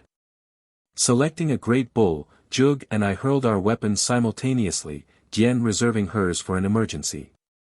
The beast staggered to his feet, bellowing. The rest of the herd was up and away in an instant, only the wounded bull remaining, with lowered head and roving eyes searching for the foe. Then Jug exposed himself to the view of the bull. It is a part of the tactics of the hunt, while I stepped to one side behind a bush. The moment that the savage beast saw Jug he charged him. Jug ran straight away, that the bull might be lured past my hiding place. On he came, tons of mighty bestial strength and rage. Jian had slipped behind me. She, too, could fight a thag should emergency require. Ah, such a girl. A rightful empress of a stone age by every standard which two worlds might bring to measure her. Crashing down toward us came the bull thag, bellowing and snorting, with the power of 100 outer earthly bulls. When he was opposite me I sprang for the heavy mane that covered his huge neck. To tangle my fingers in it was the work of but an instant. Then I was running along at the beast's shoulder. Now, the theory upon which this hunting custom is based is one long ago discovered by experience, and that is that a thag cannot be turned from his charge once he has started toward the object of his wrath. So long as he can still see the thing he charges. He evidently believes that the man clinging to his mane is attempting to restrain him from overtaking his prey, and so he pays no attention to this enemy, who, of course, does not retard the mighty charge in the least. Once in the gate of the plunging bull, it was but a slight matter to vault to his back, as cavalrymen mount their chargers upon the run. Jug was still running in plain sight ahead of the bull. His speed was but a trifle less than that of the monster that pursued him. These Pellucidarians are almost as fleet as deer, because I am not is one reason that I am always chosen for the close-in work of the thag hunt. I could not keep in front of a charging thag long enough to give the killer time to do his work. I learned that the first, and last, time I tried it. Once astride the bull's neck, I drew my long stone knife and, setting the point carefully over the brute's spine, drove it home with both hands. At the same instant I leaped clear of the stumbling animal. Now, no vertebrate can progress far with a knife through his spine, and the thag is no exception to the rule. The fellow was down instantly. As he wallowed, Jug returned, and the two of us leaped in when an opening afforded the opportunity and snatched our javelins from his side. Then we danced about him, more like two savages than anything else, until we got the opening we were looking for, when simultaneously, our javelins pierced his wild heart, stilling it forever. The thag had covered considerable ground from the point at which I had leaped upon him. When, after dispatching him, I looked back for Jen, I could see nothing of her. I called aloud, but receiving no reply, set out at a brisk trot to where I had left her. I had no difficulty in finding the selfsame bush behind which we had hidden, but Jen was not there. Again and again I called, to be rewarded only by silence. Where could she be? What could have become of her in the brief interval since I had seen her standing just behind me? Chapter 12. Kidnapped. I searched about the spot carefully. At last I was rewarded by the discovery of her javelin. A few yards from the bush that had concealed us from the charging thag, her javelin and the indications of a struggle revealed by the trampled vegetation and the overlapping footprints of a woman and a man. Filled with consternation and dismay, I followed these latter to where they suddenly disappeared 100 yards from where the struggle had occurred. There I saw the huge imprints of a lady's feet. The story of the tragedy was all too plain. A Thurian had either been following us, or had accidentally espied Jen and taken a fancy to her. While Jug and I had been engaged with the thag, he had abducted her.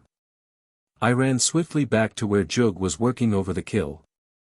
As I approached him I saw that something was wrong in this quarter as well, for the islander was standing upon the carcass of the thag, his javelin poised for a throw. When I had come nearer I saw the cause of his belligerent attitude. Just beyond him stood two large jalaks, or wolf dogs, regarding him intently, a male and a female. Their behavior was rather peculiar, for they did not seem preparing to charge him. Rather, they were contemplating him in an attitude of questioning. Jug heard me coming and turned toward me with a grin. These fellows love excitement. I could see by his expression that he was enjoying in anticipation the battle that seemed imminent. But he never hurled his javelin. A shout of warning from me stopped him, for I had seen the remnants of a rope dangling from the neck of the male jalak. Jug again turned toward me, but this time in surprise. I was abreast him in a moment and, passing him, walked straight toward the two beasts. As I did so the female crouched with bared fangs. The male, however, leaped forward to meet me, not in deadly charge, but with every expression of delight and joy which the poor animal could exhibit. It was Raja, the jalak whose life I had saved, and whom I then had tamed. There was no doubt that he was glad to see me. I now think that his seeming desertion of me had been but due to a desire to search out his ferocious mate and bring her, too, to live with me. When Jug saw me fondling the great beast he was filled with consternation, but I did not have much time to spare to Raja while my mind was filled with the grief of my new loss. I was glad to see the brute, and I lost no time in taking him to Jug and making him understand that Jug, too, was to be Raja's friend. With the female the matter was more difficult, but Raja helped us out by growling savagely at her whenever she bared her fangs against us. I told Jug of the disappearance of Jen, and of my suspicions as to the explanation of the catastrophe. He wanted to start right out after her, but I suggested that with Raja to help me it might be as well were he to remain and skin the thag, remove its bladder, and then return to where we had hidden the canoe on the beach. And so it was arranged that he was to do this and await me there for a reasonable time. I pointed to a great lake upon the surface of the pendant world above us, telling him that if after this lake had appeared 4 times I had not returned to go either by water or land to Sari and fetch Gok with an army. Then, calling Raja after me, I set out after Jen and her abductor. First I took the wolf dog to the spot where the man had fought with Tien. A few paces behind us followed Raja's fierce mate. I pointed to the ground where the evidences of the struggle were plainest and where the scent must have been strong to Raja's nostrils. Then I grasped the remnant of leash that hung about his neck and urged him forward upon the trail. He seemed to understand. With nose to ground he set out upon his task. Dragging me after him, he trotted straight out upon the leady plains, turning his steps in the direction of the Thurian village. I could have guessed as much. Behind us trailed the female. After a while she closed upon us, until she ran quite close to me and at Raja's side. It was not long before she seemed as easy in my company as did her lord and master. We must have covered considerable distance at a very rapid pace, for we had re-entered the great shadow, when we saw a huge leady ahead of us, moving leisurely across the level plain. Upon its back were two human figures. If I could have known that the Jalaks would not harm Tien, I might have turned them loose upon the leady and its master, but I could not know, and so dared take no chances. However, the matter was taken out of my hands presently when Raja raised his head and caught sight of his quarry. With a lunge that hurled me flat and jerked the leash from my hand, he was gone with the speed of the wind after the giant leady and its riders. At his side raced his shaggy mate, only a trifle smaller than he and no whit less savage. They did not give tongue until the leady itself discovered them and broke into a lumbering, awkward, but none the less rapid gallop. Then the two hound beasts commenced to bay, starting with a low, plaintive note that rose, weird and hideous, to terminate in a series of short, sharp yelps. I feared that it might be the hunting call of the pack. And if this were true, there would be slight chance for either Tien or her abductor, or myself either, as far as that was concerned. So I redoubled my efforts to keep pace with the hunt. But I might as well have attempted to distance the bird upon the wing, as I have often reminded you, I am no runner. In that instance it was just as well that I am not, for my very slowness of foot played into my hands. While had I been fleeter, I might have lost Tien that time forever. The leady, with the hounds running close on either side, had almost disappeared in the darkness that enveloped the surrounding landscape, when I noted that it was bearing toward the right. This was accounted for by the fact that Raja ran upon his left side, and unlike his mate, kept leaping for the great beast's shoulder. The man on the leady's back was prodding at the hyenodon with his long spear, but still Raja kept springing up and snapping. The effect of this was to turn the leady toward the right, and the longer I watched the procedure the more convinced I became that Raja and his mate were working together with some end in view. For the she-dog merely galloped steadily at the leady's right about opposite his rump. I had seen Jalaks hunting in packs, and I recalled now what for the time I had not thought of, the several that ran ahead and turned the quarry back toward the main body. This was precisely what Raja and his mate were doing, they were turning the leady back toward me, or at least Raja was.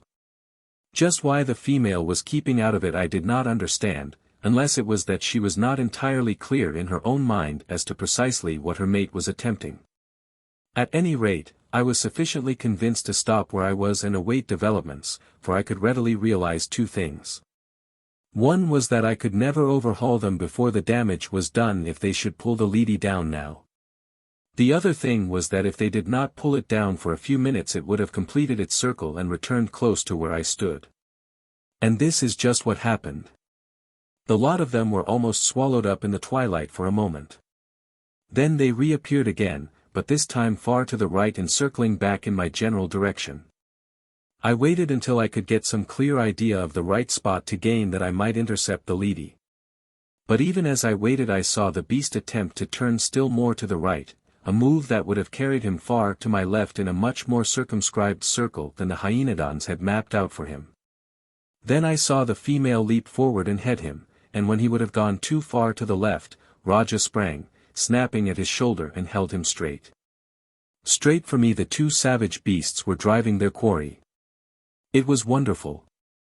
It was something else, too, as I realized while the monstrous beast neared me. It was like standing in the middle of the tracks in front of an approaching express train.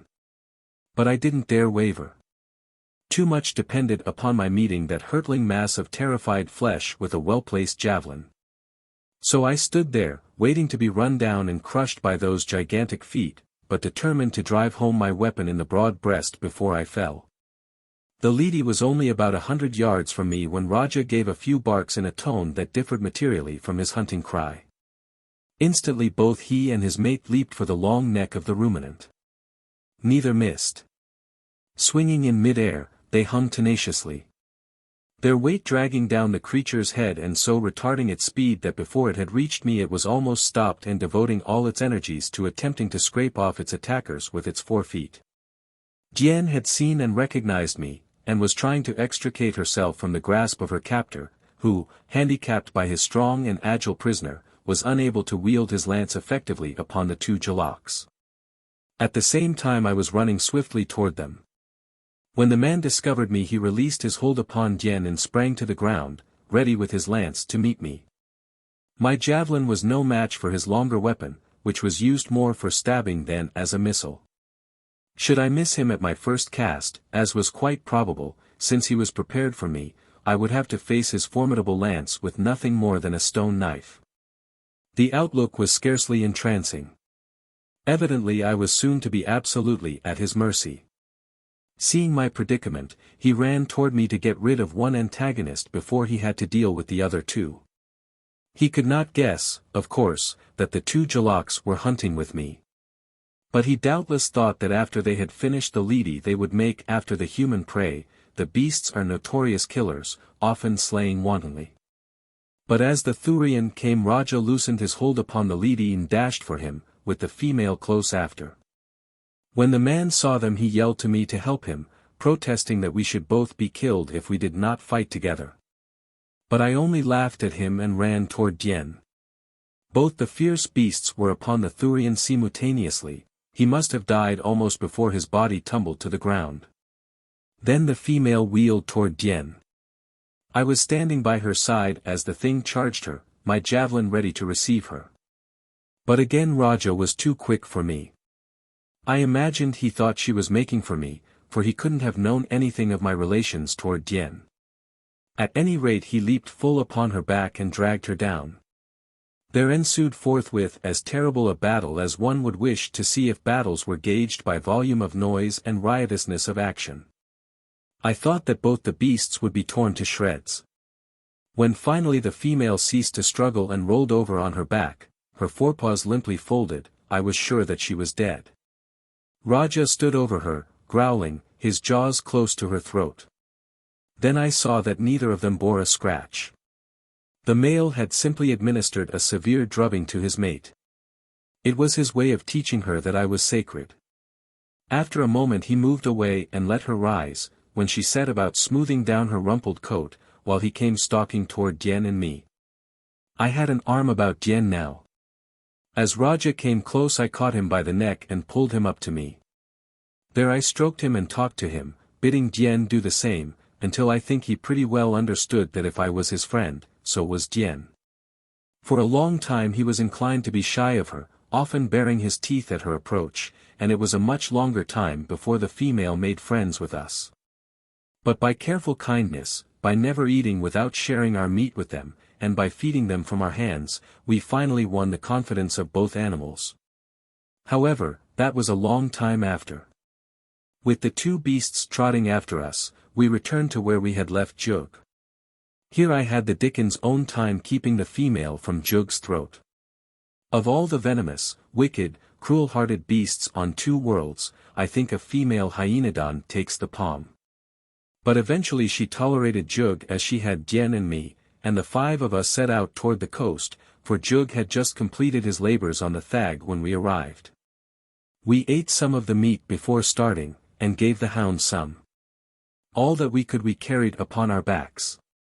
On the way to the canoe we met with no mishaps.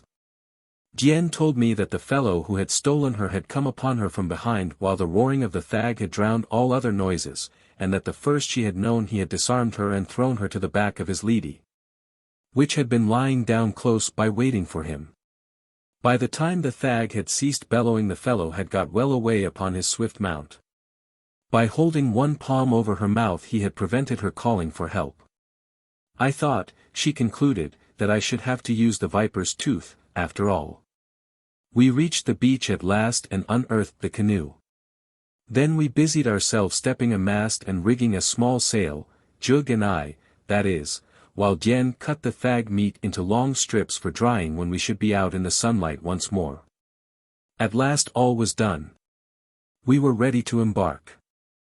I had no difficulty in getting Raja aboard the dugout, but Rani, as we christened her after I had explained to Dien the meaning of Raja and its feminine equivalent, positively refused for a time to follow her mate aboard. In fact, we had to shove off without her. After a moment, however, she plunged into the water and swam after us. I let her come alongside, and then Jug and I pulled her in, she snapping and snarling at us as we did so. But, strange to relate, she didn't offer to attack us after we had ensconced her safely in the bottom alongside Raja. The canoe behaved much better under sail than I had hoped, infinitely better than the battleship Sari had, and we made good progress almost due west across the gulf. Upon the opposite side of which I hoped to find the mouth of the river of which Jug had told me. The islander was much interested and impressed by the sail and its results. He had not been able to understand exactly what I hoped to accomplish with it while we were fitting up the boat. But when he saw the clumsy dugout move steadily through the water without paddles, he was as delighted as a child. We made splendid headway on the trip, coming into sight of land at last. Jug had been terror-stricken when he had learned that I intended crossing the ocean, and when we passed out of sight of land he was in a blue funk. He said that he had never heard of such a thing before in his life, and that always he had understood that those who ventured far from land never returned, for how could they find their way when they could see no land to steer for? I tried to explain the compass to him, and though he never really grasped the scientific explanation of it, yet he did learn to steer by it quite as well as I. We passed several islands on the journey, islands which Jug told me were entirely unknown to his own island folk. Indeed, our eyes may have been the first ever to rest upon them. I should have liked to stop off and explore them, but the business of empire would brook no unnecessary delays. I asked Jug how Hooja expected to reach the mouth of the river which we were in search of if he didn't cross the gulf, and the islander explained that Hooja would undoubtedly follow the coast around. For some time we sailed up the coast searching for the river, and at last we found it. So great was it that I thought it must be a mighty gulf until the mass of driftwood that came out upon the first ebb tide convinced me that it was the mouth of a river. There were the trunks of trees uprooted by the undermining of the river banks, giant creepers, flowers, grasses, and now and then the body of some land animal or bird. I was all excitement to commence our upward journey when there occurred that which I had never before seen within Pellucidar, a really terrific windstorm. It blew down the river upon us with a ferocity and suddenness that took our breaths away, and before we could get a chance to make the shore it became too late. The best that we could do was to hold the scudding craft before the wind and race along in a smother of white spume. Jug was terrified. If Dien was, she hid it. For was she not the daughter of a once great chief, the sister of a king, and the maid of an emperor? Raja and Rani were frightened. The former crawled close to my side and buried his nose against me. Finally even fierce Rani was moved to seek sympathy from a human being. She slunk to Dien, pressing close against her and whimpering, while Dien stroked her shaggy neck and talked to her as I talked to Raja. There was nothing for us to do but try to keep the canoe right side up and straight before the wind. For what seemed an eternity the tempest neither increased nor abated. I judged that we must have blown 100 miles before the wind and straight out into an unknown sea. As suddenly as the wind rose it died again, and when it died it veered to blow at right angles to its former course in a gentle breeze. I asked Jug then what our course was, for he had had the compass last. It had been on a leather thong about his neck. When he felt for it, the expression that came into his eyes told me as plainly as words what had happened: the compass was lost. The compass was lost. And we were out of sight of land without a single celestial body to guide us. Even the pendant world was not visible from our position. Our plight seemed hopeless to me, but I dared not let Tien and Jug guess how utterly dismayed I was, though, as I soon discovered, there was nothing to be gained by trying to keep the worst from Jug. He knew it quite as well as I. He had always known, from the legends of his people, the dangers of the open sea beyond the sight of land.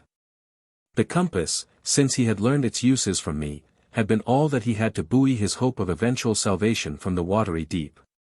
He had seen how it had guided me across the water to the very coast that I desired to reach, and so he had implicit confidence in it. Now that it was gone, his confidence had departed, also. There seemed but one thing to do. That was to keep on sailing straight before the wind, since we could travel most rapidly along that course, until we sighted land of some description. If it chanced to be the mainland, well and good; if an island, well, we might live upon an island.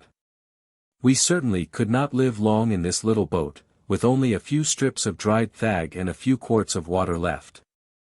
Quite suddenly a thought occurred to me. I was surprised that it had not come before as a solution to our problem. I turned toward Jug. You Pellucidarians are endowed with a wonderful instinct, I reminded him, an instinct that points the way straight to your homes, no matter in what strange land you may find yourself. Now all we have to do is let Tien guide us toward Amaz, and we shall come in a short time to the same coast whence we just were blown.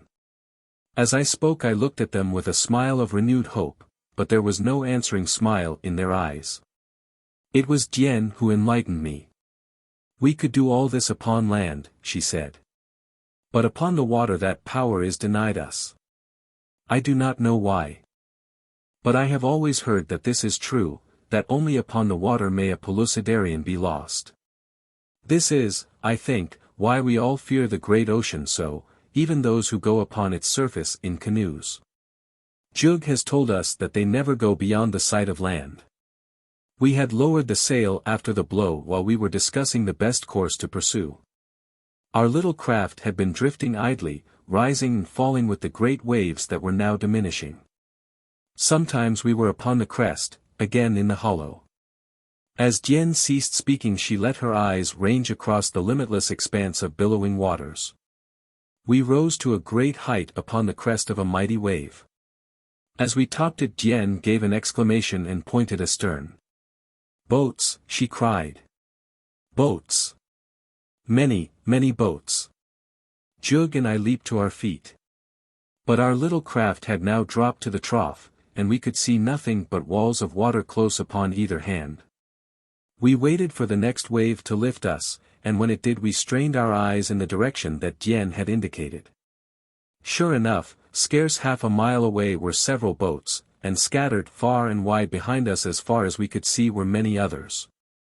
We could not make them out in the distance or in the brief glimpse that we caught of them before we were plunged again into the next wave cannon, but they were boats. And in them must be human beings like ourselves.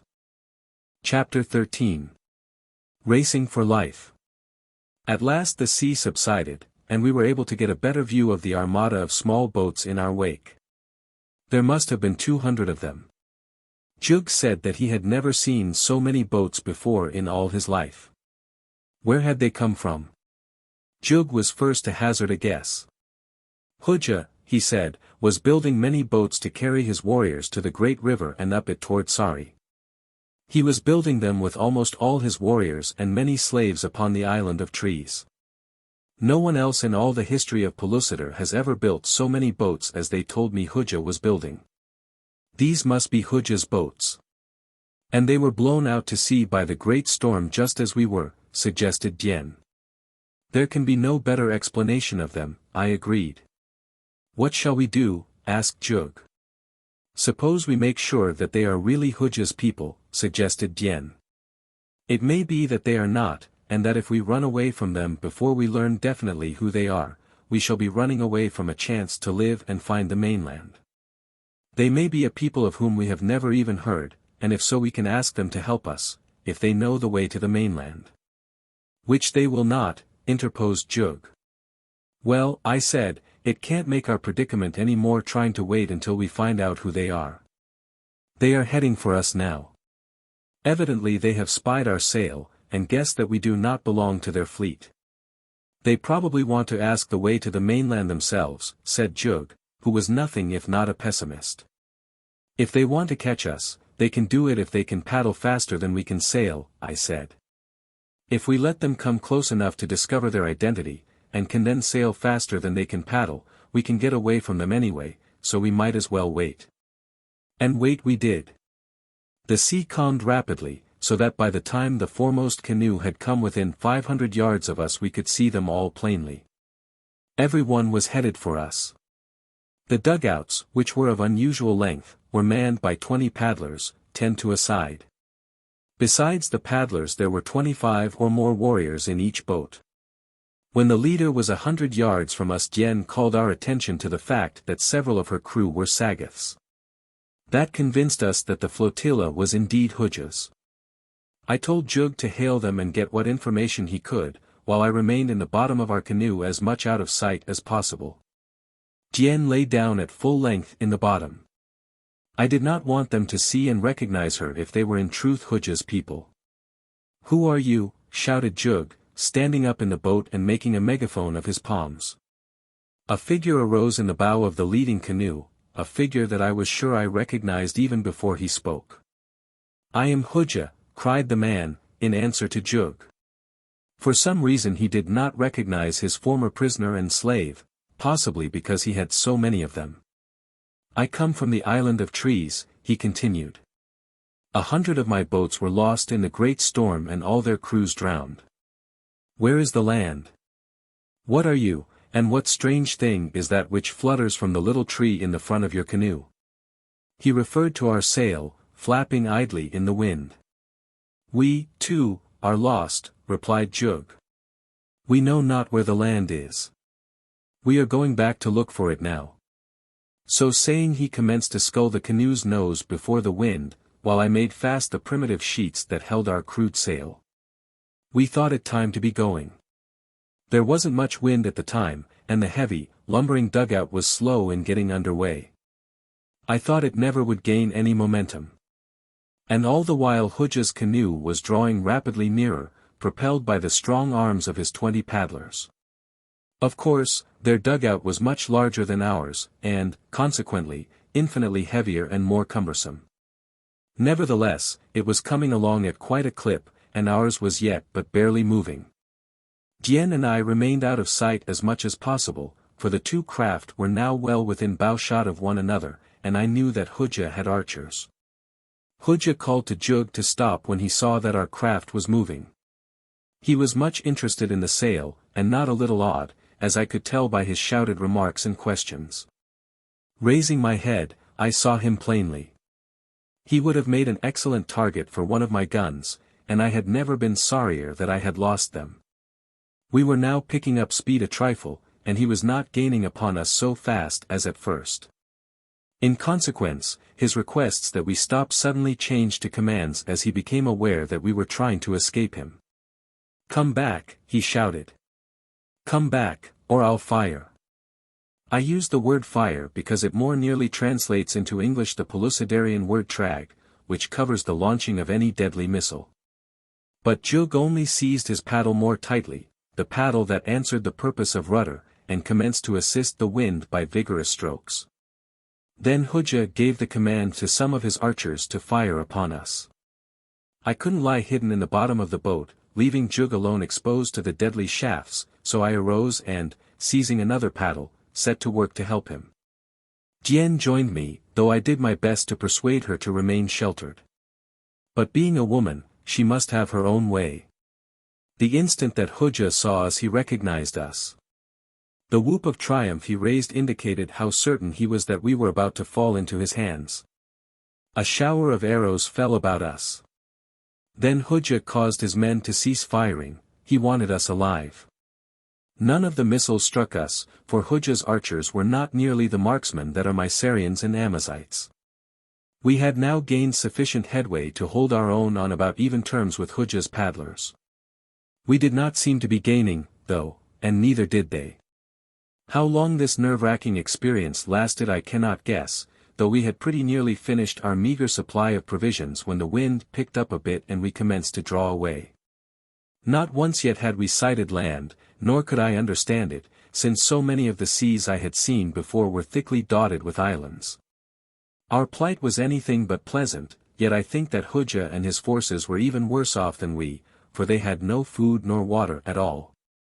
Far out behind us in a long line that curved upward in the distance, to be lost in the haze, strung Hooja's 200 boats. But one would have been enough to have taken us could it have come alongside.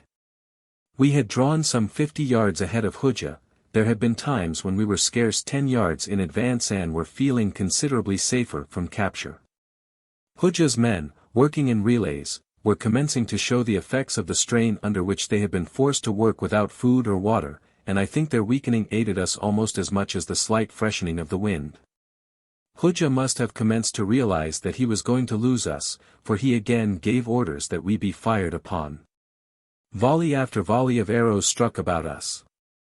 The distance was so great by this time that most of the arrows fell short, while those that reached us were sufficiently spent to allow us to ward them off with our paddles. However, it was a most exciting ordeal. Hooja stood in the bow of his boat, alternately urging his men to greater speed and shouting epithets at me. But we continued to draw away from him. At last the wind rose to a fair gale, and we simply raced away from our pursuers as if they were standing still. Jug was so tickled that he forgot all about his hunger and thirst. I think that he had never been entirely reconciled to the heathenish invention which I called a sail, and that down in the bottom of his heart he believed that the paddlers would eventually overhaul us, but now he couldn't praise it enough. We had a strong gale for a considerable time, and eventually dropped Hooja's fleet so far astern that we could no longer discern them. And then, I shall never forget that moment, Yen sprang to her feet with a cry of "Land!" Sure enough, dead ahead, a long, low coast stretched across our bow. It was still a long way off, and we couldn't make out whether it was island or mainland, but at least it was land. If ever shipwrecked mariners were grateful, we were then. Raja and Rani were commencing to suffer for lack of food, and I could swear that the latter often cast hungry glances upon us, though I am equally sure that no such hideous thoughts ever entered the head of her mate. We watched them both most closely, however. Once while stroking Rani I managed to get a rope around her neck and make her fast to the side of the boat. Then I felt a bit safer for Jen. It was pretty close quarters in that little dugout for 3 human beings and 2 practically wild, man-eating dogs, but we had to make the best of it, since I would not listen to Jug's suggestion that we kill and eat Raja and Rani. We made good time to within a few miles of the shore. Then the wind died suddenly out. We were all of us keyed up to such a pitch of anticipation that the blow was doubly hard to bear. And it was a blow, too, since we could not tell in what quarter the wind might rise again, but Jug and I set to work to paddle the remaining distance. Almost immediately the wind rose again from precisely the opposite direction from which it had formerly blown, so that it was mighty hard work making progress against it.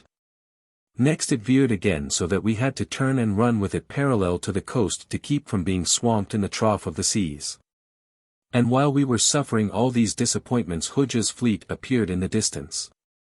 They evidently had gone far to the left of our course, for they were now almost behind us as we ran parallel to the coast, but we were not much afraid of being overtaken in the wind that was blowing.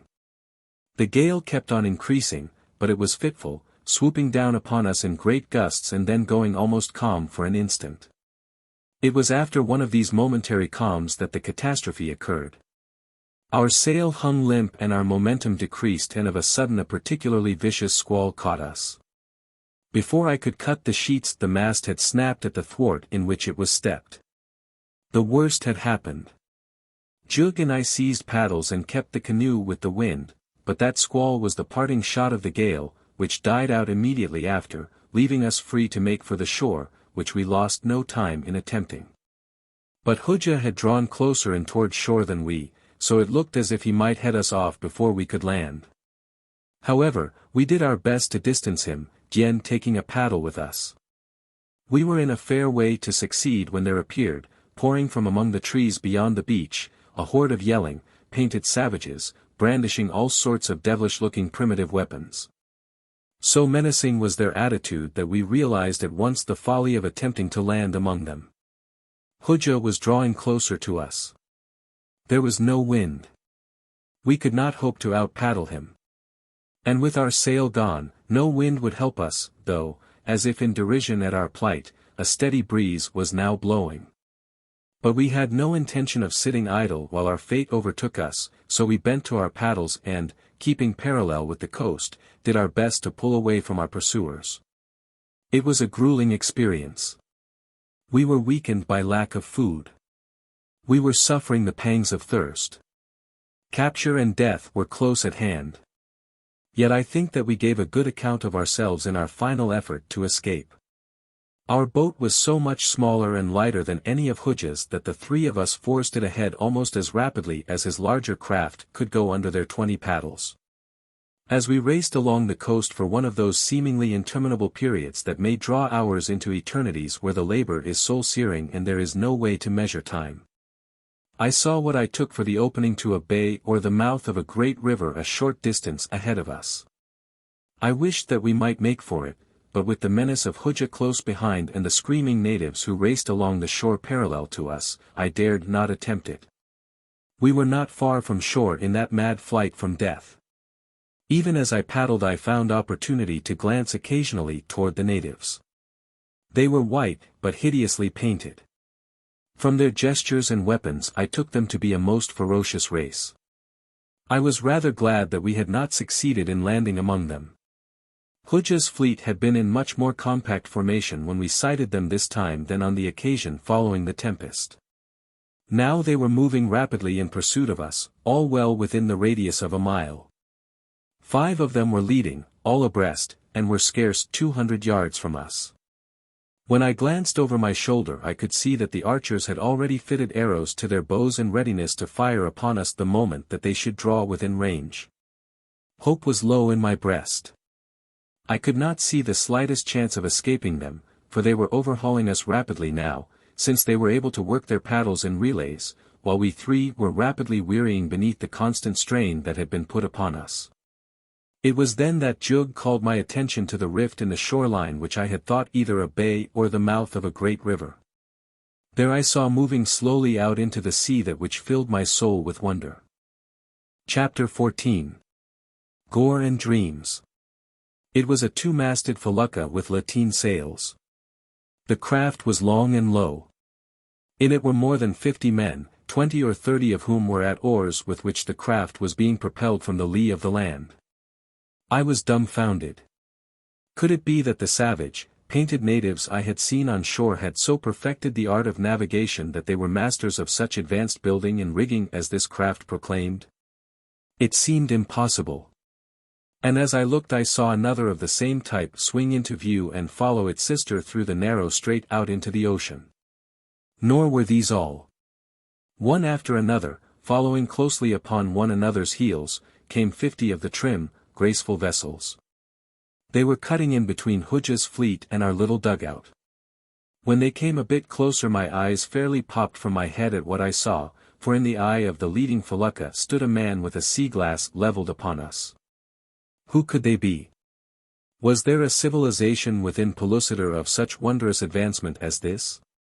Were there far distant lands of which none of my people had ever heard, where a race had so greatly outstripped all other races of this inner world? The man with the glass had lowered it and was shouting to us. I could not make out his words, but presently I saw that he was pointing aloft. When I looked I saw a pennant fluttering from the peak of the forward lateen yard, a red, white, and blue pennant, with a single great white star in a field of blue. Then I knew. My eyes went even wider than they had before. It was the navy. It was the navy of the Empire of Pellucidar which I had instructed Perry to build in my absence. It was my navy. I dropped my paddle and stood up and shouted and waved my hand. Jug and Dien looked at me as if I had gone suddenly mad. When I could stop shouting I told them, and they shared my joy and shouted with me. But still Hooja was coming nearer, nor could the leading felucca overhaul him before he would be alongside or at least within bowshot. Hooja must have been as much mystified as we were as to the identity of the strange fleet. But when he saw me waving to them he evidently guessed that they were friendly to us, so he urged his men to redouble their efforts to reach us before the felucca cut him off. He shouted word back to others of his fleet, word that was passed back until it had reached them all, directing them to run alongside the strangers and board them. For with his 200 craft and his 8 or 10,000 warriors he evidently felt equal to overcoming the 50 vessels of the enemy, which did not seem to carry over 3,000 men all told. His own personal energies he bent to reaching Dian and me first, leaving the rest of the work to his other boats. I thought that there could be little doubt that he would be successful in so far as we were concerned, and I feared for the revenge that he might take upon us should the battle go against his force, as I was sure it would. For I knew that Perry and his mesops must have brought with them all the arms and ammunition that had been contained in the prospector. But I was not prepared for what happened next. As Hooja's canoe reached a point some 20 yards from us a great puff of smoke broke from the bow of the leading felucca, followed almost simultaneously by a terrific explosion. And a solid shot screamed close over the heads of the men in Hooja's craft, raising a great splash where it clove the water just beyond them. Perry had perfected gunpowder and built cannon. It was marvelous. Dian and Zhug, as much surprised as Hooja, turned wondering eyes toward me. Again the cannon spoke. I suppose that by comparison with the great guns of modern naval vessels of the outer world it was a pitifully small and inadequate thing. But here in Pellucidar, where it was the first of its kind, it was about as awe-inspiring as anything you might imagine. With the report an iron cannonball about 5 inches in diameter struck Hooja's dugout just above the waterline, tore a great splintering hole in its side, turned it over, and dumped its occupants into the sea. The 4 dugouts that had been abreast of Hooja had turned to intercept the leading felucca. Even now, in the face of what must have been a withering catastrophe to them, they kept bravely on toward the strange and terrible craft. In them were fully 200 men, while but 50 lined the gunwale of the felucca to repel them. The commander of the felucca, who proved to be Ja, let them come quite close and then turned loose upon them a volley of shots from small arms. The cave men and Sagoths in the dugout seemed to wither before that blast of death like dry grass before a prairie fire. Those who were not hit dropped their bows and javelins and, seizing upon paddles, attempted to escape. But the felucca pursued them relentlessly, her crew firing at will. At last I heard Ja shouting to the survivors in the dugouts.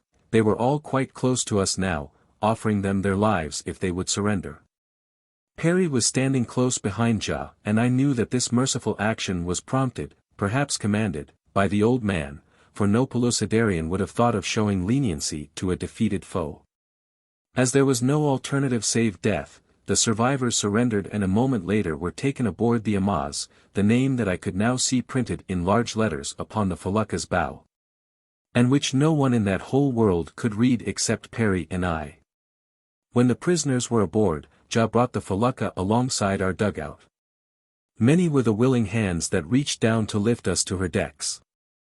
The bronze faces of the mesops were broad with smiles, and Perry was fairly beside himself with joy. Dian went aboard first and then Zhug, as I wished to help Raja and Rani aboard myself, well knowing that it would fare ill with any mesop who touched them. We got them aboard at last, and a great commotion they caused among the crew, who had never seen a wild beast thus handled by man before. Perry and Dian and I were so full of questions that we fairly burst, but we had to contain ourselves for a while, since the battle with the rest of Hooja's fleet had scarce commenced.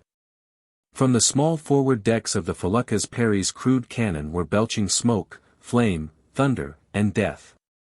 The air trembled to the roar of them.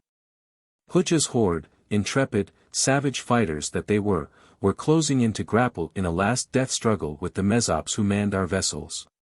The handling of our fleet by the Red Island warriors of Ja's clan was far from perfect.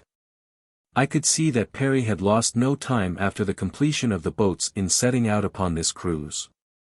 What little the captains and crews had learned of handling feluccas they must have learned principally since they embarked upon this voyage, and while experience is an excellent teacher and had done much for them, they still had a great deal to learn. In maneuvering for position they were continually fouling one another, and on 2 occasions shots from our batteries came near to striking our own ships. No sooner, however, was I aboard the flagship than I attempted to rectify this trouble to some extent. By passing commands by word of mouth from one ship to another I managed to get the 50 feluccas into some sort of line, with the flagship in the lead. In this formation we commenced slowly to circle the position of the enemy. The dugouts came for us right along in an attempt to board us, but by keeping on the move in one direction and circling, we managed to avoid getting in each other's way. And were enabled to fire our cannon and our small arms with less danger to our own comrades. When I had a moment to look about me, I took in the felucca on which I was. I am free to confess that I marveled at the excellent construction and stanch yet speedy lines of the little craft. That Perry had chosen this type of vessel seemed rather remarkable, for though I had warned him against turreted battleships, armor, and like useless show, I had fully expected that when I beheld his navy I should find considerable attempt at grim and terrible magnificence, for it was always Perry's idea to overawe these ignorant cave men when we had to contend with them in battle. But I had soon learned that while one might easily astonish them with some new engine of war, it was an utter impossibility to frighten them into surrender. I learned later that Ja had gone carefully over the plans of various craft with Perry. The old man had explained in detail all that the text told him of them. The two had measured out dimensions upon the ground, that Ja might see the sizes of different boats. Perry had built models, and Ja had had him read carefully and explain all that they could find relative to the handling of sailing vessels. The result of this was that Ja was the one who had chosen the felucca. It was well that Perry had had so excellent a balance wheel, for he had been wild to build a huge frigate of the Nelsonian era. He told me so himself. One thing that had inclined Ja particularly to the felucca was the fact that it included oars in its equipment. He realized the limitations of his people in the matter of sails, and while they had never used oars, the implement was so similar to a paddle that he was sure they quickly could master the art, and they did. As soon as one hull was completed Ja kept it on the water constantly, first with one crew and then with another, until 2,000 red warriors had learned to row. Then they stepped their masts and a crew was told off for the first ship. While the others were building they learned to handle theirs. As each succeeding boat was launched its crew took it out and practiced with it under the tutorage of those who had graduated from the first ship, and so on until a full complement of men had been trained for every boat. Well, to get back to the battle, the Hoojans kept on coming at us, and as fast as they came we mowed them down. It was little else than slaughter. Time and time again I cried to them to surrender, promising them their lives if they would do so. At last there were but 10 boatloads left. These turned in flight. They thought they could paddle away from us. It was pitiful. I passed the word from boat to cease firing, not to kill another Hoojan unless they fired on us. Then we set out after them. There was a nice little breeze blowing and we bowled along after our quarry as gracefully and as lightly as swans upon a park lagoon. As we approached them I could see not only wonder but admiration in their eyes. I hailed the nearest dugout.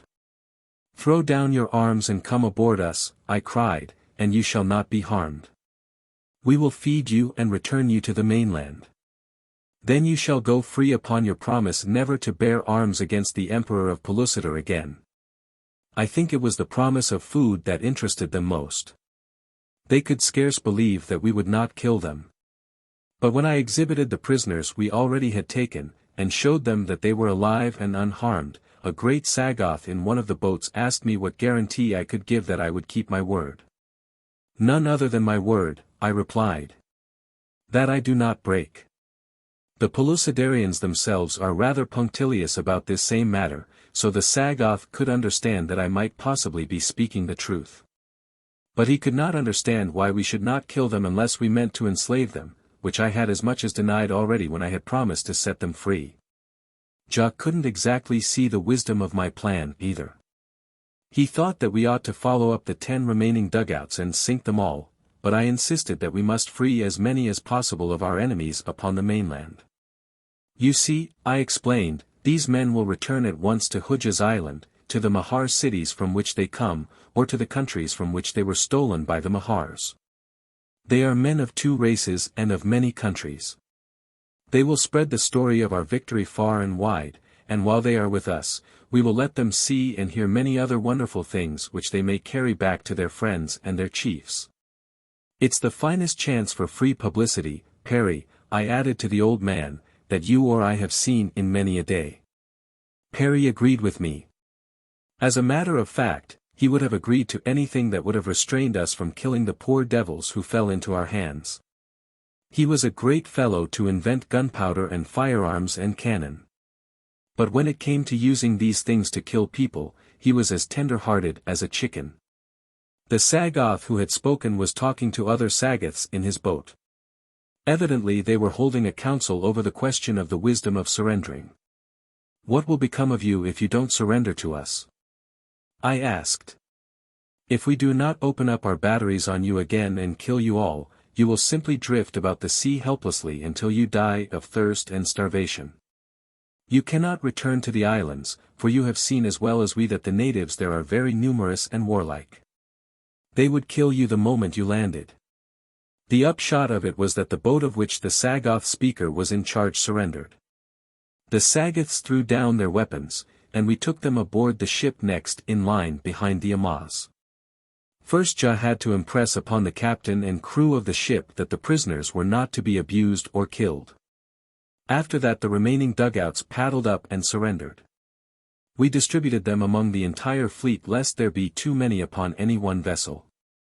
Thus ended the first real naval engagement that the Pellucidarian seas had ever witnessed, though Perry still insists that the action in which the Sari took part was a battle of the first magnitude.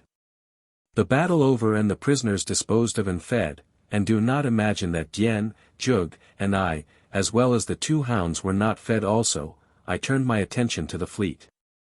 We had the feluccas close in about the flagship. And with all the ceremony of a medieval potentate on parade I received the commanders of the 49 feluccas that accompanied the flagship, Dien and I together, the Empress and the Emperor of Pellucidar. It was a great occasion. The savage, bronze warriors entered into the spirit of it, for as I learned later dear old Perry had left no opportunity neglected for impressing upon them that David was Emperor of Pellucidar. And that all that they were accomplishing and all that he was accomplishing was due to the power, and redounded to the glory of David. The old man must have rubbed it in pretty strong, for those fierce warriors nearly came to blows in their efforts to be among the first of those to kneel before me and kiss my hand. When it came to kissing Diane's I think they enjoyed it more. I know I should have. A happy thought occurred to me as I stood upon the little deck of the Amaz with the first of Perry's primitive cannon behind me. When Ja kneeled at my feet, and first to do me homage, I drew from its scabbard at his side the sword of hammered iron that Perry had taught him to fashion. Striking him lightly on the shoulder I created him king of Anauroch. Each captain of the 49 other feluccas I made a duke. I left it to Perry to enlighten them as to the value of the honors I had bestowed upon them. During these ceremonies Raja and Rani had stood beside Dien and me. Their bellies had been well filled, but still they had difficulty in permitting so much edible humanity to pass unchallenged. It was a good education for them though, and never after did they find it difficult to associate with the human race without arousing their appetites. After the ceremonies were over we had a chance to talk with Perry and Ja. The former told me that Gok, king of Sari, had sent my letter and map to him by a runner, and that he and Ja had at once decided to set out on the completion of the fleet to ascertain the correctness of my theory that the Lural Az, in which the Anauroch Islands lay, was in reality the same ocean as that which lapped the shores of Thuria under the name of Soger Az, or Great Sea. Their destination had been the island retreat of Hooja, and they had sent word to Gok of their plans that we might work in harmony with them. The tempest that had blown us off the coast of the continent had blown them far to the south also. Shortly before discovering us they had come into a great group of islands, from between the largest two of which they were sailing when they saw Hooja's fleet pursuing our dugout. I asked Perry if he had any idea as to where we were, or in what direction lay Hooja's island or the continent. He replied by producing his map, on which he had carefully marked the newly discovered islands, they're described as the Unfriendly Isles, which showed Hooja's island northwest of us about 2 points west. He then explained that with compass, chronometer, log and reel, they had kept a fairly accurate record of their course from the time they had set out. 4 of the feluccas were equipped with these instruments, and all of the captains had been instructed in their use. I was very greatly surprised at the ease with which these savages had mastered the rather intricate detail of this unusual work, but Perry assured me that they were a wonderfully intelligent race, and had been quick to grasp all that he had tried to teach them. Another thing that surprised me was the fact that so much had been accomplished in so short a time. For I could not believe that I had been gone from Anorak for a sufficient period to permit of building a fleet of 50 feluccas and mining iron ore for the cannon and balls. To say nothing of manufacturing these guns and the crude muzzle-loading rifles with which every mezop was armed, as well as the gunpowder and ammunition they had in such ample quantities. "Time," exclaimed Perry. "Well, how long were you gone from Anorak before we picked you up in the Sojour AZ?" That was a puzzler, and I had to admit it. I didn't know how much time had elapsed, and neither did Perry, for time is non-existent in Pellucidar. "Then, you see, David," he continued, "I had almost unbelievable resources at my disposal. The mezops inhabiting the Anorak Islands, which stretch far out to sea beyond the 3 principal isles with which you are familiar, number well into the millions, and by far the greater part of them are friendly to Jah. Men, women, and children turned to and worked the moment Jah explained the nature of our enterprise. And not only were they anxious to do all in their power to hasten the day when the Mahars should be overthrown, but, and this counted for most of all, they are simply ravenous for greater knowledge and for better ways of doing things. The contents of the prospector set their imaginations to working overtime, so that they craved to own, themselves, the knowledge which had made it possible for other men to create and build the things which you brought back from the outer world. And then, continued the old man, the element of time, or, rather, lack of time, operated to my advantage. There being no nights, there was no laying off from work, they labored incessantly, stopping only to eat and, on rare occasions, to sleep. Once we had discovered iron ore, we had enough mind in an incredibly short time to build 1,000 cannon. I had only to show them once how a thing should be done, and they would fall to work by thousands to do it. Why, no sooner had we fashioned the first muzzle-loader and they had seen it work successfully, than fully 3,000 mezops fell to work to make rifles. Of course there was much confusion and lost motion at first, but eventually Jah got them in hand, detailing squads of them under competent chiefs to certain work. We now have 100 expert gunmakers. On a little isolated isle we have a great powder factory. Near the iron mine, which is on the mainland, is a smelter, and on the eastern shore of Anorak, a well-equipped shipyard. All these industries are guarded by forts in which several cannon are mounted and where warriors are always on guard. You would be surprised now, David, at the aspect of Anorak. I am surprised myself. It seems always to me as I compare it with the day that I first set foot upon it from the deck of the Sari that only a miracle could have worked the change that has taken place. It is a miracle, I said.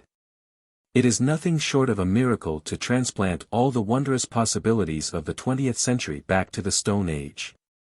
It is a miracle to think that only 500 miles of earth separate 2 epochs that are really ages and ages apart. It is stupendous, Perry. But still more stupendous is the power that you and I wield in this great world. These people look upon us as little less than supermen. We must show them that we are all of that. We must give them the best that we have, Perry. Yes, he agreed, we must. I have been thinking a great deal lately that some kind of shrapnel shell or explosive bomb would be a most splendid innovation in their warfare. Then there are breech-loading rifles and those with magazines that I must hasten to study out and learn to reproduce as soon as we get settled down again, and— Hold on, Perry. I cried. I didn't mean these sorts of things at all. I said that we must give them the best we have. What we have given them so far has been the worst. We have given them war and the munitions of war. In a single day we have made their wars infinitely more terrible and bloody than in all their past ages they have been able to make them with their crude, primitive weapons. In a period that could scarcely have exceeded 2 outer earthly hours, our fleet practically annihilated the largest armada of native canoes that the Pellucidarians ever before had gathered together. We butchered some 8,000 warriors with the 20th century gifts we brought. Why, they wouldn't have killed that many warriors in the entire duration of a dozen of their wars with their own weapons. No, Perry. We've got to give them something better than scientific methods of killing one another. The old man looked at me in amazement. There was reproach in his eyes, too. Why, David, he said sorrowfully. I thought that you would be pleased with what I had done. We planned these things together, and I am sure that it was you who suggested practically all of it. I have done only what I thought you wished done, and I have done it the best that I know how. I laid my hand on the old man's shoulder. Bless your heart, Perry. I cried. You've accomplished miracles. You have done precisely what I should have done, only you've done it better. I'm not finding fault, but I don't wish to lose sight myself, or let you lose sight, of the greater work which must grow out of this preliminary and necessary carnage. First we must place the empire upon a secure footing, and we can do so only by putting the fear of us in the hearts of our enemies, but after that. Ah, Perry! That is the day I look forward to. When you and I can build sewing machines instead of battleships, harvesters of crops instead of harvesters of men, plowshares and telephones, schools and colleges, printing presses and paper. When our merchant marine shall ply the great Pellucidarian seas, and cargoes of silks and typewriters and books shall forge their ways where only hideous saurians have held sway since time began. Amen, said Perry. And Yen, who was standing at my side, pressed my hand. Chapter 15. Conquest and Peace. The fleet sailed directly for Hooja's island, coming to anchor at its northeastern extremity before the flat-topped hill that had been Hooja's stronghold. I sent one of the prisoners ashore to demand an immediate surrender, but as he told me afterward they wouldn't believe all that he told them, so they congregated on the cliff top and shot futile arrows at us. In reply I had 5 of the feluccas cannonade them. When they scampered away at the sound of the terrific explosions, and at sight of the smoke and the iron balls I landed a couple of hundred red warriors and led them to the opposite end of the hill into the tunnel that ran to its summit. Here we met a little resistance, but a volley from the muzzle-loaders turned back those who disputed our right of way, and presently we gained the mesa. Here again we met resistance, but at last the remnant of Hooja's horde surrendered. Jug was with me, and I lost no time in returning to him and his tribe the hilltop that had been their ancestral home for ages until they were robbed of it by Hooja. I created a kingdom of the island, making Jug king there. Before we sailed I went to Grr, chief of the beast men, taking Jug with me. There the 3 of us arranged a code of laws that would permit the brute folk and the human beings of the island to live in peace and harmony. Grr sent his son with me back to Sari, capital of my empire, that he might learn the ways of the human beings. I have hopes of turning this race into the greatest agriculturists of Pellucidar. When I returned to the fleet I found that one of the islanders of Jug's tribe, who had been absent when we arrived, had just returned from the mainland with the news that a great army was encamped in the land of awful shadow. And that they were threatening Thuria. I lost no time in weighing anchors and setting out for the continent, which we reached after a short and easy voyage. From the deck of the Amaz I scanned the shore through the glasses that Perry had brought with him. When we were close enough for the glasses to be of value I saw that there was indeed a vast concourse of warriors entirely encircling the walled village of Gurk, chief of the Thurians. As we approached smaller objects became distinguishable. It was then that I discovered numerous flags and pennants floating above the army of the besiegers. I called Perry and passed the glasses to him. Gawk of Sari, I said. Perry looked through the lenses of a moment, and then turned to me with a smile. The red, white, and blue of the empire, he said. It is indeed your Majesty's army. It soon became apparent that we had been sighted by those on shore, for a great multitude of warriors had congregated along the beach watching us. We came to anchor as close in as we dared, which with our light feluccas was within easy speaking distance of the shore. Gok was there and his eyes were mighty wide, too. For, as he told us later, though he knew this must be Perry's fleet, it was so wonderful to him that he could not believe the testimony of his own eyes even while he was watching it approach. To give the proper effect to our meeting, I commanded that each felucca fire 21 guns as a salute to His Majesty Gok, King of Sari.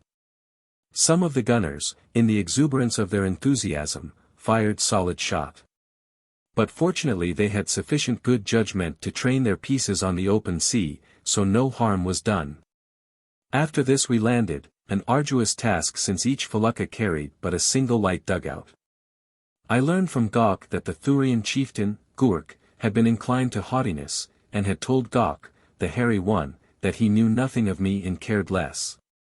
But I imagine that the sight of the fleet and the sound of the guns brought him to his senses, for it was not long before he sent a deputation to me, inviting me to visit him in his village.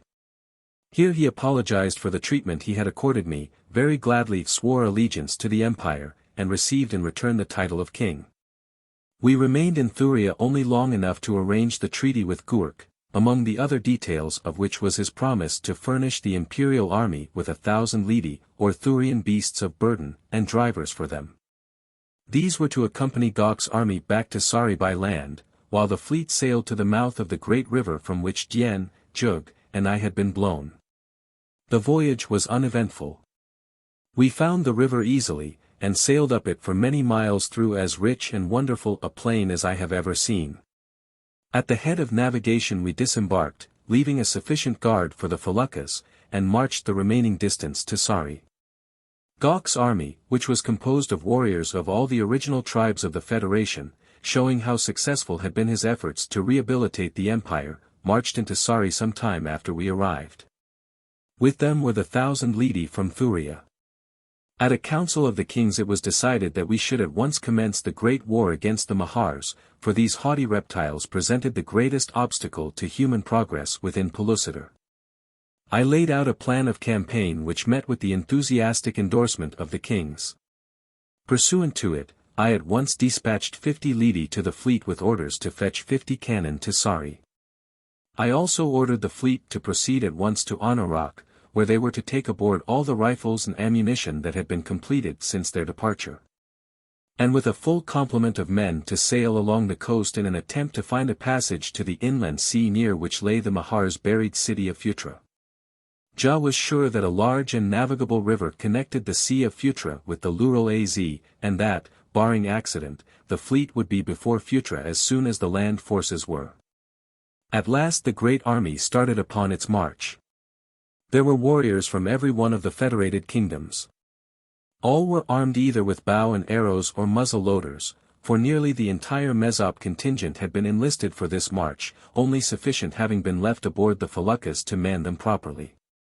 I divided the forces into divisions, regiments, battalions, companies, and even to platoons and sections, appointing the full complement of officers and non-commissioned officers. On the long march I schooled them in their duties, and as fast as one learned I sent him among the others as a teacher. Each regiment was made up of about 1,000 bowmen, and to each was temporarily attached a company of Mezop musketeers and a battery of artillery, the latter, our naval guns, mounted upon the broad backs of the mighty lidi. There was also one full regiment of Mezop musketeers and a regiment of primitive spearmen. The rest of the lidi that we brought with us were used for baggage animals and to transport our women and children, for we had brought them with us. As it was our intention to march from one Mahar city to another until we had subdued every Mahar nation that menaced the safety of any kingdom of the empire. Before we reached the plain of Phutra we were discovered by a company of Sagoths, who at first stood to give battle, but upon seeing the vast numbers of our army they turned and fled toward Phutra. The result of this was that when we came in sight of the 100 towers which marked the entrances to the buried city we found a great army of Sagoths and Mahars lined up to give us battle. At 1,000 yards we halted, and, placing our artillery upon a slight eminence at either flank, we commenced to drop solid shot among them. Ja, who was chief artillery officer, was in command of this branch of the service, and he did some excellent work, for his Mezop gunners had become rather proficient by this time. The Sagoths couldn't stand much of this sort of warfare, so they charged us, yelling like fiends. We let them come quite close, and then the musketeers who formed the first line opened up on them.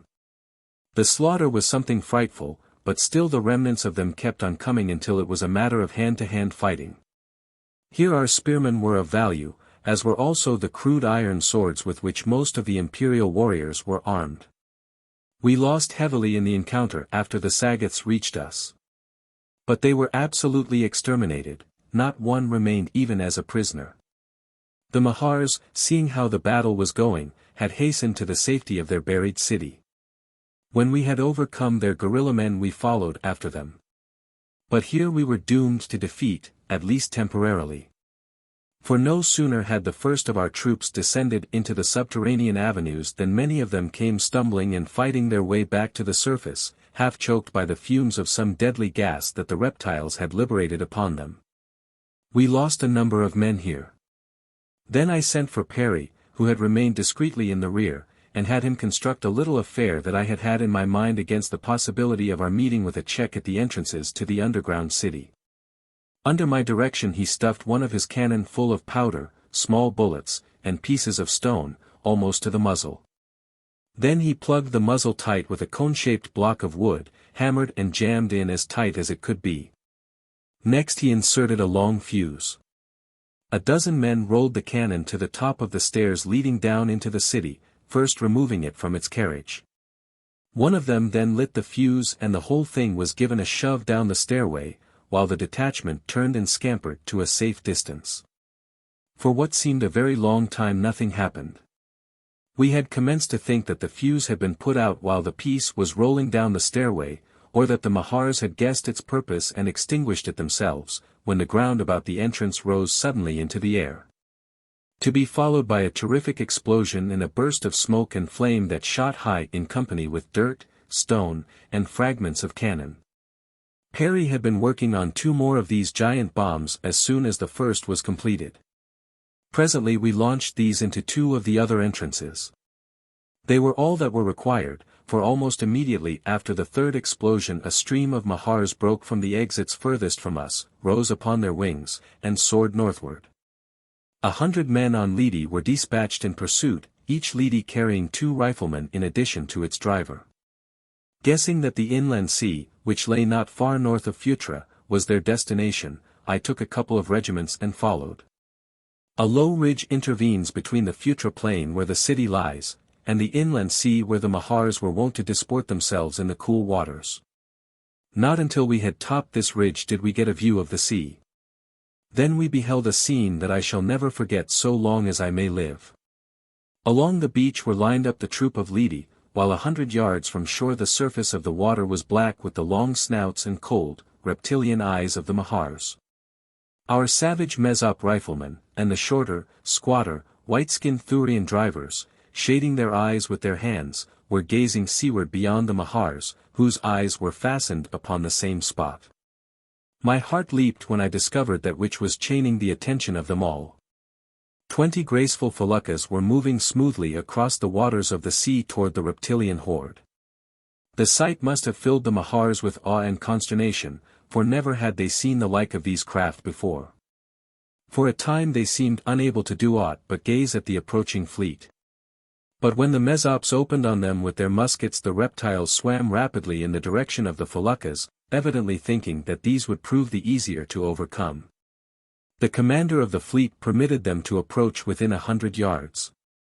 Then he opened on them with all the cannon that could be brought to bear, as well as with the small arms of the sailors.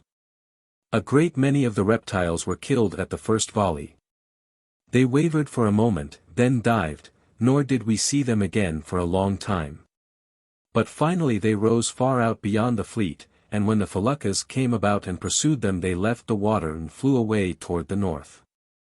Following the fall of Phutra I visited Anorak, where I found the people busy in the shipyards and the factories that Perry had established. I discovered something, too, that he had not told me of, something that seemed infinitely more promising than the powder factory or the arsenal. It was a young man poring over one of the books I had brought back from the outer world. He was sitting in the log cabin that Perry had built to serve as his sleeping quarters and office. So absorbed was he that he did not notice our entrance. Perry saw the look of astonishment in my eyes and smiled. I started teaching him the alphabet when we first reached the prospector, and were taking out its contents, he explained. He was much mystified by the books and anxious to know of what use they were. When I explained, he asked me to teach him to read, and so I worked with him whenever I could. He is very intelligent and learns quickly. Before I left he had made great progress, and as soon as he is qualified he is going to teach others to read. It was mighty hard work getting started, though, for everything had to be translated into Pellucidarian. It will take a long time to solve this problem, but I think that by teaching a number of them to read and write English we shall then be able more quickly to give them a written language of their own. And this was the nucleus about which we were to build our great system of schools and colleges, this almost naked red warrior, sitting in Perry's little cabin upon the island of Anorok, picking out words letter by letter from a work on intensive farming. Now we have. But I'll get to all that before I finish. While we were at Anorok I accompanied Ja in an expedition to South Island. The southernmost of the three largest which form the Anorok group, Perry had given it its name, where we made peace with the tribe there that had for long been hostile toward Ja. They were now glad enough to make friends with him and come into the Federation. From there we sailed with 65 feluccas for distant Luana, the main island of the group where dwell the hereditary enemies of Anorok. 25 of the feluccas were of a new and larger type than those with which Ja and Perry had sailed on the occasion when they chanced to find and rescue Yen and me. They were longer, carried much larger sails, and were considerably swifter. Each carried 4 guns instead of 2, and these were so arranged that one or more of them could be brought into action no matter where the enemy lay. The Luana group lies just beyond the range of vision from the mainland. The largest island of it alone is visible from Anorok, but when we neared it we found that it comprised many beautiful islands, and that they were thickly populated. The Luanians had not, of course, been ignorant of all that had been going on in the domains of their nearest and dearest enemies. They knew of our feluccas and our guns, for several of their riding parties had had a taste of both. But their principal chief, an old man, had never seen either. So, when he sighted us, he put out to overwhelm us, bringing with him a fleet of about 100 large war canoes, loaded to capacity with javelin-armed warriors. It was pitiful, and I told Ja as much. It seemed a shame to massacre these poor fellows if there was any way out of it. To my surprise Ja felt much as I did. He said he had always hated to war with other Mesops when there were so many alien races to fight against. I suggested that we hail the chief and request a parley. But when Ja did so the old fool thought that we were afraid, and with loud cries of exultation urged his warriors upon us.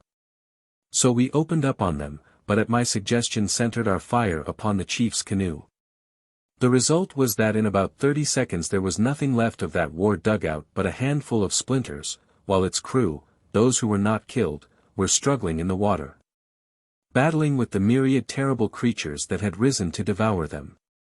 We saved some of them, but the majority died just as had Hooja and the crew of his canoe that time our second shot capsized them. Again we called to the remaining warriors to enter into a parley with us. But the chief's son was there and he would not, now that he had seen his father killed. He was all for revenge. So we had to open up on the brave fellows with all our guns. But it didn't last long at that, for there chanced to be wiser heads among the Luanians than their chief or his son had possessed. Presently, an old warrior who commanded one of the dugouts surrendered. After that they came in one by one until all had laid their weapons upon our decks. Then we called together upon the flagship all our captains, to give the affair greater weight and dignity, and all the principal men of Luana. We had conquered them, and they expected either death or slavery, but they deserved neither, and I told them so. It is always my habit here in Pellucidar to impress upon these savage people that mercy is as noble a quality as physical bravery, and that next to the men who fight shoulder to shoulder with one, we should honor the brave men who fight against us. And if we are victorious, award them both the mercy and honor that are their due. By adhering to this policy I have won to the Federation many great and noble peoples, who under the ancient traditions of the inner world would have been massacred or enslaved after we had conquered them, and thus I won the Luanians. I gave them their freedom, and returned their weapons to them after they had sworn loyalty to me in friendship and peace with Jah, and I made the old fellow, who had had the good sense to surrender, king of Luana. For both the old chief and his only son had died in the battle. When I sailed away from Luana she was included among the kingdoms of the empire, whose boundaries were thus pushed eastward several hundred miles. We now returned to Anauroch and thence to the mainland, where I again took up the campaign against the Mahars, marching from one great buried city to another until we had passed far north of Amaz into a country where I had never been. At each city we were victorious, killing or capturing the Sagoths and driving the Mahars further away. I noticed that they always fled toward the north. The Sagoth prisoners we usually found quite ready to transfer their allegiance to us, for they are little more than brutes, and when they found that we could fill their stomachs and give them plenty of fighting, they were nothing loath to march with us against the next Mahar city and battle with men of their own race. Thus we proceeded, swinging in a great half-circle north and west and south again until we had come back to the edge of the Lidi plains north of Thuria. Here we overcame the Mahar city that had ravaged the land of awful shadow for so many ages. When we marched on to Thuria, Gurk and his people went mad with joy at the tidings we brought them. During this long march of conquest we had passed through 7 countries, peopled by primitive human tribes who had not yet heard of the Federation, and succeeded in joining them all to the empire. It was noticeable that each of these peoples had a Mahar city situated nearby, which had drawn upon them for slaves and human food for so many ages that not even in legend had the population any folk tale which did not in some degree reflect an inherent terror of the reptilians. In each of these countries I left an officer and warriors to train them in military discipline, and prepare them to receive the arms that I intended furnishing them as rapidly as Perry's arsenal could turn them out. For we felt that it would be a long, long time before we should see the last of the Mahars. That they had flown north but temporarily until we should be gone with our great army and terrifying guns I was positive, and equally sure was I that they would presently return. The task of ridding Pellucidar of these hideous creatures is one which in all probability will never be entirely completed. For their great cities must abound by the hundreds and thousands in the far distant lands that no subject of the empire has ever laid eyes upon. But within the present boundaries of my domain there are now none left that I know of, for I am sure we should have heard indirectly of any great Mahar city that had escaped us. Although of course the imperial army has by no means covered the vast area which I now rule. After leaving Thuria we returned to Sari, where the seat of government is located. Here, upon a vast, fertile plateau, overlooking the great gulf that runs into the continent from the Lural Az, we are building the great city of Sari. Here we are erecting mills and factories. Here we are teaching men and women the rudiments of agriculture. Here Perry has built the first printing press, and a dozen young Sarians are teaching their fellows to read and write the language of Pellucidar. We have just laws and only a few of them. Our people are happy because they are always working at something which they enjoy. There is no money, nor is any money value placed upon any commodity. Perry and I were as one in resolving that the root of all evil should not be introduced into Pellucidar while we lived. A man may exchange that which he produces for something which he desires that another has produced. But he cannot dispose of the thing he thus acquires. In other words, a commodity ceases to have pecuniary value the instant that it passes out of the hands of its producer. All excess reverts to government. And, as this represents the production of the people as a government, government may dispose of it to other peoples in exchange for that which they produce. Thus we are establishing a trade between kingdoms, the profits from which go to the betterment of the people, to building factories for the manufacture of agricultural implements and machinery for the various trades we are gradually teaching the people.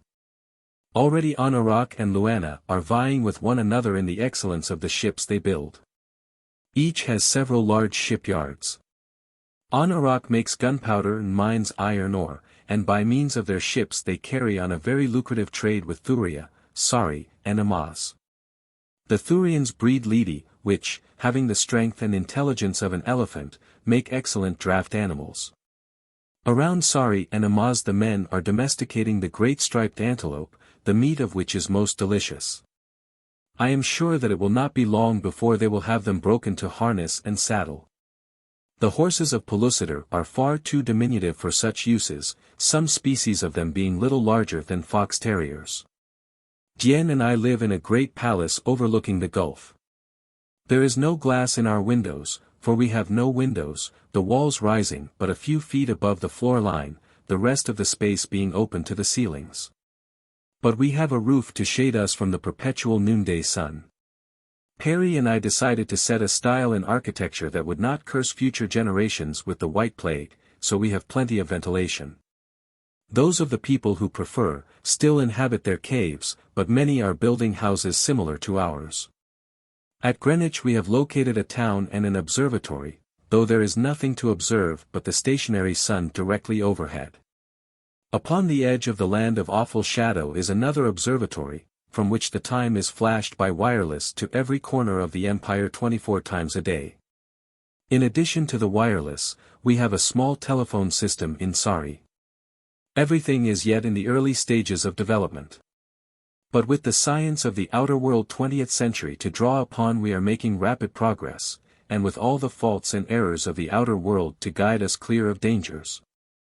I think that it will not be long before Pellucidar will become as nearly a utopia as one may expect to find this side of heaven. Perry is away just now, laying out a railway line from Sari to Amaz. There are immense anthracite coal fields at the head of the gulf not far from Sari, and the railway will tap these. Some of his students are working on a locomotive now. It will be a strange sight to see an iron horse puffing through the primeval jungles of the Stone Age, while cave bears, saber-toothed tigers, mastodons and the countless other terrible creatures of the past look on from their tangled lairs in wide-eyed astonishment. We are very happy, Jien and I would not return to the outer world for all the riches of all its princes. I am content here. Even without my imperial powers and honors I should be content, for have I not that greatest of all treasures, the love of a good woman, my wondrous empress, Jien the beautiful?